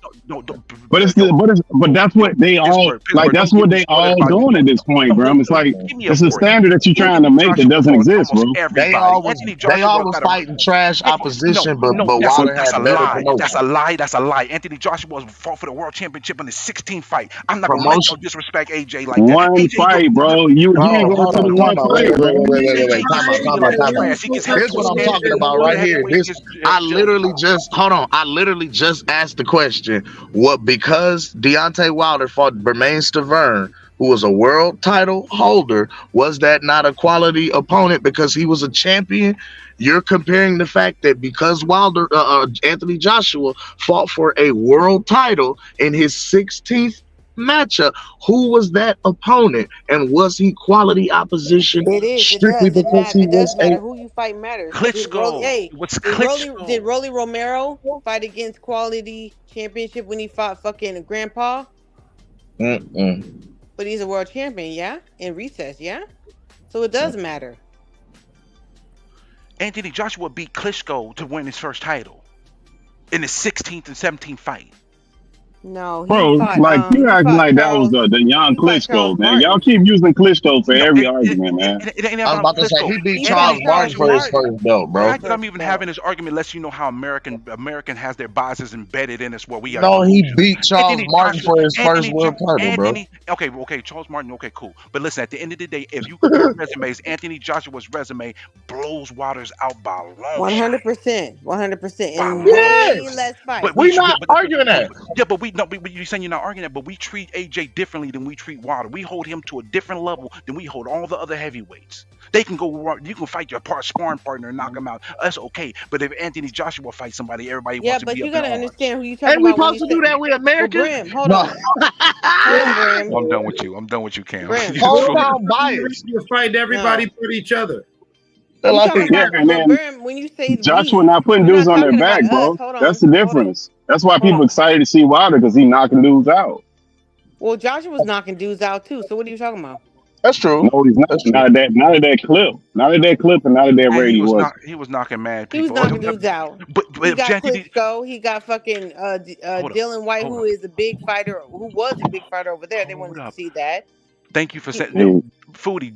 I'm glad Pittsburgh T just said that. See, again, if Joshua had the same first 30 opponents that Wilder had, he would have 30 knockouts. Go look at his first 30 But what is, opponents. Like I said, man, if Zhang he had was his first fighting a 30 hard opponents, competition he in was all of fighting those better fights. competition. but that's the listen, bro. That's the promotional company, whoever the matchmaker is, and that's the guy in the ring making that happen. Because it don't No, it's matter not who you just about put that. in front. Hold on. That's I'll a tell you what it combination of is. all of that. Hold on. So I'll bank tell you out what it here. is. I'll tell you what it is. Let It's me not ask the you a question. promotional companies. Hold on. It's not just the promotional I got companies. It is the American versus everybody bias. Black people over in America don't want to give black people from anywhere else on the planet credit. So the LDBC took that shit and ran with it, and then they made it Eddie Hearn versus Al Heyman, white, that bullshit. The FBAs and all that bullshit. It was the YouTube community who did that shit. So that way, it had nothing to do with anybody else but that bullshit. I don't know why Black Americans over here have a problem with. I said I want to go after Foodie. Please let me go after Foodie. Yeah, I don't understand why, and that was what I saw when I came in. It's like, I don't understand. You see a black man over here doing the goddamn thing. He got all the sponsorships. He's a fucking superstar over here. He got fucking 3 of the belts, and then we got one dude over here with the 1 belt. Why is everybody so against them making this fucking fight? And then they turned it into, oh, it's not about a black man and another black man. It's Eddie Hearn, who's the white man. He's the slave master, right? The same slave master that fucking Wilder is all smiling up in his face right now. All up in the videos, all up in the motherfucking press conferences, talking about thank you very much. Thank you very much. Yeah, that bullshit. Niggas got caught up behind that. Go ahead. All right, this is what I want to say, man. First and foremost, again, like I said, I just want to be clear.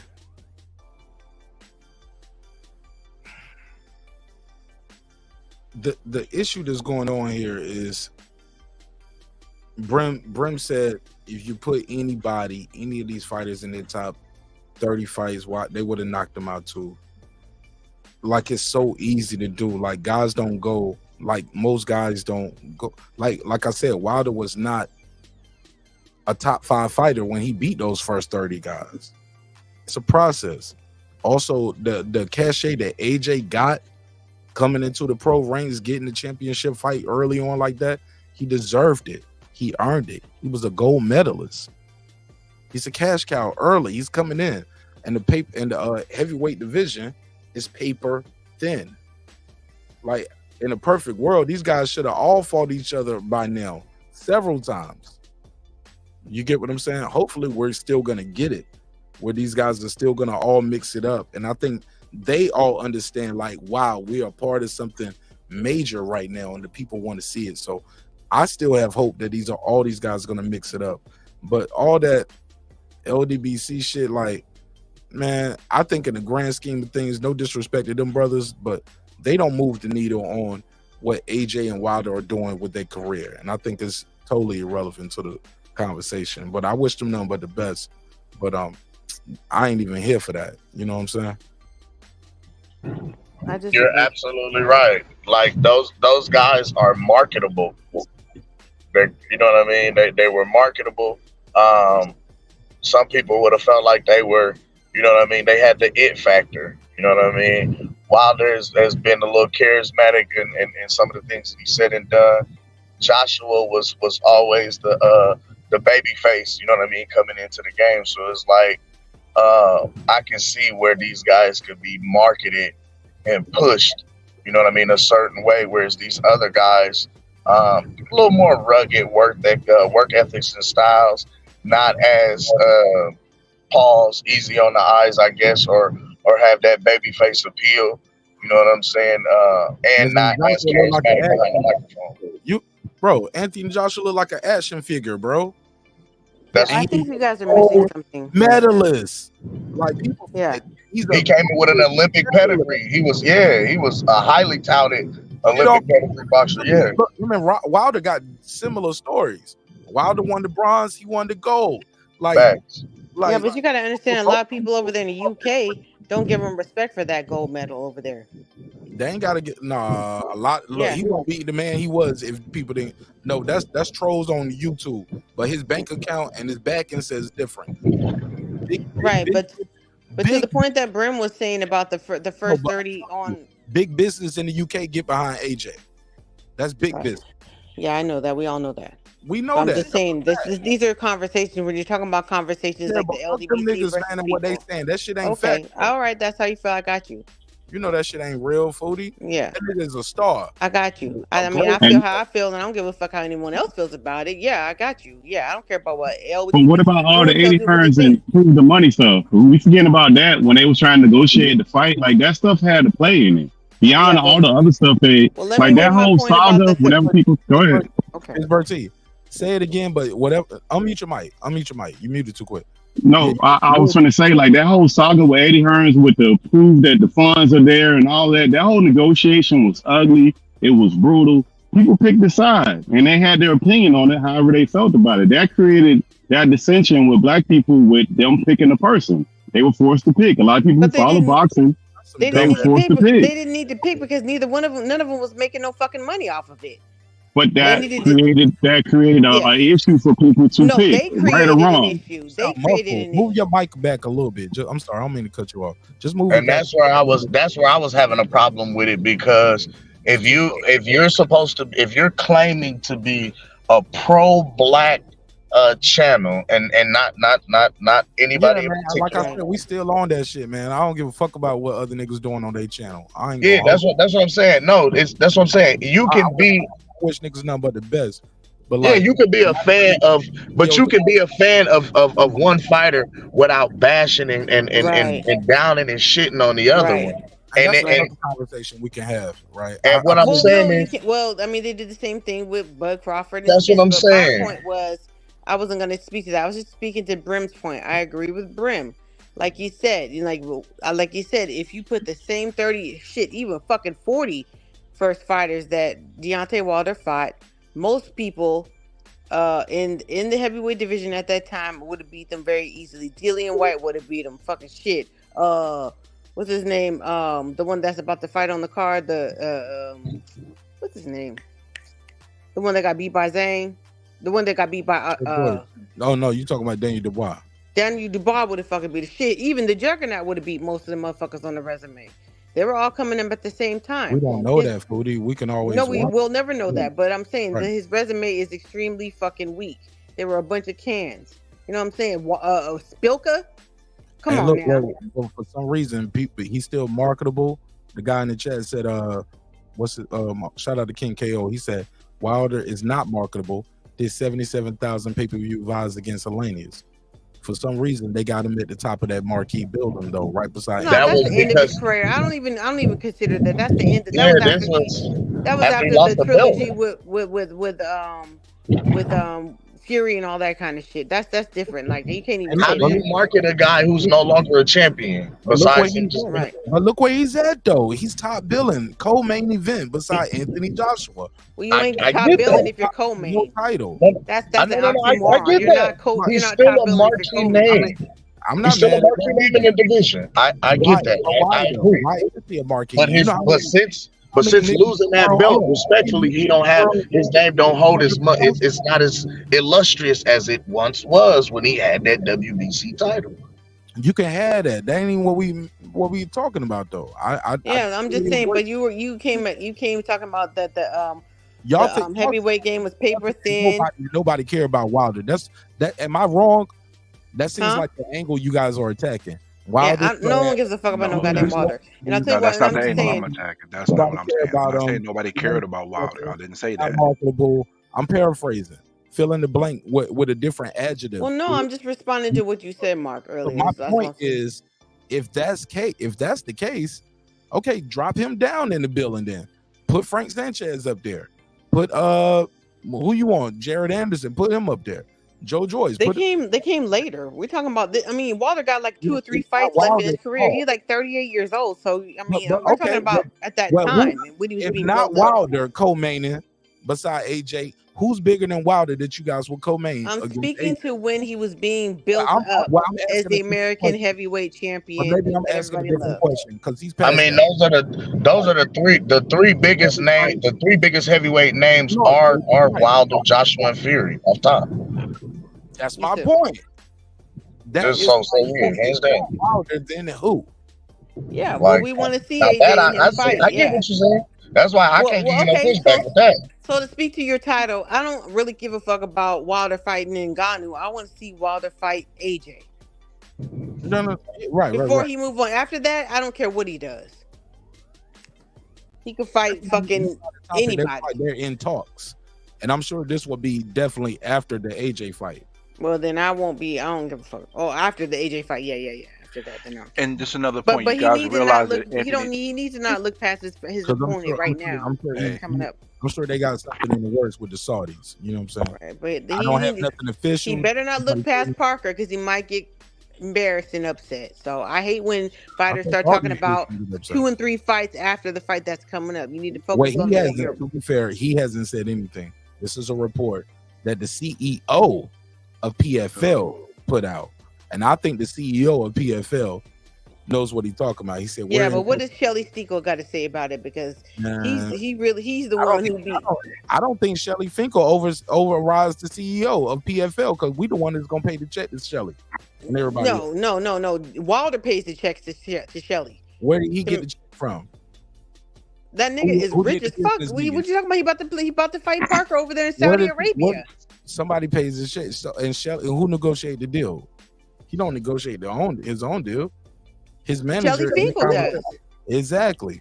And who is everybody? Shelly get the I check just from said somebody. we got to hear what Shelly Finkel said. And what my point was, Shelly's gonna get the check from the CEO of if PFL. Wilder agrees to the fight. Right. And then you said, then you brought Wilder in.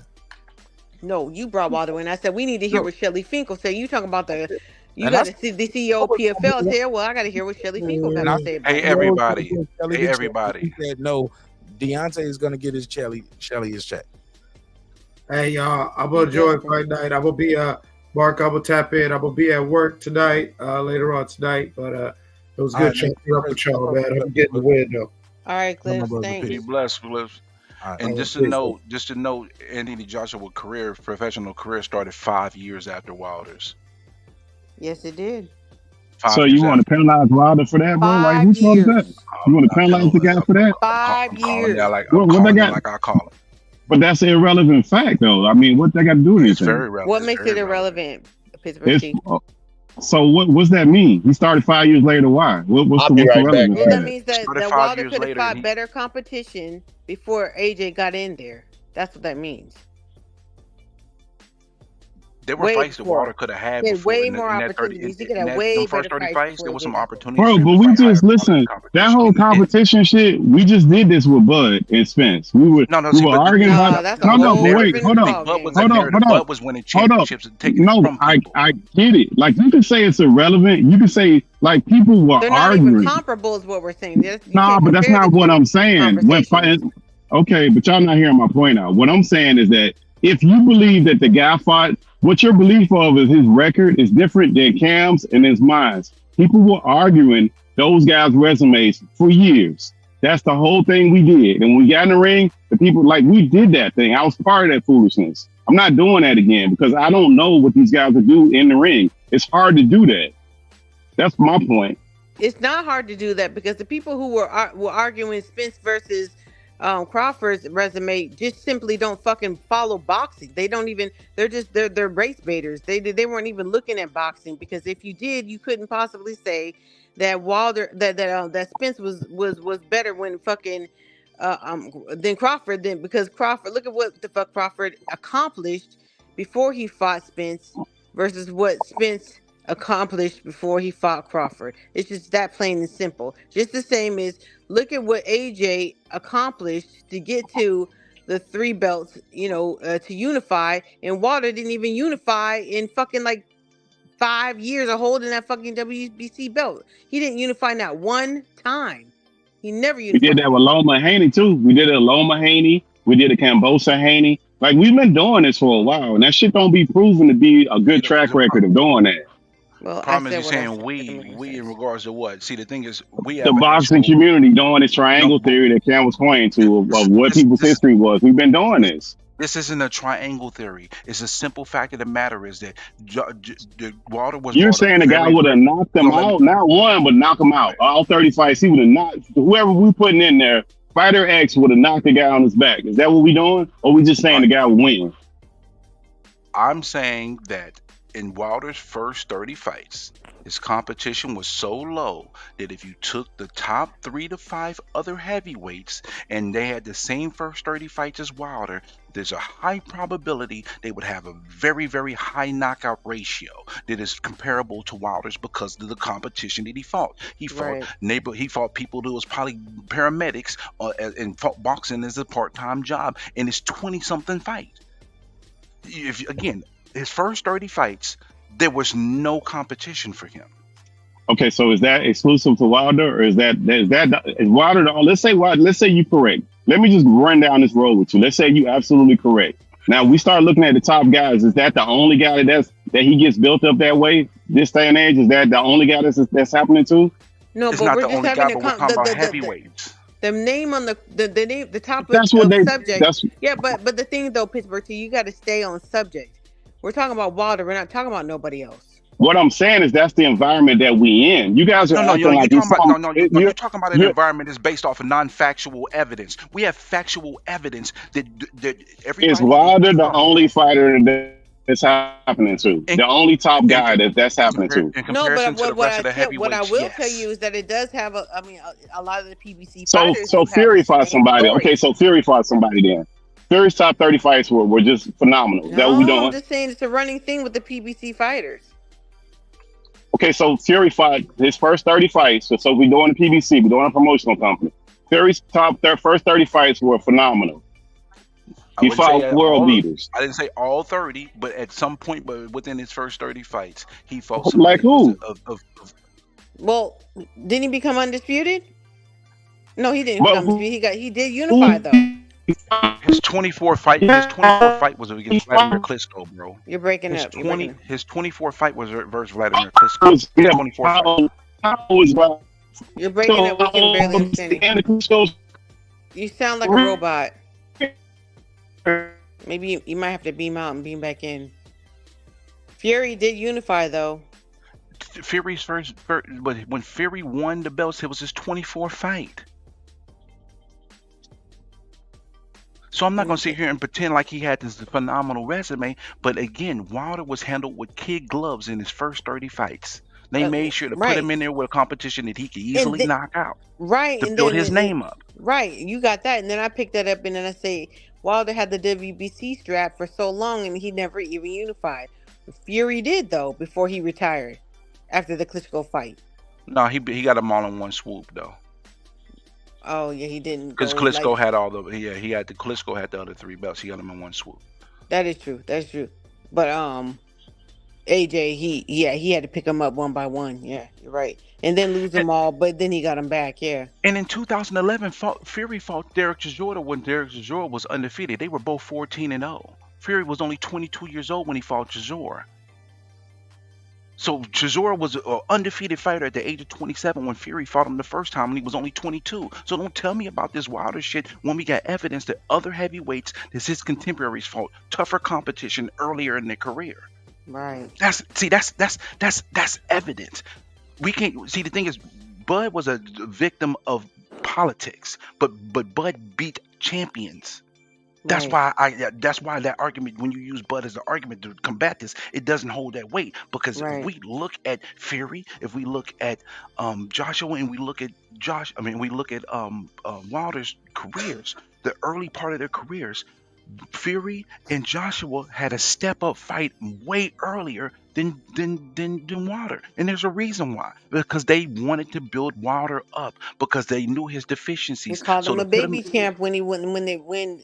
This is the thing that never made any sense to me, Bram, is that how the fuck do Klitschko and Wilder have the same fucking manager and you can't make that fight? Because they didn't make that fight on purpose.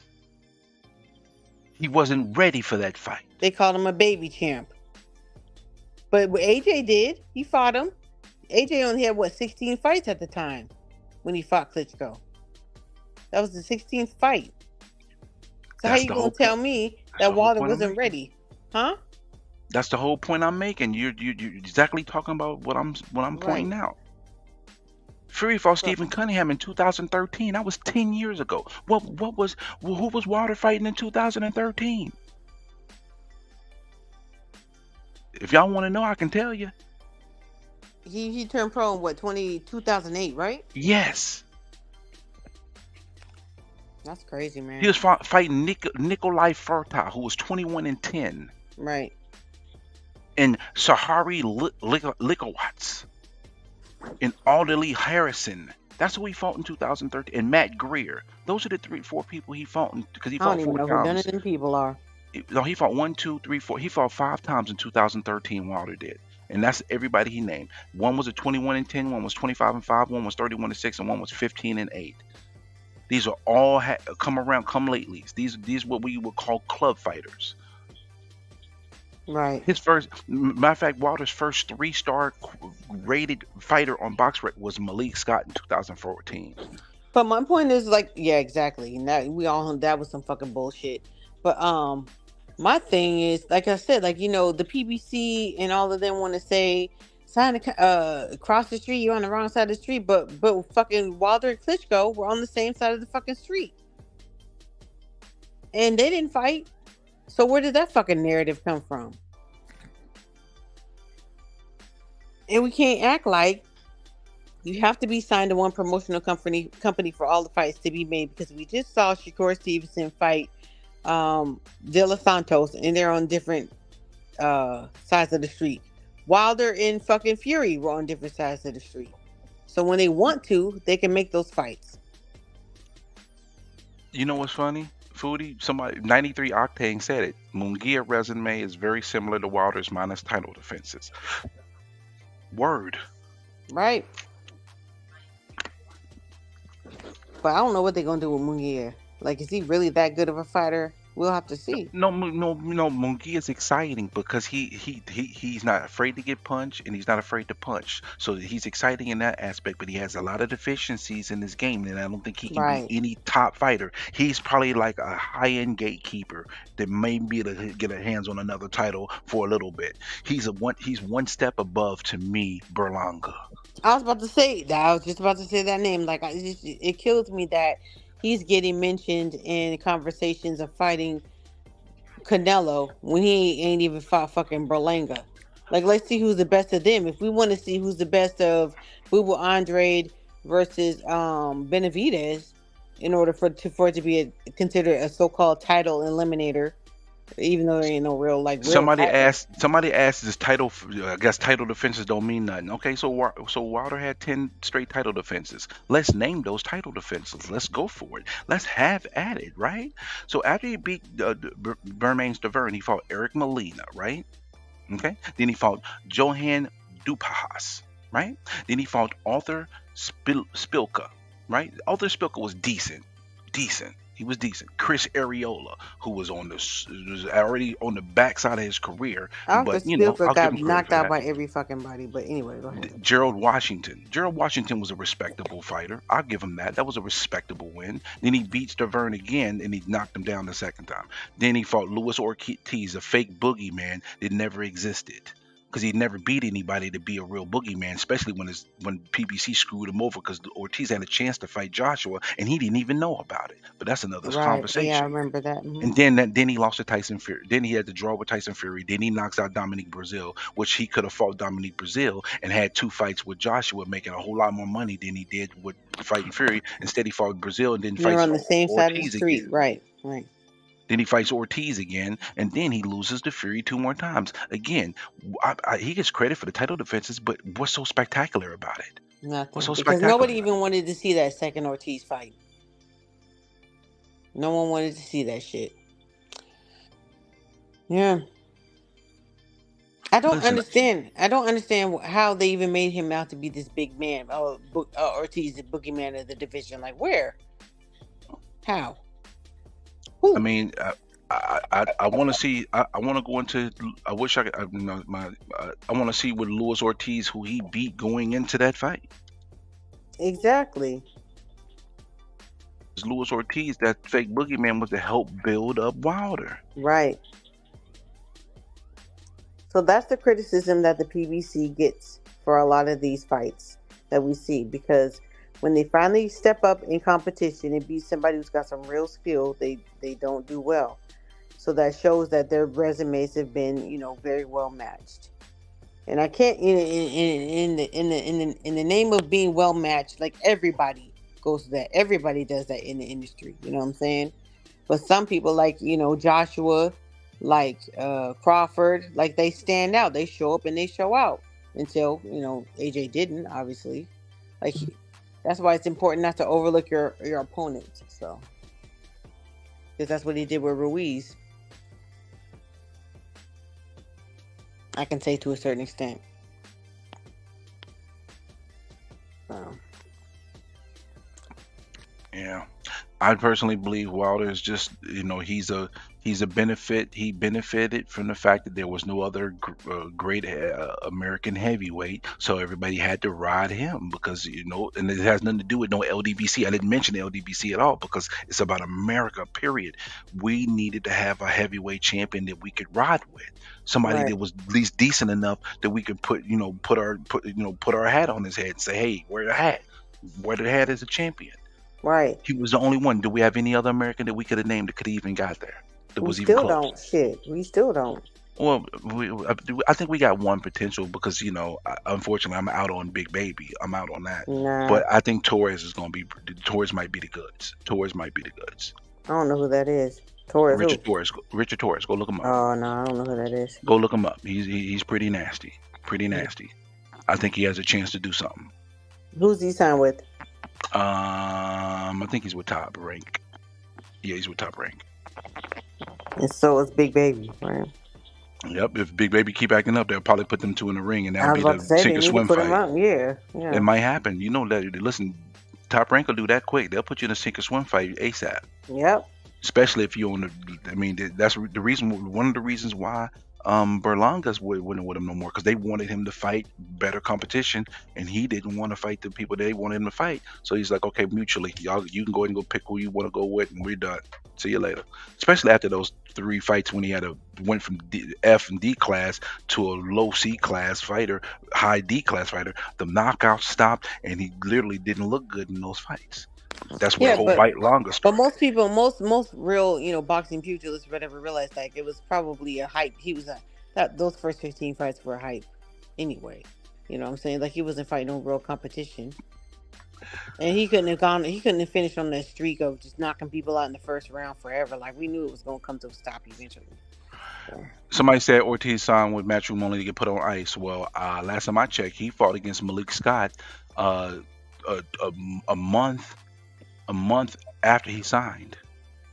All right. Then he fought. Then let's see. He only fought. The same could be said with Berlanga. Okay, so hold up. Somebody just said in the chat about 93 said Ortiz was once upon a time an avoided fighter. Eddie signed him only to put him on ice. He was only with Matchroom for 1 year, and he fought one fight. So what ice are you talking about? He signed with Matchroom on October the 9th, 2016. On March 29th, 2017, he went with Al Heyman. So what are we talking about here? I don't remember him signing with Matchroom. And he had the doping case that later on that year in 2017. So what ice you talking about?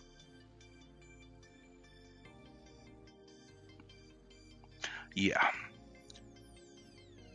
He wasn't even with them. You talking about like when he was taking them blood pressure medications or what? I don't know if it was that. Yeah, that's what it was. So they say it's a blood pressure medication that also can be used for masking agent. But that happened literally 6 months after he signed with Al Heyman. He was only with Matchroom. He wasn't even with Matchroom a whole year. He signed with Matchroom in 2016 in October. He left and went with Al Heyman and PBC March 29, 2017. That's not a long period of time. November, December, January, February, March. He was with Matchroom for 5 months. And he fought one fight at Matchroom. So where's just sitting on the shelf we talking about here? That's crazy. You should have fought AJ during that time. And I heard that they offered him like $5 to $7 million to fight him What is before he fought Big Baby Miller, or before he signed to fight with Big Baby Miller. Not Big Baby. Is that was it? No, it Big wasn't Baby Miller. I don't think he fought. He didn't fight Jer- Miller because Miller's still undefeated. No, I'm talking about Jarrell Miller. I get them mixed up all the time. No, Jarrell Miller is baby big. He's undefeated still. No, when AJ signed up with him. Oh, you talking about AJ fight? Oh, Right, like because they approached Dillian White. Dillian White didn't want to fight him, and then they approached Ortiz, and then that got mishandled or miscommunicated somehow. Like you should have fought him at that time, but like no, like you know, I said, Andy. See, that's another thing. Another thing, you know, that Mark was pointing out, which I can kill that argument. He fought Andy Ruiz. Ruiz was a replacement. And guess who? exactly. He was replacing Big Baby Miller because Big Baby Miller failed the drug test. Right. So that probably AJ, played a that's why I role in would him say, losing. like, I know there's no excuses, but I'm like, AJ trained to fight Big Baby Miller. They had that whole animosity thing. Like, he really wanted, he was talking about each other's mama and all that kind of shit. Like, he really wanted to fight Big Baby Miller so that he could show out in America and beat him so that everybody could be like, yeah, now we really need the undisputed fight between him and Deontay Wilder. But it didn't go as planned. No, he lost at Madison Square Garden against Andy Ruiz. I mean, he got his payback. He did a good job. He outboxed him completely the second fight. But Andy Ruiz was, what, 35 pounds heavier than he was for the first fight. He was enjoying the fruits of his labor too much. You know. Matter of fact, that was the first fight that was in Saudi Arabia. I think the Andy Ruiz fight. That was the first fight that they had in Saudi Arabia where the money started flowing in from there, going to the fighters. That's why I'll be like, everybody better show some respect to Anthony Joshua, because that's the reason why this all started. Because of Anthony Joshua and them fighting in Saudi Arabia. In Riyadh, yeah, exactly. And they built him a stadium. Everybody was like, damn, they motherfucker built him a stadium. And then tore it down after the fight like it was nothing. Like that's how this is gonna be his third fight in Saudi Arabia. Yep. He fought Andy Ruiz, he fought Alexander Usyk, and now he's about to fight Otto Wallin. Right, exactly. I think that's gonna be a good fight.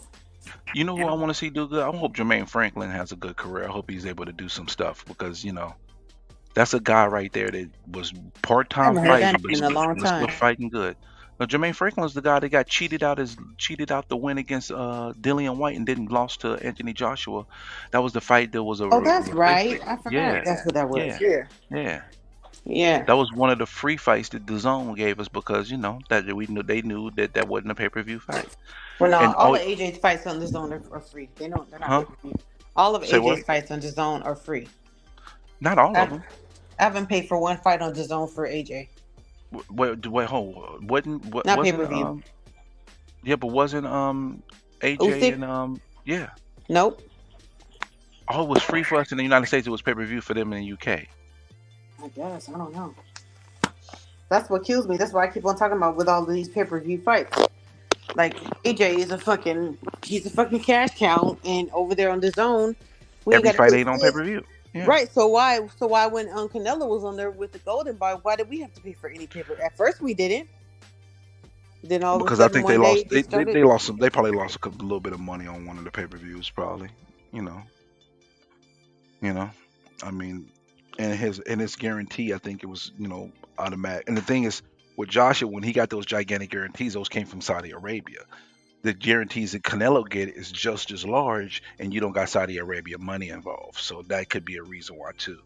But when he fought Jermaine Franklin, when he fought the Nordic Vampire, what is his name? I can't remember his name. The same, Hellenius. Yeah, Hellenius. Yeah, that was no Saudi Arabia money. Yeah, but he didn't get paid the same money either for those I don't know fights. what he got paid. All I'm saying is that I didn't have to pay pay-per-view. Yeah, those fights they knew not to put them on pay-per-view. Did you hear how much they charging for the heavyweight card? No, I didn't. And for whatever reason on BoxRec or whatever boxing scene, it says to be determined which channel they're going to be on, but it's going to be in DAZN, right? Oh, wait, say that again. Yes, the event's going to be on DAZN. Yes. It says when you see what channel, it says to be determined. I'm like, well, what other? No, it's on DAZN. They already announced it, and it's going to be $40 pay-per-view for us. Really? Yep. Wow, we paying fucking $85 for fucking Boo Boo Andrade and fucking Benavidez. Thank you. Thank you. They're charging $40 Wow. and for UK it's $19.99 and everywhere else in the world it's $21.99. It's $40 for the pay-per-view. And somebody said wasn't robbed against. Franklin was robbed against Dillian White. He beat Dillian White. I thought. Oh, okay. Thank you, Toby. Shout out to Toby. You are right. Yeah. Somebody said Franklin wasn't robbed. You're being ridiculous. I'm not being ridiculous. He beat Whitewash. And shout out to Toby, man, across the pond. He said AJ hasn't been on pay-per-view yet on the zone, so he knows. He said AJ hasn't been on pay-per-view on the zone yet. AJ versus Dillian White was supposed to be a pay-per-view. Appreciate you. Right, but what's his name was the replacement, and it still wasn't pay-per-view. And they booed him in that fight. They booed AJ because he wasn't getting him out of there fast enough. Yeah, but he had never been knocked out. Matter of fact, he had never been knocked down either. That's why I hope Jermaine Franklin been knocked out or knocked down. Jermaine Franklin. We're not talking about Jermaine Franklin. We're talking about I don't Dillian even know White? why. No, the Nordic. I keep on wanting to call him Dirk Nowitzki. You funny. Hellenius. Yeah. Same damn thing. Big tall white man. You funny. Nordic. Well, I mean, the Nordic wasn't it? I think that was his nickname though. Yeah, Dirk Nowitzki. Yeah. Dirk Nowitzki, you silly. The Nordic Nightmare or whatever. Yo, this crazy. How Mark on here twice? I just noticed that you got Mark on here twice. I can do that too though, because if I do it from my phone and do it from here, it'll be on there twice sometimes. Yeah, but I listen. I think Wilder's a respectable heavyweight, but the truth of the matter is, if he fought in the '90s, he'd be Michael Grant. That's who he would be. Almost all these heavyweights in this era wouldn't even be the stand in front of most of the heavyweights from the '90s. You know. Yeah.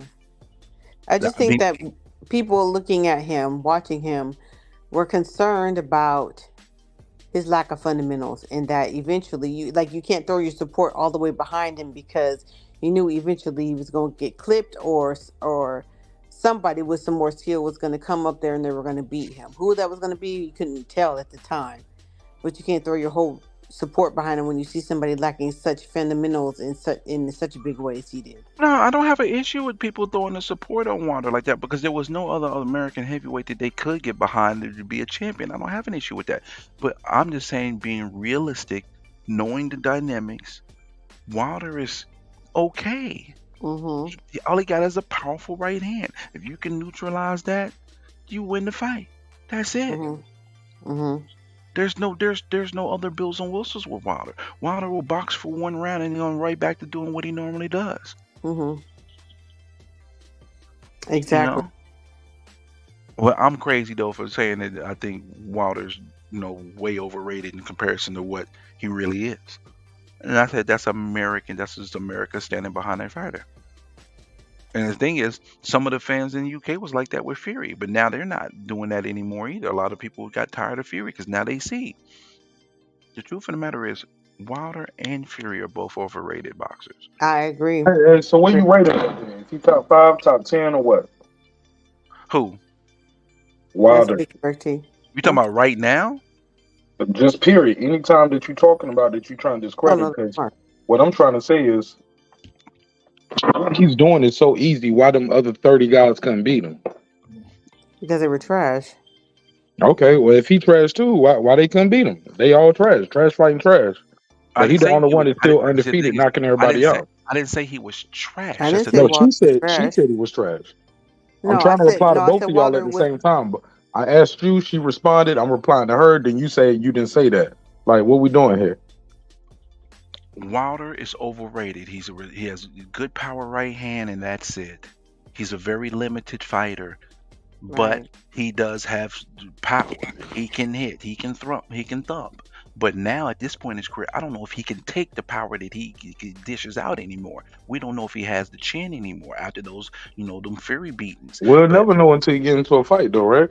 Well, he's about to fight soon. We'll hopefully find out. But according to you, he's trash though. So no, according to me, he was trash in the first 30 fights. He's overrated. He's the people he fought 30 was fights. not The first 30 fights though, right? What about the first 30 fights who he fought? Yeah. The first 30 fights he fought were against very, very, very, very low end competition. Wasn't he low end competition too though? Because he just came off the street. He didn't have no boxing pedigree, no big boxing background. But he won a bronze medal. But obviously he needed to be built up. But that's why they put him in 30 very safe fights where he could build himself up and get the notoriety that he ended up getting. So he took advantage of the situation. Salute to him. Salute to the matchmakers for recognizing that he needed that time. But it doesn't change the fact that his first 30 fights of who he fought, his competition wasn't there. And if we took the top 3 to 5 heavyweights that's currently at the top 3 to 5 right now, if they fought those same first 30 fighters, it's a great chance that he would have the same effect, because none of those fighters was even, a lot of those fighters were F class fighters, a lot of them not even D class fighters. Some of them were guys they got from the street. Like, I got me a boxing license and I won 3 fights. Let me fight Deontay Wilder in my 7th fight. And that happens with a lot of fighters. They just did it for a longer extended time with Deontay Wilder to help build them up. Not saying Wilder's trash, but he's overrated based off of America's viewpoint of who he is. But he's not trash. He's just overrated. Overrated, yeah.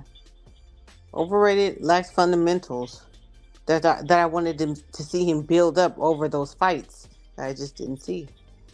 But he didn't have a reason to, because they were hyping him up on those one-hitter quitters, Could it be a sign of the times and where the division is at as well?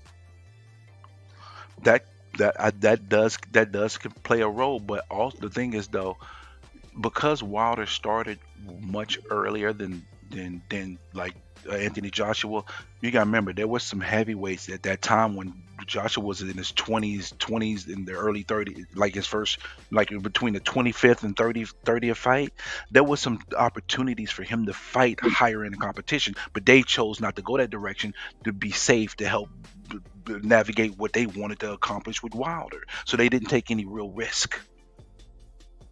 Do y'all think Wilder versus AJ is still the biggest fight in boxing? No. But it's one of the biggest. I'm sorry, the biggest fight in the heavyweight division. Oh yeah. Yeah. Is that bigger than, with no belt? Is that bigger than Usyk versus Tyson Fury? Bigger money wise, yeah, it'll definitely generate more money. Absolutely. Yeah. Wow. Not as significant, but it will just flat out money wise and name recognition wise. Yes. Will. Because Fury really is as far as it goes between him and Usyk, is the only draw in that fight. But Wilder and AJ both have good, strong fan bases. But the thing is, I kind of got to push back on you a little bit, Foodie. I think that's overstated about Usyk, because every title that Usyk won, he won in other people's in their home countries. Ain't nobody checking for Usyk like that. But a lot of his stock. No, ain't nobody in the United States. Brim. Or the UK. Brim. His stock dropped after that Dubois fight when he was shivering and shaking on the pavement. He was shivering and shaking? But not only that, that wasn't even a pay-per-view fight. So what is his pay-per-view marquee value? I don't know. I ain't never seen him do nothing without AJ. Okay. If he ever did, he did it with AJ, right? Right, and that was he sure as fuck wasn't one of the names that people was checking for on that. So AJ carried that whole thing as far as pay-per-view goes. Twice, and he had the majority of the belt. So, like I said, but versus AJ versus Wilder, they both have their good, strong fan bases. America versus UK. I don't know if Wilder fans support him like AJ fans do. They will. When it comes to that, a lot of motherfuckers are still holding on and hating and nut hugging. Yeah. If that fight gets announced, watch the fervor for the American fan base saying Wilder's going to knock him out. AJ scared. I see people saying AJ's scared of Wilder. I'm looking at them like you smoking rocks. Neither one of them is scared of each other. One of them scared of each other, bro. I don't think neither one's scared of each other either. I never thought that either. I think they're very aware of what the possibility of what can happen with each other, but right. But fear, nah. I think AJ looks very comfortable in those press conferences next to Wilder. Hey He Mark, don't look you scared at somebody. all.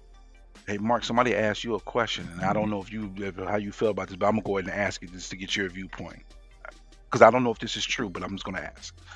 Why does every American like Mark Nash say the division is trash just because an American is not at the top? I never said that. I didn't think he said that either, but I Me just neither. Said that. I never said that.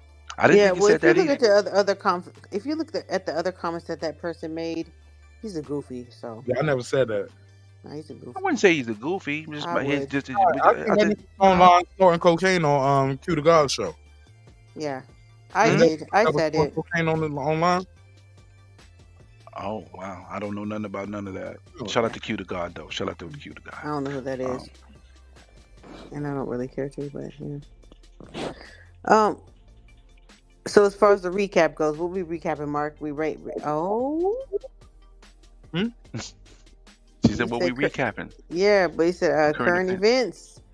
What I ain't current got events you none. want to touch on before we get off? Huh? I ain't got none. I I do. ain't got none. What y'all got? I got Diddy being accused, the third accuser coming up, talking about him and Aaron Hall with "Don't Be Afraid, My Baby." that give it to Niggas me. ran the train. Give it to me. The niggas ran the train. Them niggas was running a train and said that Diddy doped her up, like they was at the partying, and then I think they was gonna go to an after party, and all of a sudden she couldn't feel her legs, and I can't feel my face, and she couldn't even get out the car. And next thing you know, he took her to the studio. Yeah, took her to the studio. She couldn't get out the car.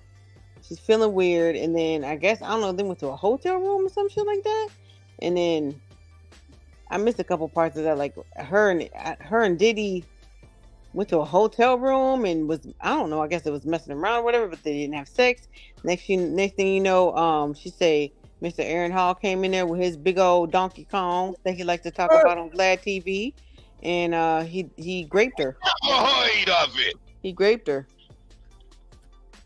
Who, Diddy or Aaron Hall? Aaron Hall. So why does Diddy name pop up top in the headline? Because she was partying with Diddy. Oh, he warmed her up. Yeah, he gave Diddy her was the fluffer. drugs. Yeah. You think he did that too, or you think everybody just coming for him now? If you listen to the story, like I sent it to you earlier on Instagram, sound like she got a case, Mark. Sound like she got a case. Because I missed some parts because it's late and I don't I'm not a blogger, a gossip blogger, whatever. But you're doing good though. You're doing good. You're doing good. That shit. I'm enjoying the gossip. Go. Yeah, that's what it sound like. Yeah, like So I guess she met Diddy at the party, like I said, and they was partying or whatever, and I don't know how he like she said, they got into a car and they were gonna go to an after party. But I guess instead of going to the after party, they went to the studio, something like that. And right. She went to get out the car, but she couldn't get out. She couldn't move. Like she was paralyzed, right? And then starstruck. She could have been starstruck. Well, no, she meant like paralyzed as far as drugs. The drugs was in her. Oh. She was drugged, right? There was some type of substance permitting her from using her basic, CNS system was paralyzed by drugs, and CIA dope. And she couldn't get out. But then I'm like, okay, well, if you couldn't get out the car, then I can't remember how they ended up going to somewhere where Aaron Hall could grape her. And so everybody now on Twitter and even 50 Cent is playing the Vlad interview with Eric Hall. I don't keep wanting to call him Darren. I don't know why. Who the fuck is Darren? But Aaron Hall. Sharper, because Darren Sharper is a basketball player that went to jail for being a serial rapist. Football. Oh, okay. Football. Excuse me. Right. Darren Sharper. And you know what makes it worse? The Aaron Hall videos of that's what made me think of that whole "Don't be afraid, my baby." Well, he said that in the Vlad interview or something. Like that nigga kept on talking about how did my dick. If any bitch fuck me and says that my dick is little, then she a motherfucking lie. He said all these niggas, the nigga said all these niggas taking these bitches to Dubai and buying these bitches all this. She said, bitch, close your eyes. You anywhere you want to be. And that made him sound like a great to you, a great The nigga keep on talking about how big his dick is and how he like to fuck bitches and how he had Jodeci over there watching them fuck bitches and he was on some weirdo time. Yeah. And Jodeci watching. Everybody know I got a big dick and all this kind of stuff. Hey, look, as Jodeci, they seen it. As Jodeci. Hell no. Somebody said like Jodeci just entered the chat in the group chat like take me out the group chat like I don't even want to be named to this shit. Facts. So what's the verdict, man? Y'all think he guilty or not? Y'all think he did that shit? I don't know if Diddy did anything, but it seemed like some of these niggas be tag teaming. Like they be like, yeah, I'm gonna dope up the bitch, and as soon as she knocks out, then boom, you can just tag team. I'm out, you in. Fool, you hell, man. You cold as hell. Telling you, know a lot of niggas, heard a lot of things, seen a lot of shit. I ain't seen nothing like that. No graping or nothing. Cold as yo. What the hell is I'm telling. What the hell just happened to this show? What the hell is going on? Brim, save us from cancellation. I'm telling you. Hey, look, and people be like, put a woman on the show when y'all talk about these topics. All right. Food revolution. Here you go. I'm saying. They be like, then they gonna like, okay, somebody else. Give me a different woman. That's fine. I'll be in the comment section like, nah, pull up this article. Yeah. So they think they want a woman up there until the woman don't go with the norm of what you expect. Exactly. Mm-hmm. Or stand up here quiet saying, whatever you say, daddy, you right. Mm-hmm. Yeah, you right. Yeah, I seen that too. Yeah. Mm-hmm. Whatever you say. Nah, that nigga did that shit. Them niggas be tag teaming and shit. Tag teaming. Tag team back again. Yep. This was another one that happened in like 91, and like I said to my sons, I'm telling them this shit. I'm like, look, I understand the rich and powerful thing and how like because this bitch, I think she said, God, is this the same bitch? I'm getting my stories mixed up with who got accused, but is this the one who said she went to Columbia? She was getting her degree, and no, that's Marcellus Wiley, I think. No, that not Columbia, or maybe it was another school. Howard. And she watched him come up to fame. Yeah, that's Howard. And she said she wanted nothing to do with any of his fame as he was coming up. I think that's what it's in that article too, but maybe you're right. But anyway, I told my sons, I was like, look, even I said, I understand how people look at it like, oh, why are all these bitches coming up with all this shit and the thing, because it expired today, that whole civil thing, whatever, the 24th. Or yesterday. New York City Survivors Act. Right, the New York City Survivors Act. And I understand that point of view is to people thinking that this is a money grab, and maybe some of it is, but even though you want compensation, some people feel like, shit, you gonna pay me for my pain. It don't mean like it didn't happen, huh? Right. So it doesn't mean, that's what I'm saying. You can focus on these women getting the money and the amounts of money they're getting, but that doesn't mean that the people didn't do what they are being accused of. So that's the part people don't want to examine. People, oh yeah, it's just money. Yeah, but what if they really did this shit? It's possible, but the chances are definitely lowered though, in comparison to women who actually come out and speak up for themselves. The percentage is lower. We can't admit these women are coming out and speaking up for themselves. No, I'm talking about the ones that speak up for themselves. 3 years, 5 years, 1 year. The chances of it being that's not very common though. I'll tell you this. I think it's a little bit overstated that it's not common as it is. It isn't. It is. I think not only is it not common, not only is it not common for women to speak up, but the women who do, it's not common for any legal action to be taken place. Like if anybody's, I haven't watched the Dahmer series, right? Like Jeffrey Dahmer, right? But I know one thing I remember, because I remember when that was happening. That woman who lived next door to him was calling the police over and over and over and over and over again, to the point where they're like, if you're going to keep calling us all the time, we're not going to take you seriously. Man, he was damn near about to kill her ass. You seen that series, that movie? The nigga Jeffrey can't hold that. What ended up making him not do it that day? Because he was trying to force her to eat something. Somebody came to the door and something happened. I didn't see the series, but I'm just using that as an example because I've heard so many people having a conversation about that, and I remember little bits and pieces and we gotta watch that. You ain't never seen that. Yeah, I do now. Now I'm really intrigued because for some reason I be watching this podcast Shits and Giggles. They're UK dudes and they be doing reviews of Reddits and all that. And the dude was telling it like in such an intense way. I'm like, man, I gotta watch it. Because I remember just being so disgusted from when it happened in the news when I was younger. And the nigga that got to play him look just like him. Foodie, we got to watch that. And that was all black men. I was so disgusted. Man, our movie night is piling up, Foodie. We got to put it in order and start it's piling up. They don't even have Netflix, but I want to get Netflix just to watch that shit again. I got it. I got you. We share the screen. Let's get this shit done. Yeah, man. I got to see that shit again. I don't know if I can stomach it all. But I'm gonna try. No, the way it's put together, the way the story is put together, you're gonna love it. Like they flash back to his dad. Is it really dudes from have you ever seen American Horror Story? I used to be addicted to that shit. I saw the first 2 or 3. Oh, I think the dude who played Dahmer is the dude that I like in American Horror Story. Like every season he's someone else. He's a good actor. I can't remember Evan something. But anyway, like I said, Brim, that's just an example of how systemic racism,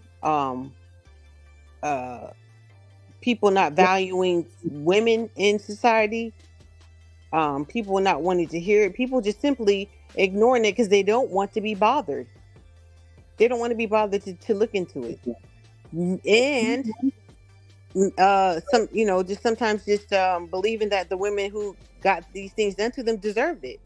So they may go to the police, but they just don't do anything about it. So if these women have any receipts that they've gone to the police and the police didn't do anything about it, that's another reason why some of these people are settling out, because that's illegal and they don't want it to go to a criminal case. So a lot of people will go to their parents, they will go to the law, and the law don't do shit about it. Especially way back in the day, when it was believed that once you get married, your husband can beat your ass as much as he wants to, as long as he don't kill you.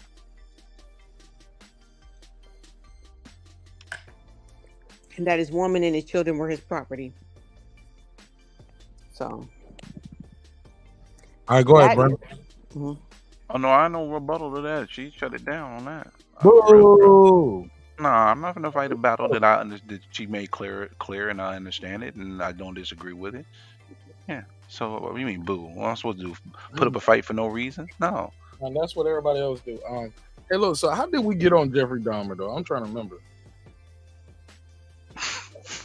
No, I use that as an excuse as people calling the police. You said, well, they don't get reported. Yeah. You know what I'm saying? How did we get on that? Like in the current? Oh, we was talking about Diddy third accuser. Oh yeah. Oh yeah.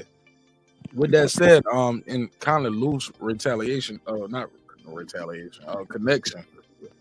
Suge Knight dropped that podcast, man. Oh, I wanted to say I've been watching. Oh my god, Suge Knight had an NGL podcast. Oh my god, Rob Kitchen was an episode. I didn't know if you would be interested because I'm a West Coast girl, but I'm like, don't snoop on that last episode, home. I started in series like episode 4. That's the last one. Now I'm back on like 3. Right? 3, yeah. When he was like a podcast from prison. With Dave Mays. And I watched on episode 4. Oh, I got 4 episodes to listen to. I watched every one. I'm locked. I gotta go back. Don't tell me everything, but well, you can. I'm fine because I'm gonna watch them anyway. But I listened to all 4, and I think I went back to 3. I don't think I'm on 1 and 2. I haven't gotten them yet. But I think I literally just started listening to them yesterday. Well, the last one, it was about it's because it's almost like in real time, like, you know what I'm saying, like they talking about Puffy being accused with the Cassie shit. Yeah, isn't that crazy? Like this nigga in jail. I was telling my mom, I was like, this nigga's in real time. You know, look, because my mom been hearing me talk about Suge for 26 and 27 years since Death Row came out. And I'm like, it's crazy that he's in jail, and I understand that, like, because they have very limited access to media and stuff like that. But that nigga knows. That nigga got a phone card. He got a phone card. They've been having it for a long time. You have a prepaid call from the Correctional Institute. California Institute. Yeah. Yep. Let collect call. It's like a prepaid call, and you No, gotta. no. But what I mean is like they limit their like they do have access to the internet, but they limit like how much time they can spend on it and stuff because they don't want them to be able to communicate with other people and all That that. nigga Leave Martinelli. comments. That nigga I'm should gonna know have everything going on. I'm gonna have know. to watch this because I just clicked on his name and it's got people responding saying that he said that the Master P lied and didn't give Snoop no 2 million. He said Dash did a song with Tupac's Killers. He's a betrayer. Like I gotta He watch said it now. Dad's got mental issues. Yeah. Man. So well, I guess we can table this till y'all see it, man. Yeah. We'll table this because I definitely need y'all to watch that shit. We got. I'll probably watch it today. I seen episode 4. That shit was good, man. All right, but this last one, you talking about nostalgia? Is that 4 or 5?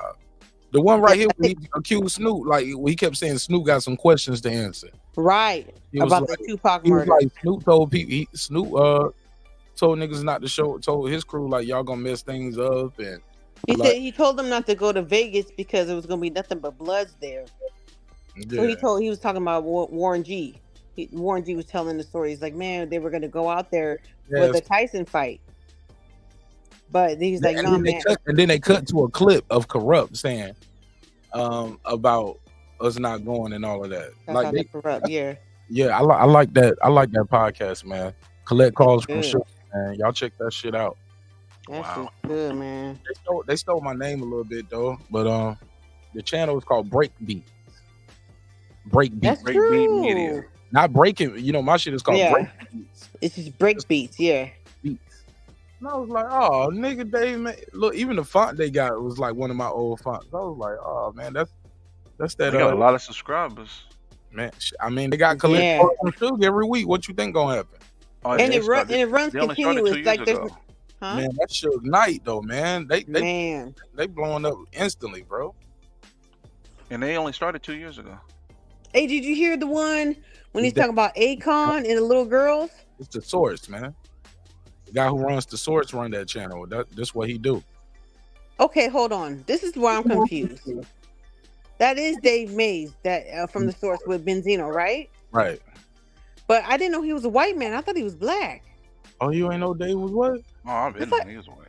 Yeah. Because when I used to see it like Benzino with like an older dude, I thought it was the older black dude, huh? Jerry from Baltimore with the flow. That's crazy, man. I mean, I'm white, but I like the blacks. The blacks are all cool. He on his Vlad. Yeah, he on his. But Man, shit, but he killing it with this Suge shit, man. Man. All I don't like is sometimes they be doing OD with the sound effects, like they was talking about. You know, around George Floyd got killed. Suge was like, when George Floyd got killed, Pop back in the day, Pop was the nigga that saw the guy getting beat up by the police. He shot him. But the funny thing is, they could have just said it like that.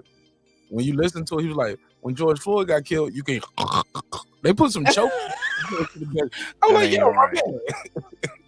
Yeah, they wildin'. Like, but I do like because I was listening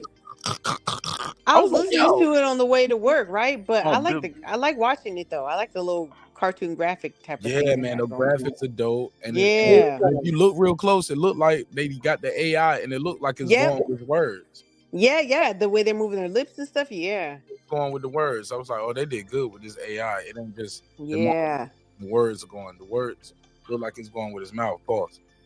So yeah, man. Y'all gotta watch it, man. Then we can talk about it. I don't want to spoil it for y'all because I'm gonna get caught up on it. Yeah, I'll probably watch it before I go to sleep.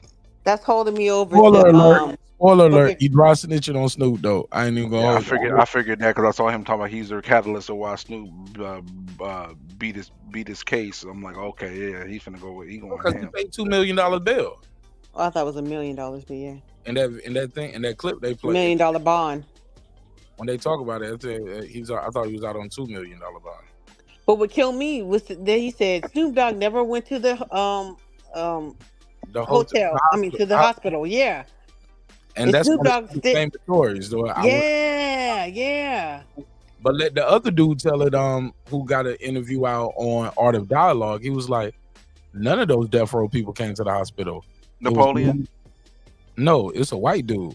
Or he's not white or Armenian. I thought it was Napoleon. It was Napoleon. It's not Napoleon. It's not Napoleon. Now He said, Napoleon gave an interview talking about how they were like outside trying to, right, right. with guns and That's shit. what this guy said. He said it was me, and it was a security guard, off duty cop type shit, and a couple outlaws sitting outside in the car. Yeah, that's what So Napoleon a said. death row guy came in, phone rang, he took the phone. The guy was like, yo, they said they about to come finish what they started. He hung up the phone and left. And I'm calling, trying to call the police to get extra security for Pop. They're not doing nothing. They talking about they busy. Which episode was this? This is Art of Dialogue. This is okay, my bad. I've seen a couple of those too. Yeah. But I'll send you the link. But it's connected to the story. And he's according to him, nobody came to visit Pop. He said, and I know because I was there until he died. He said the way he was trying to keep people off, he would call the news and tell them we about to do a press conference. So they'll show up with a van or so. Then he said, I tried that again the next day with the next news company and the next one for a few days. And then like the third or fourth day, nobody came because they figured like it was bullshit. But he said, I was just trying to have the vans there because he said Pac was on the first floor of the hospital. Right. He said Pac was on the first floor. You can walk right by and stand on your tip. Right, and they didn't want nobody to come and try to finish the job.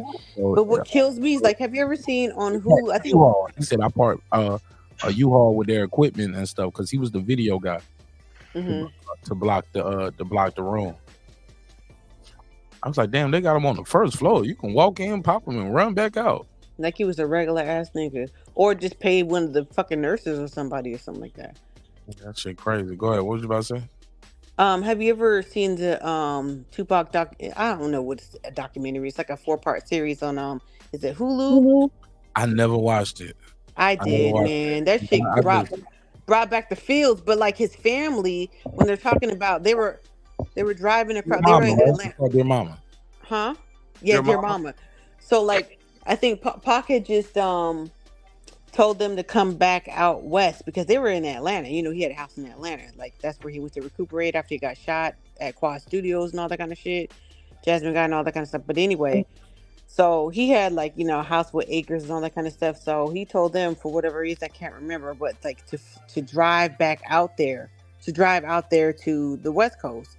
They're coming from Atlanta, just driving, you know, in like kind of like a hoopty or whatever. Like they didn't have a lot of money at the time because I don't think that the money from All Eyes on Me had hit yet or whatever. So they're like, all right, like whatever he did, whatever he told them to do, they did. And mind you, this is a 25-year-old man, right? He's telling them like what to do. Whatever he told the family to do, they do it. So they hopped in the car, they driving across town, cross country, but they weren't like getting any information about him. And then all of a sudden they just heard about him getting shot. So they're like trying their best like to just make it there. But when they got there, like I never heard any stories about anybody else besides the family being at his bedside. This was his aunt talking about his aunt, you know, his mom's sister, her only sister, telling the story. Because obviously, if any, she's passed away. Rest in peace. Yeah, But you gotta watch that shit because Suge talk about that too. He talk about Pac's aunt. He was like, man, we gave them any and everything they could of Pac, you know, so they can have something to remember him by. He said they sold it from the watch, from his clothes, like anything of his that we gave him, they just sold it. Well, if you look at them and not to judge them, these are people, like I'm saying, they were dirt poor. They didn't have no skills, no life skills. Their claim to fame is they related to Tupac. Not just claim to fame, but claim to survival. Like literally, these people had no like skills. I think just Afeni, if you listen to the upbringing from where they came from North Carolina, moving up to New York or whatever, like they had nothing. Afeni was 17 years old, pregnant with Pac, defending for her life in court. So she was well read and stuff. That doesn't translate into survival skills. You know what I mean? Because Pac said they were literally so damn poor, dead poor everywhere they went. They're like rats and roaches were crawling over him when he went to sleep at night. It wasn't just like welfare, right? It wasn't just like Section 8. It was just like abject poverty. 10 and your mama 25 type shit. Right. And not only that, but like she would be looking out the windows thinking that the government was coming back to get her and shit. So it's a whole nother level. You know, it's not just Section 8. Like she had the government she felt like the government was behind her because she beat that case. You know, like it's crazy. Like his man, I didn't watch that shit. Hey, look, add that to our movie night, Foodie. I ain't seen it. yeah, man, that shit was good. Like I had a hard time getting through it. It took me like 6 weeks to get through it because I'd like watch it. I'd watch. I mean, I'm not like you, Mark. I can't binge on like the negativity. I'm an empath, so that shit like really be hitting me. But I had to. Like I got to get through this shit, man. Huh? It's an empath. I don't know what that means. Empath is that you feel other people's feelings. You know, like you not sympathy but empathy. So like I kind of like certain things. I have to watch what spirits come in and what emotions and what vibes are coming through. I can only take so much, and then I'll get exhausted, and I gotta stop. And then I can watch a little bit, and then I get exhausted because I get so caught up in it, and then I gotta stop because I just know how much energy I could take in. So I'm very like empathetic to other people's feelings. People think that, you know, people like me are don't or like cold or don't relate, but it's just like a survival mechanism. Like I can't just take in so much, just take in negativity, toxic. I can't do that shit. Like feel that shit too much. So I just like gotta watch it in little spurts, and then I can move. But I had to get through it because I love Pac so much. Like I just really believe in the kind of person he was. He was that way too, but he was also like he was a chameleon. So he just took on other people's personalities to the point that it was so much it just destroyed him. You know. So it's very good, and I can't remember. I think it's the Hughes brothers who did. Oh hell no, that's an insult. The entry. They did the documentary. I think it was or maybe I'm getting that mixed up with the other documentary. The documentary they did with Big U, Deb Antony. Yeah, I think that was a different one. Yeah, but I ain't seen that one. Or maybe it was. Yeah, I can't remember. They might have done both of them. That was good too. That was really Send me the link. I need to know what that is. I ain't never heard of it. It was Wait of it. That was really fucking good.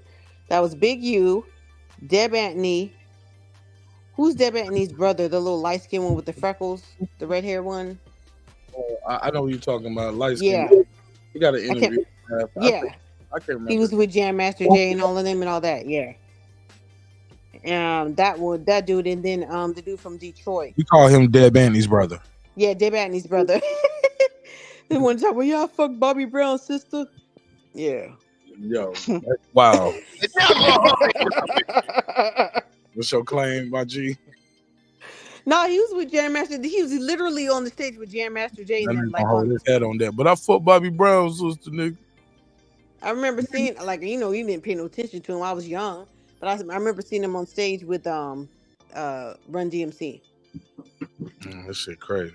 Yeah, Waka Flocka Uncle. That's who it is. Waka Flocka Uncle. Right. And then and then the fourth one is that dude from Detroit. I don't want to say what I'm thinking, but I can't remember his name. It's like Trick. Yeah. Right. Yeah. So it's them four telling just like the other side of what it takes to break an artist in the rap game. Right? Yeah, That's just good, man. That's just good. And man, what's it called? I can't remember. You gotta go. I think it's Hulu. Is it Hulu? I gotta find that shit. Hold on. I'm gonna click over right now. Hold on. I'm gonna call you Fulu.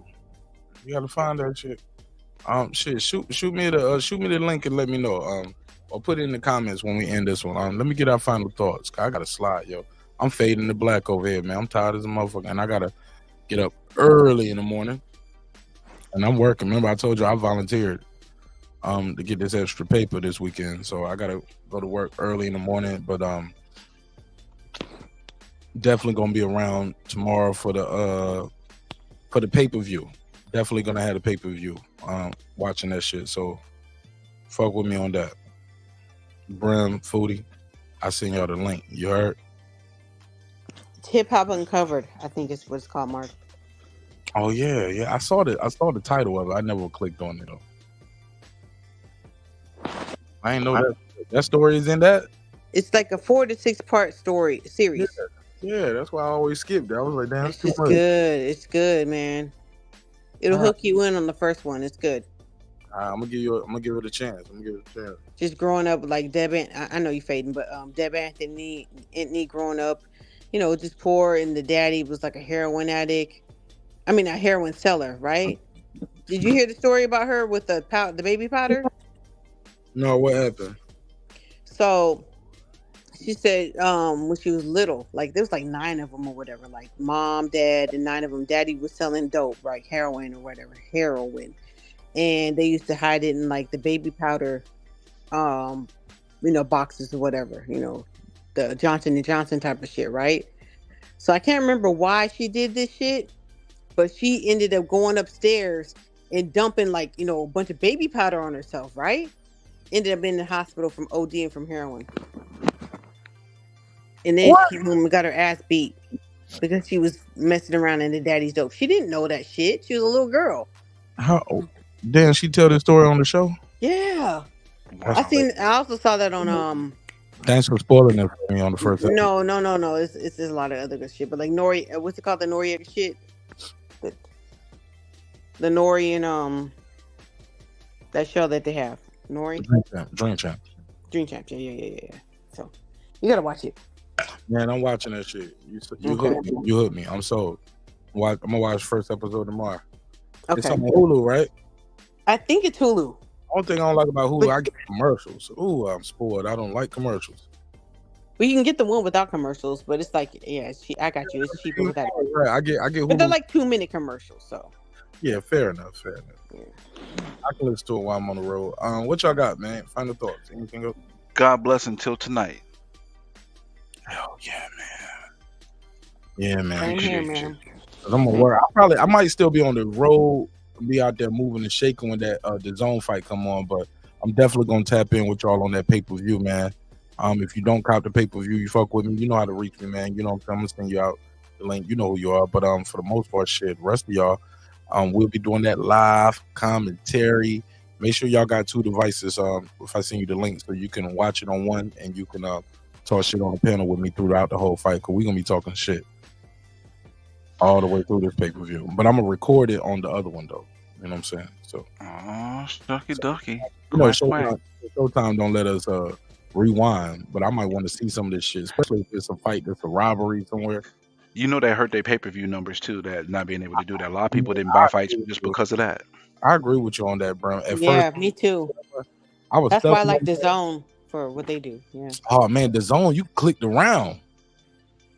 When you click the fight, you can click the little app right there in the corner and you can skip through the rounds. Go to round 1, 2, 3, 4, 5, 6, 7. But us American fans want PBC to go to Amazon Prime. It's not financially. I don't understand that bullshit. It's not financially beneficial to us fans if they went to ESPN or the Zone. It actually is financially beneficial. Like you were saying, like it's the Zone or bust, man. But I think I don't know. Maybe the thing is that the Zone don't want to get with their shenanigans, so Yeah. Well, Foodie, till tonight, you have a blessed one. You too, man. All right. I was gonna leave y'all with it. I was like, okay, I'm about to eat myself. I'm about to be out eating myself. Nah, I'm good, yeah, man. I worked at fucking 12. What I said now. I told y'all I was done. These crackers got my ass into the work. Even though I'm on vacation and shit, I'm tired in the motherfucker. Oh no, I this weekend. Hold it down for the crown, Foodie. Right. Yeah. Word. All right, Mark. I appreciate you as always, good brother. I appreciate y'all, man. Thanks All for right, man. Hey, look, thank y'all for keeping it peaceful, even in the midst of discourse, man. That's hard to do as adults nowadays. It seems like just attacking each other is the way to go. Foodie, I got a clip to send you. You're gonna laugh when you hear it. Yes. Oh, hold on. Philip H. Look, he put Aaron Hall ex-wife put him out there before too. That's not his ex-wife though, but it's who that is, right? Gloria Velez. Yeah, she was young too when he was. She was like 16, 17 when they got together. Yeah. Yeah, he was fucking on. He said, "Y'all know who my baby mama is. Y'all know who how I fuck around." I'm like, these niggas don't even be hiding. That nigga. Anyway.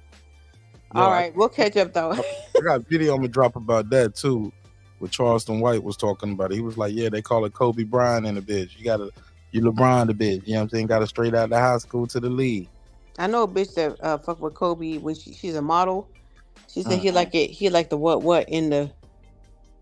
Never heard of it. Save it for Patreon. We got to get the whole story. Get her on the show.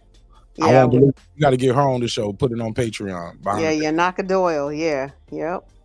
You said knock her door down. She knocked this door down. No, her name is Yanaka Doyle. Oh man, so, she was on plug the me in. Plug me in. Okay. All right. Hey, appreciate it, Foodie. All right, man. All right, man. I'll see you soon. All right, it's your man Martin Nash, Breaking Beats, where we break down business, entertainment, art, technology, sports, anything else you and I feel like talking about. It's a hip hop political sports show with a comedy twist. I am fading, ladies and gentlemen. I am fading. I had a lot of energy when I first started, but shit, 5 hours in and early. Hey, look, sometimes you don't even be that tired, but when you start thinking about what you got to do the next day, that's when you really start getting tired. You're like, oh shit, I got to do what tomorrow? You start getting sleepy instantly. So love y'all. Hope you love yourself. If not, guess what? God loves you. So does Martin Nash in the neighborhood here, Breaking Beats. Always remember, dreams require sleep, goals require effort. Go out there and get your goals. I'm going to get some sleep. Not the next episode. I'll see y'all on the next episode, which will be tomorrow. I'll probably do a reaction to the Cameron Taylor 2 card. I don't think I'll be able to cover that live because, like I said, I got to work tomorrow. But after that, though, I'm definitely going to go home, get some rest, do a media reaction with y'all, and we will see you for the live pay-per-view card, Benavidez versus Andrade. It's going down in a major way, and I can't wait to see what happens there with that card. With that said, hey, look, man, sometimes we're going to agree, sometimes we're going to disagree, but one thing's for certain, two things for sure, homeboy. Always remember this. Respect is free. Disrespect can cost you everything, your family, your freedom, your finances, most importantly, your life. So let's show each other love. Let's show each other respect. And look, sometimes y'all ain't going to like me neither, and that's okay. Hopefully, this was a good episode. Thank you again for allowing me the opportunity to entertain you all this evening. Hopefully, you were thoroughly entertained. And if not, shit, fuck it, click the dislike button, and I'll try again tomorrow. All right. So with that said, one thing's for certain, two things for sure, homeboy. Never forget this. Where the button at? There we go. I built this shit. Me. Brick by brick. And I'll be damned if I let you tear it down just because you don't like the way another nigga talk. And I mean that shit. Drive, motherfucker. Hey, it's Antonio Tarver, the champion. You watching Martin Nash at Breaking Beats. I usually don't do drops, but I'm going to give you one, bro. I'm going to give you one. I love you, champ.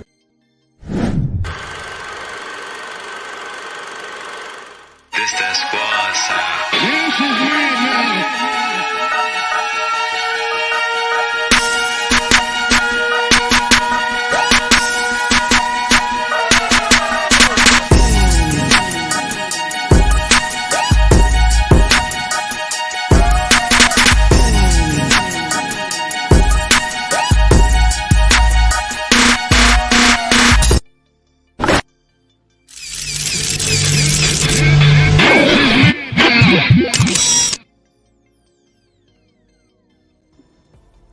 Subscribe. I don't care how many subscribers he has. Support him.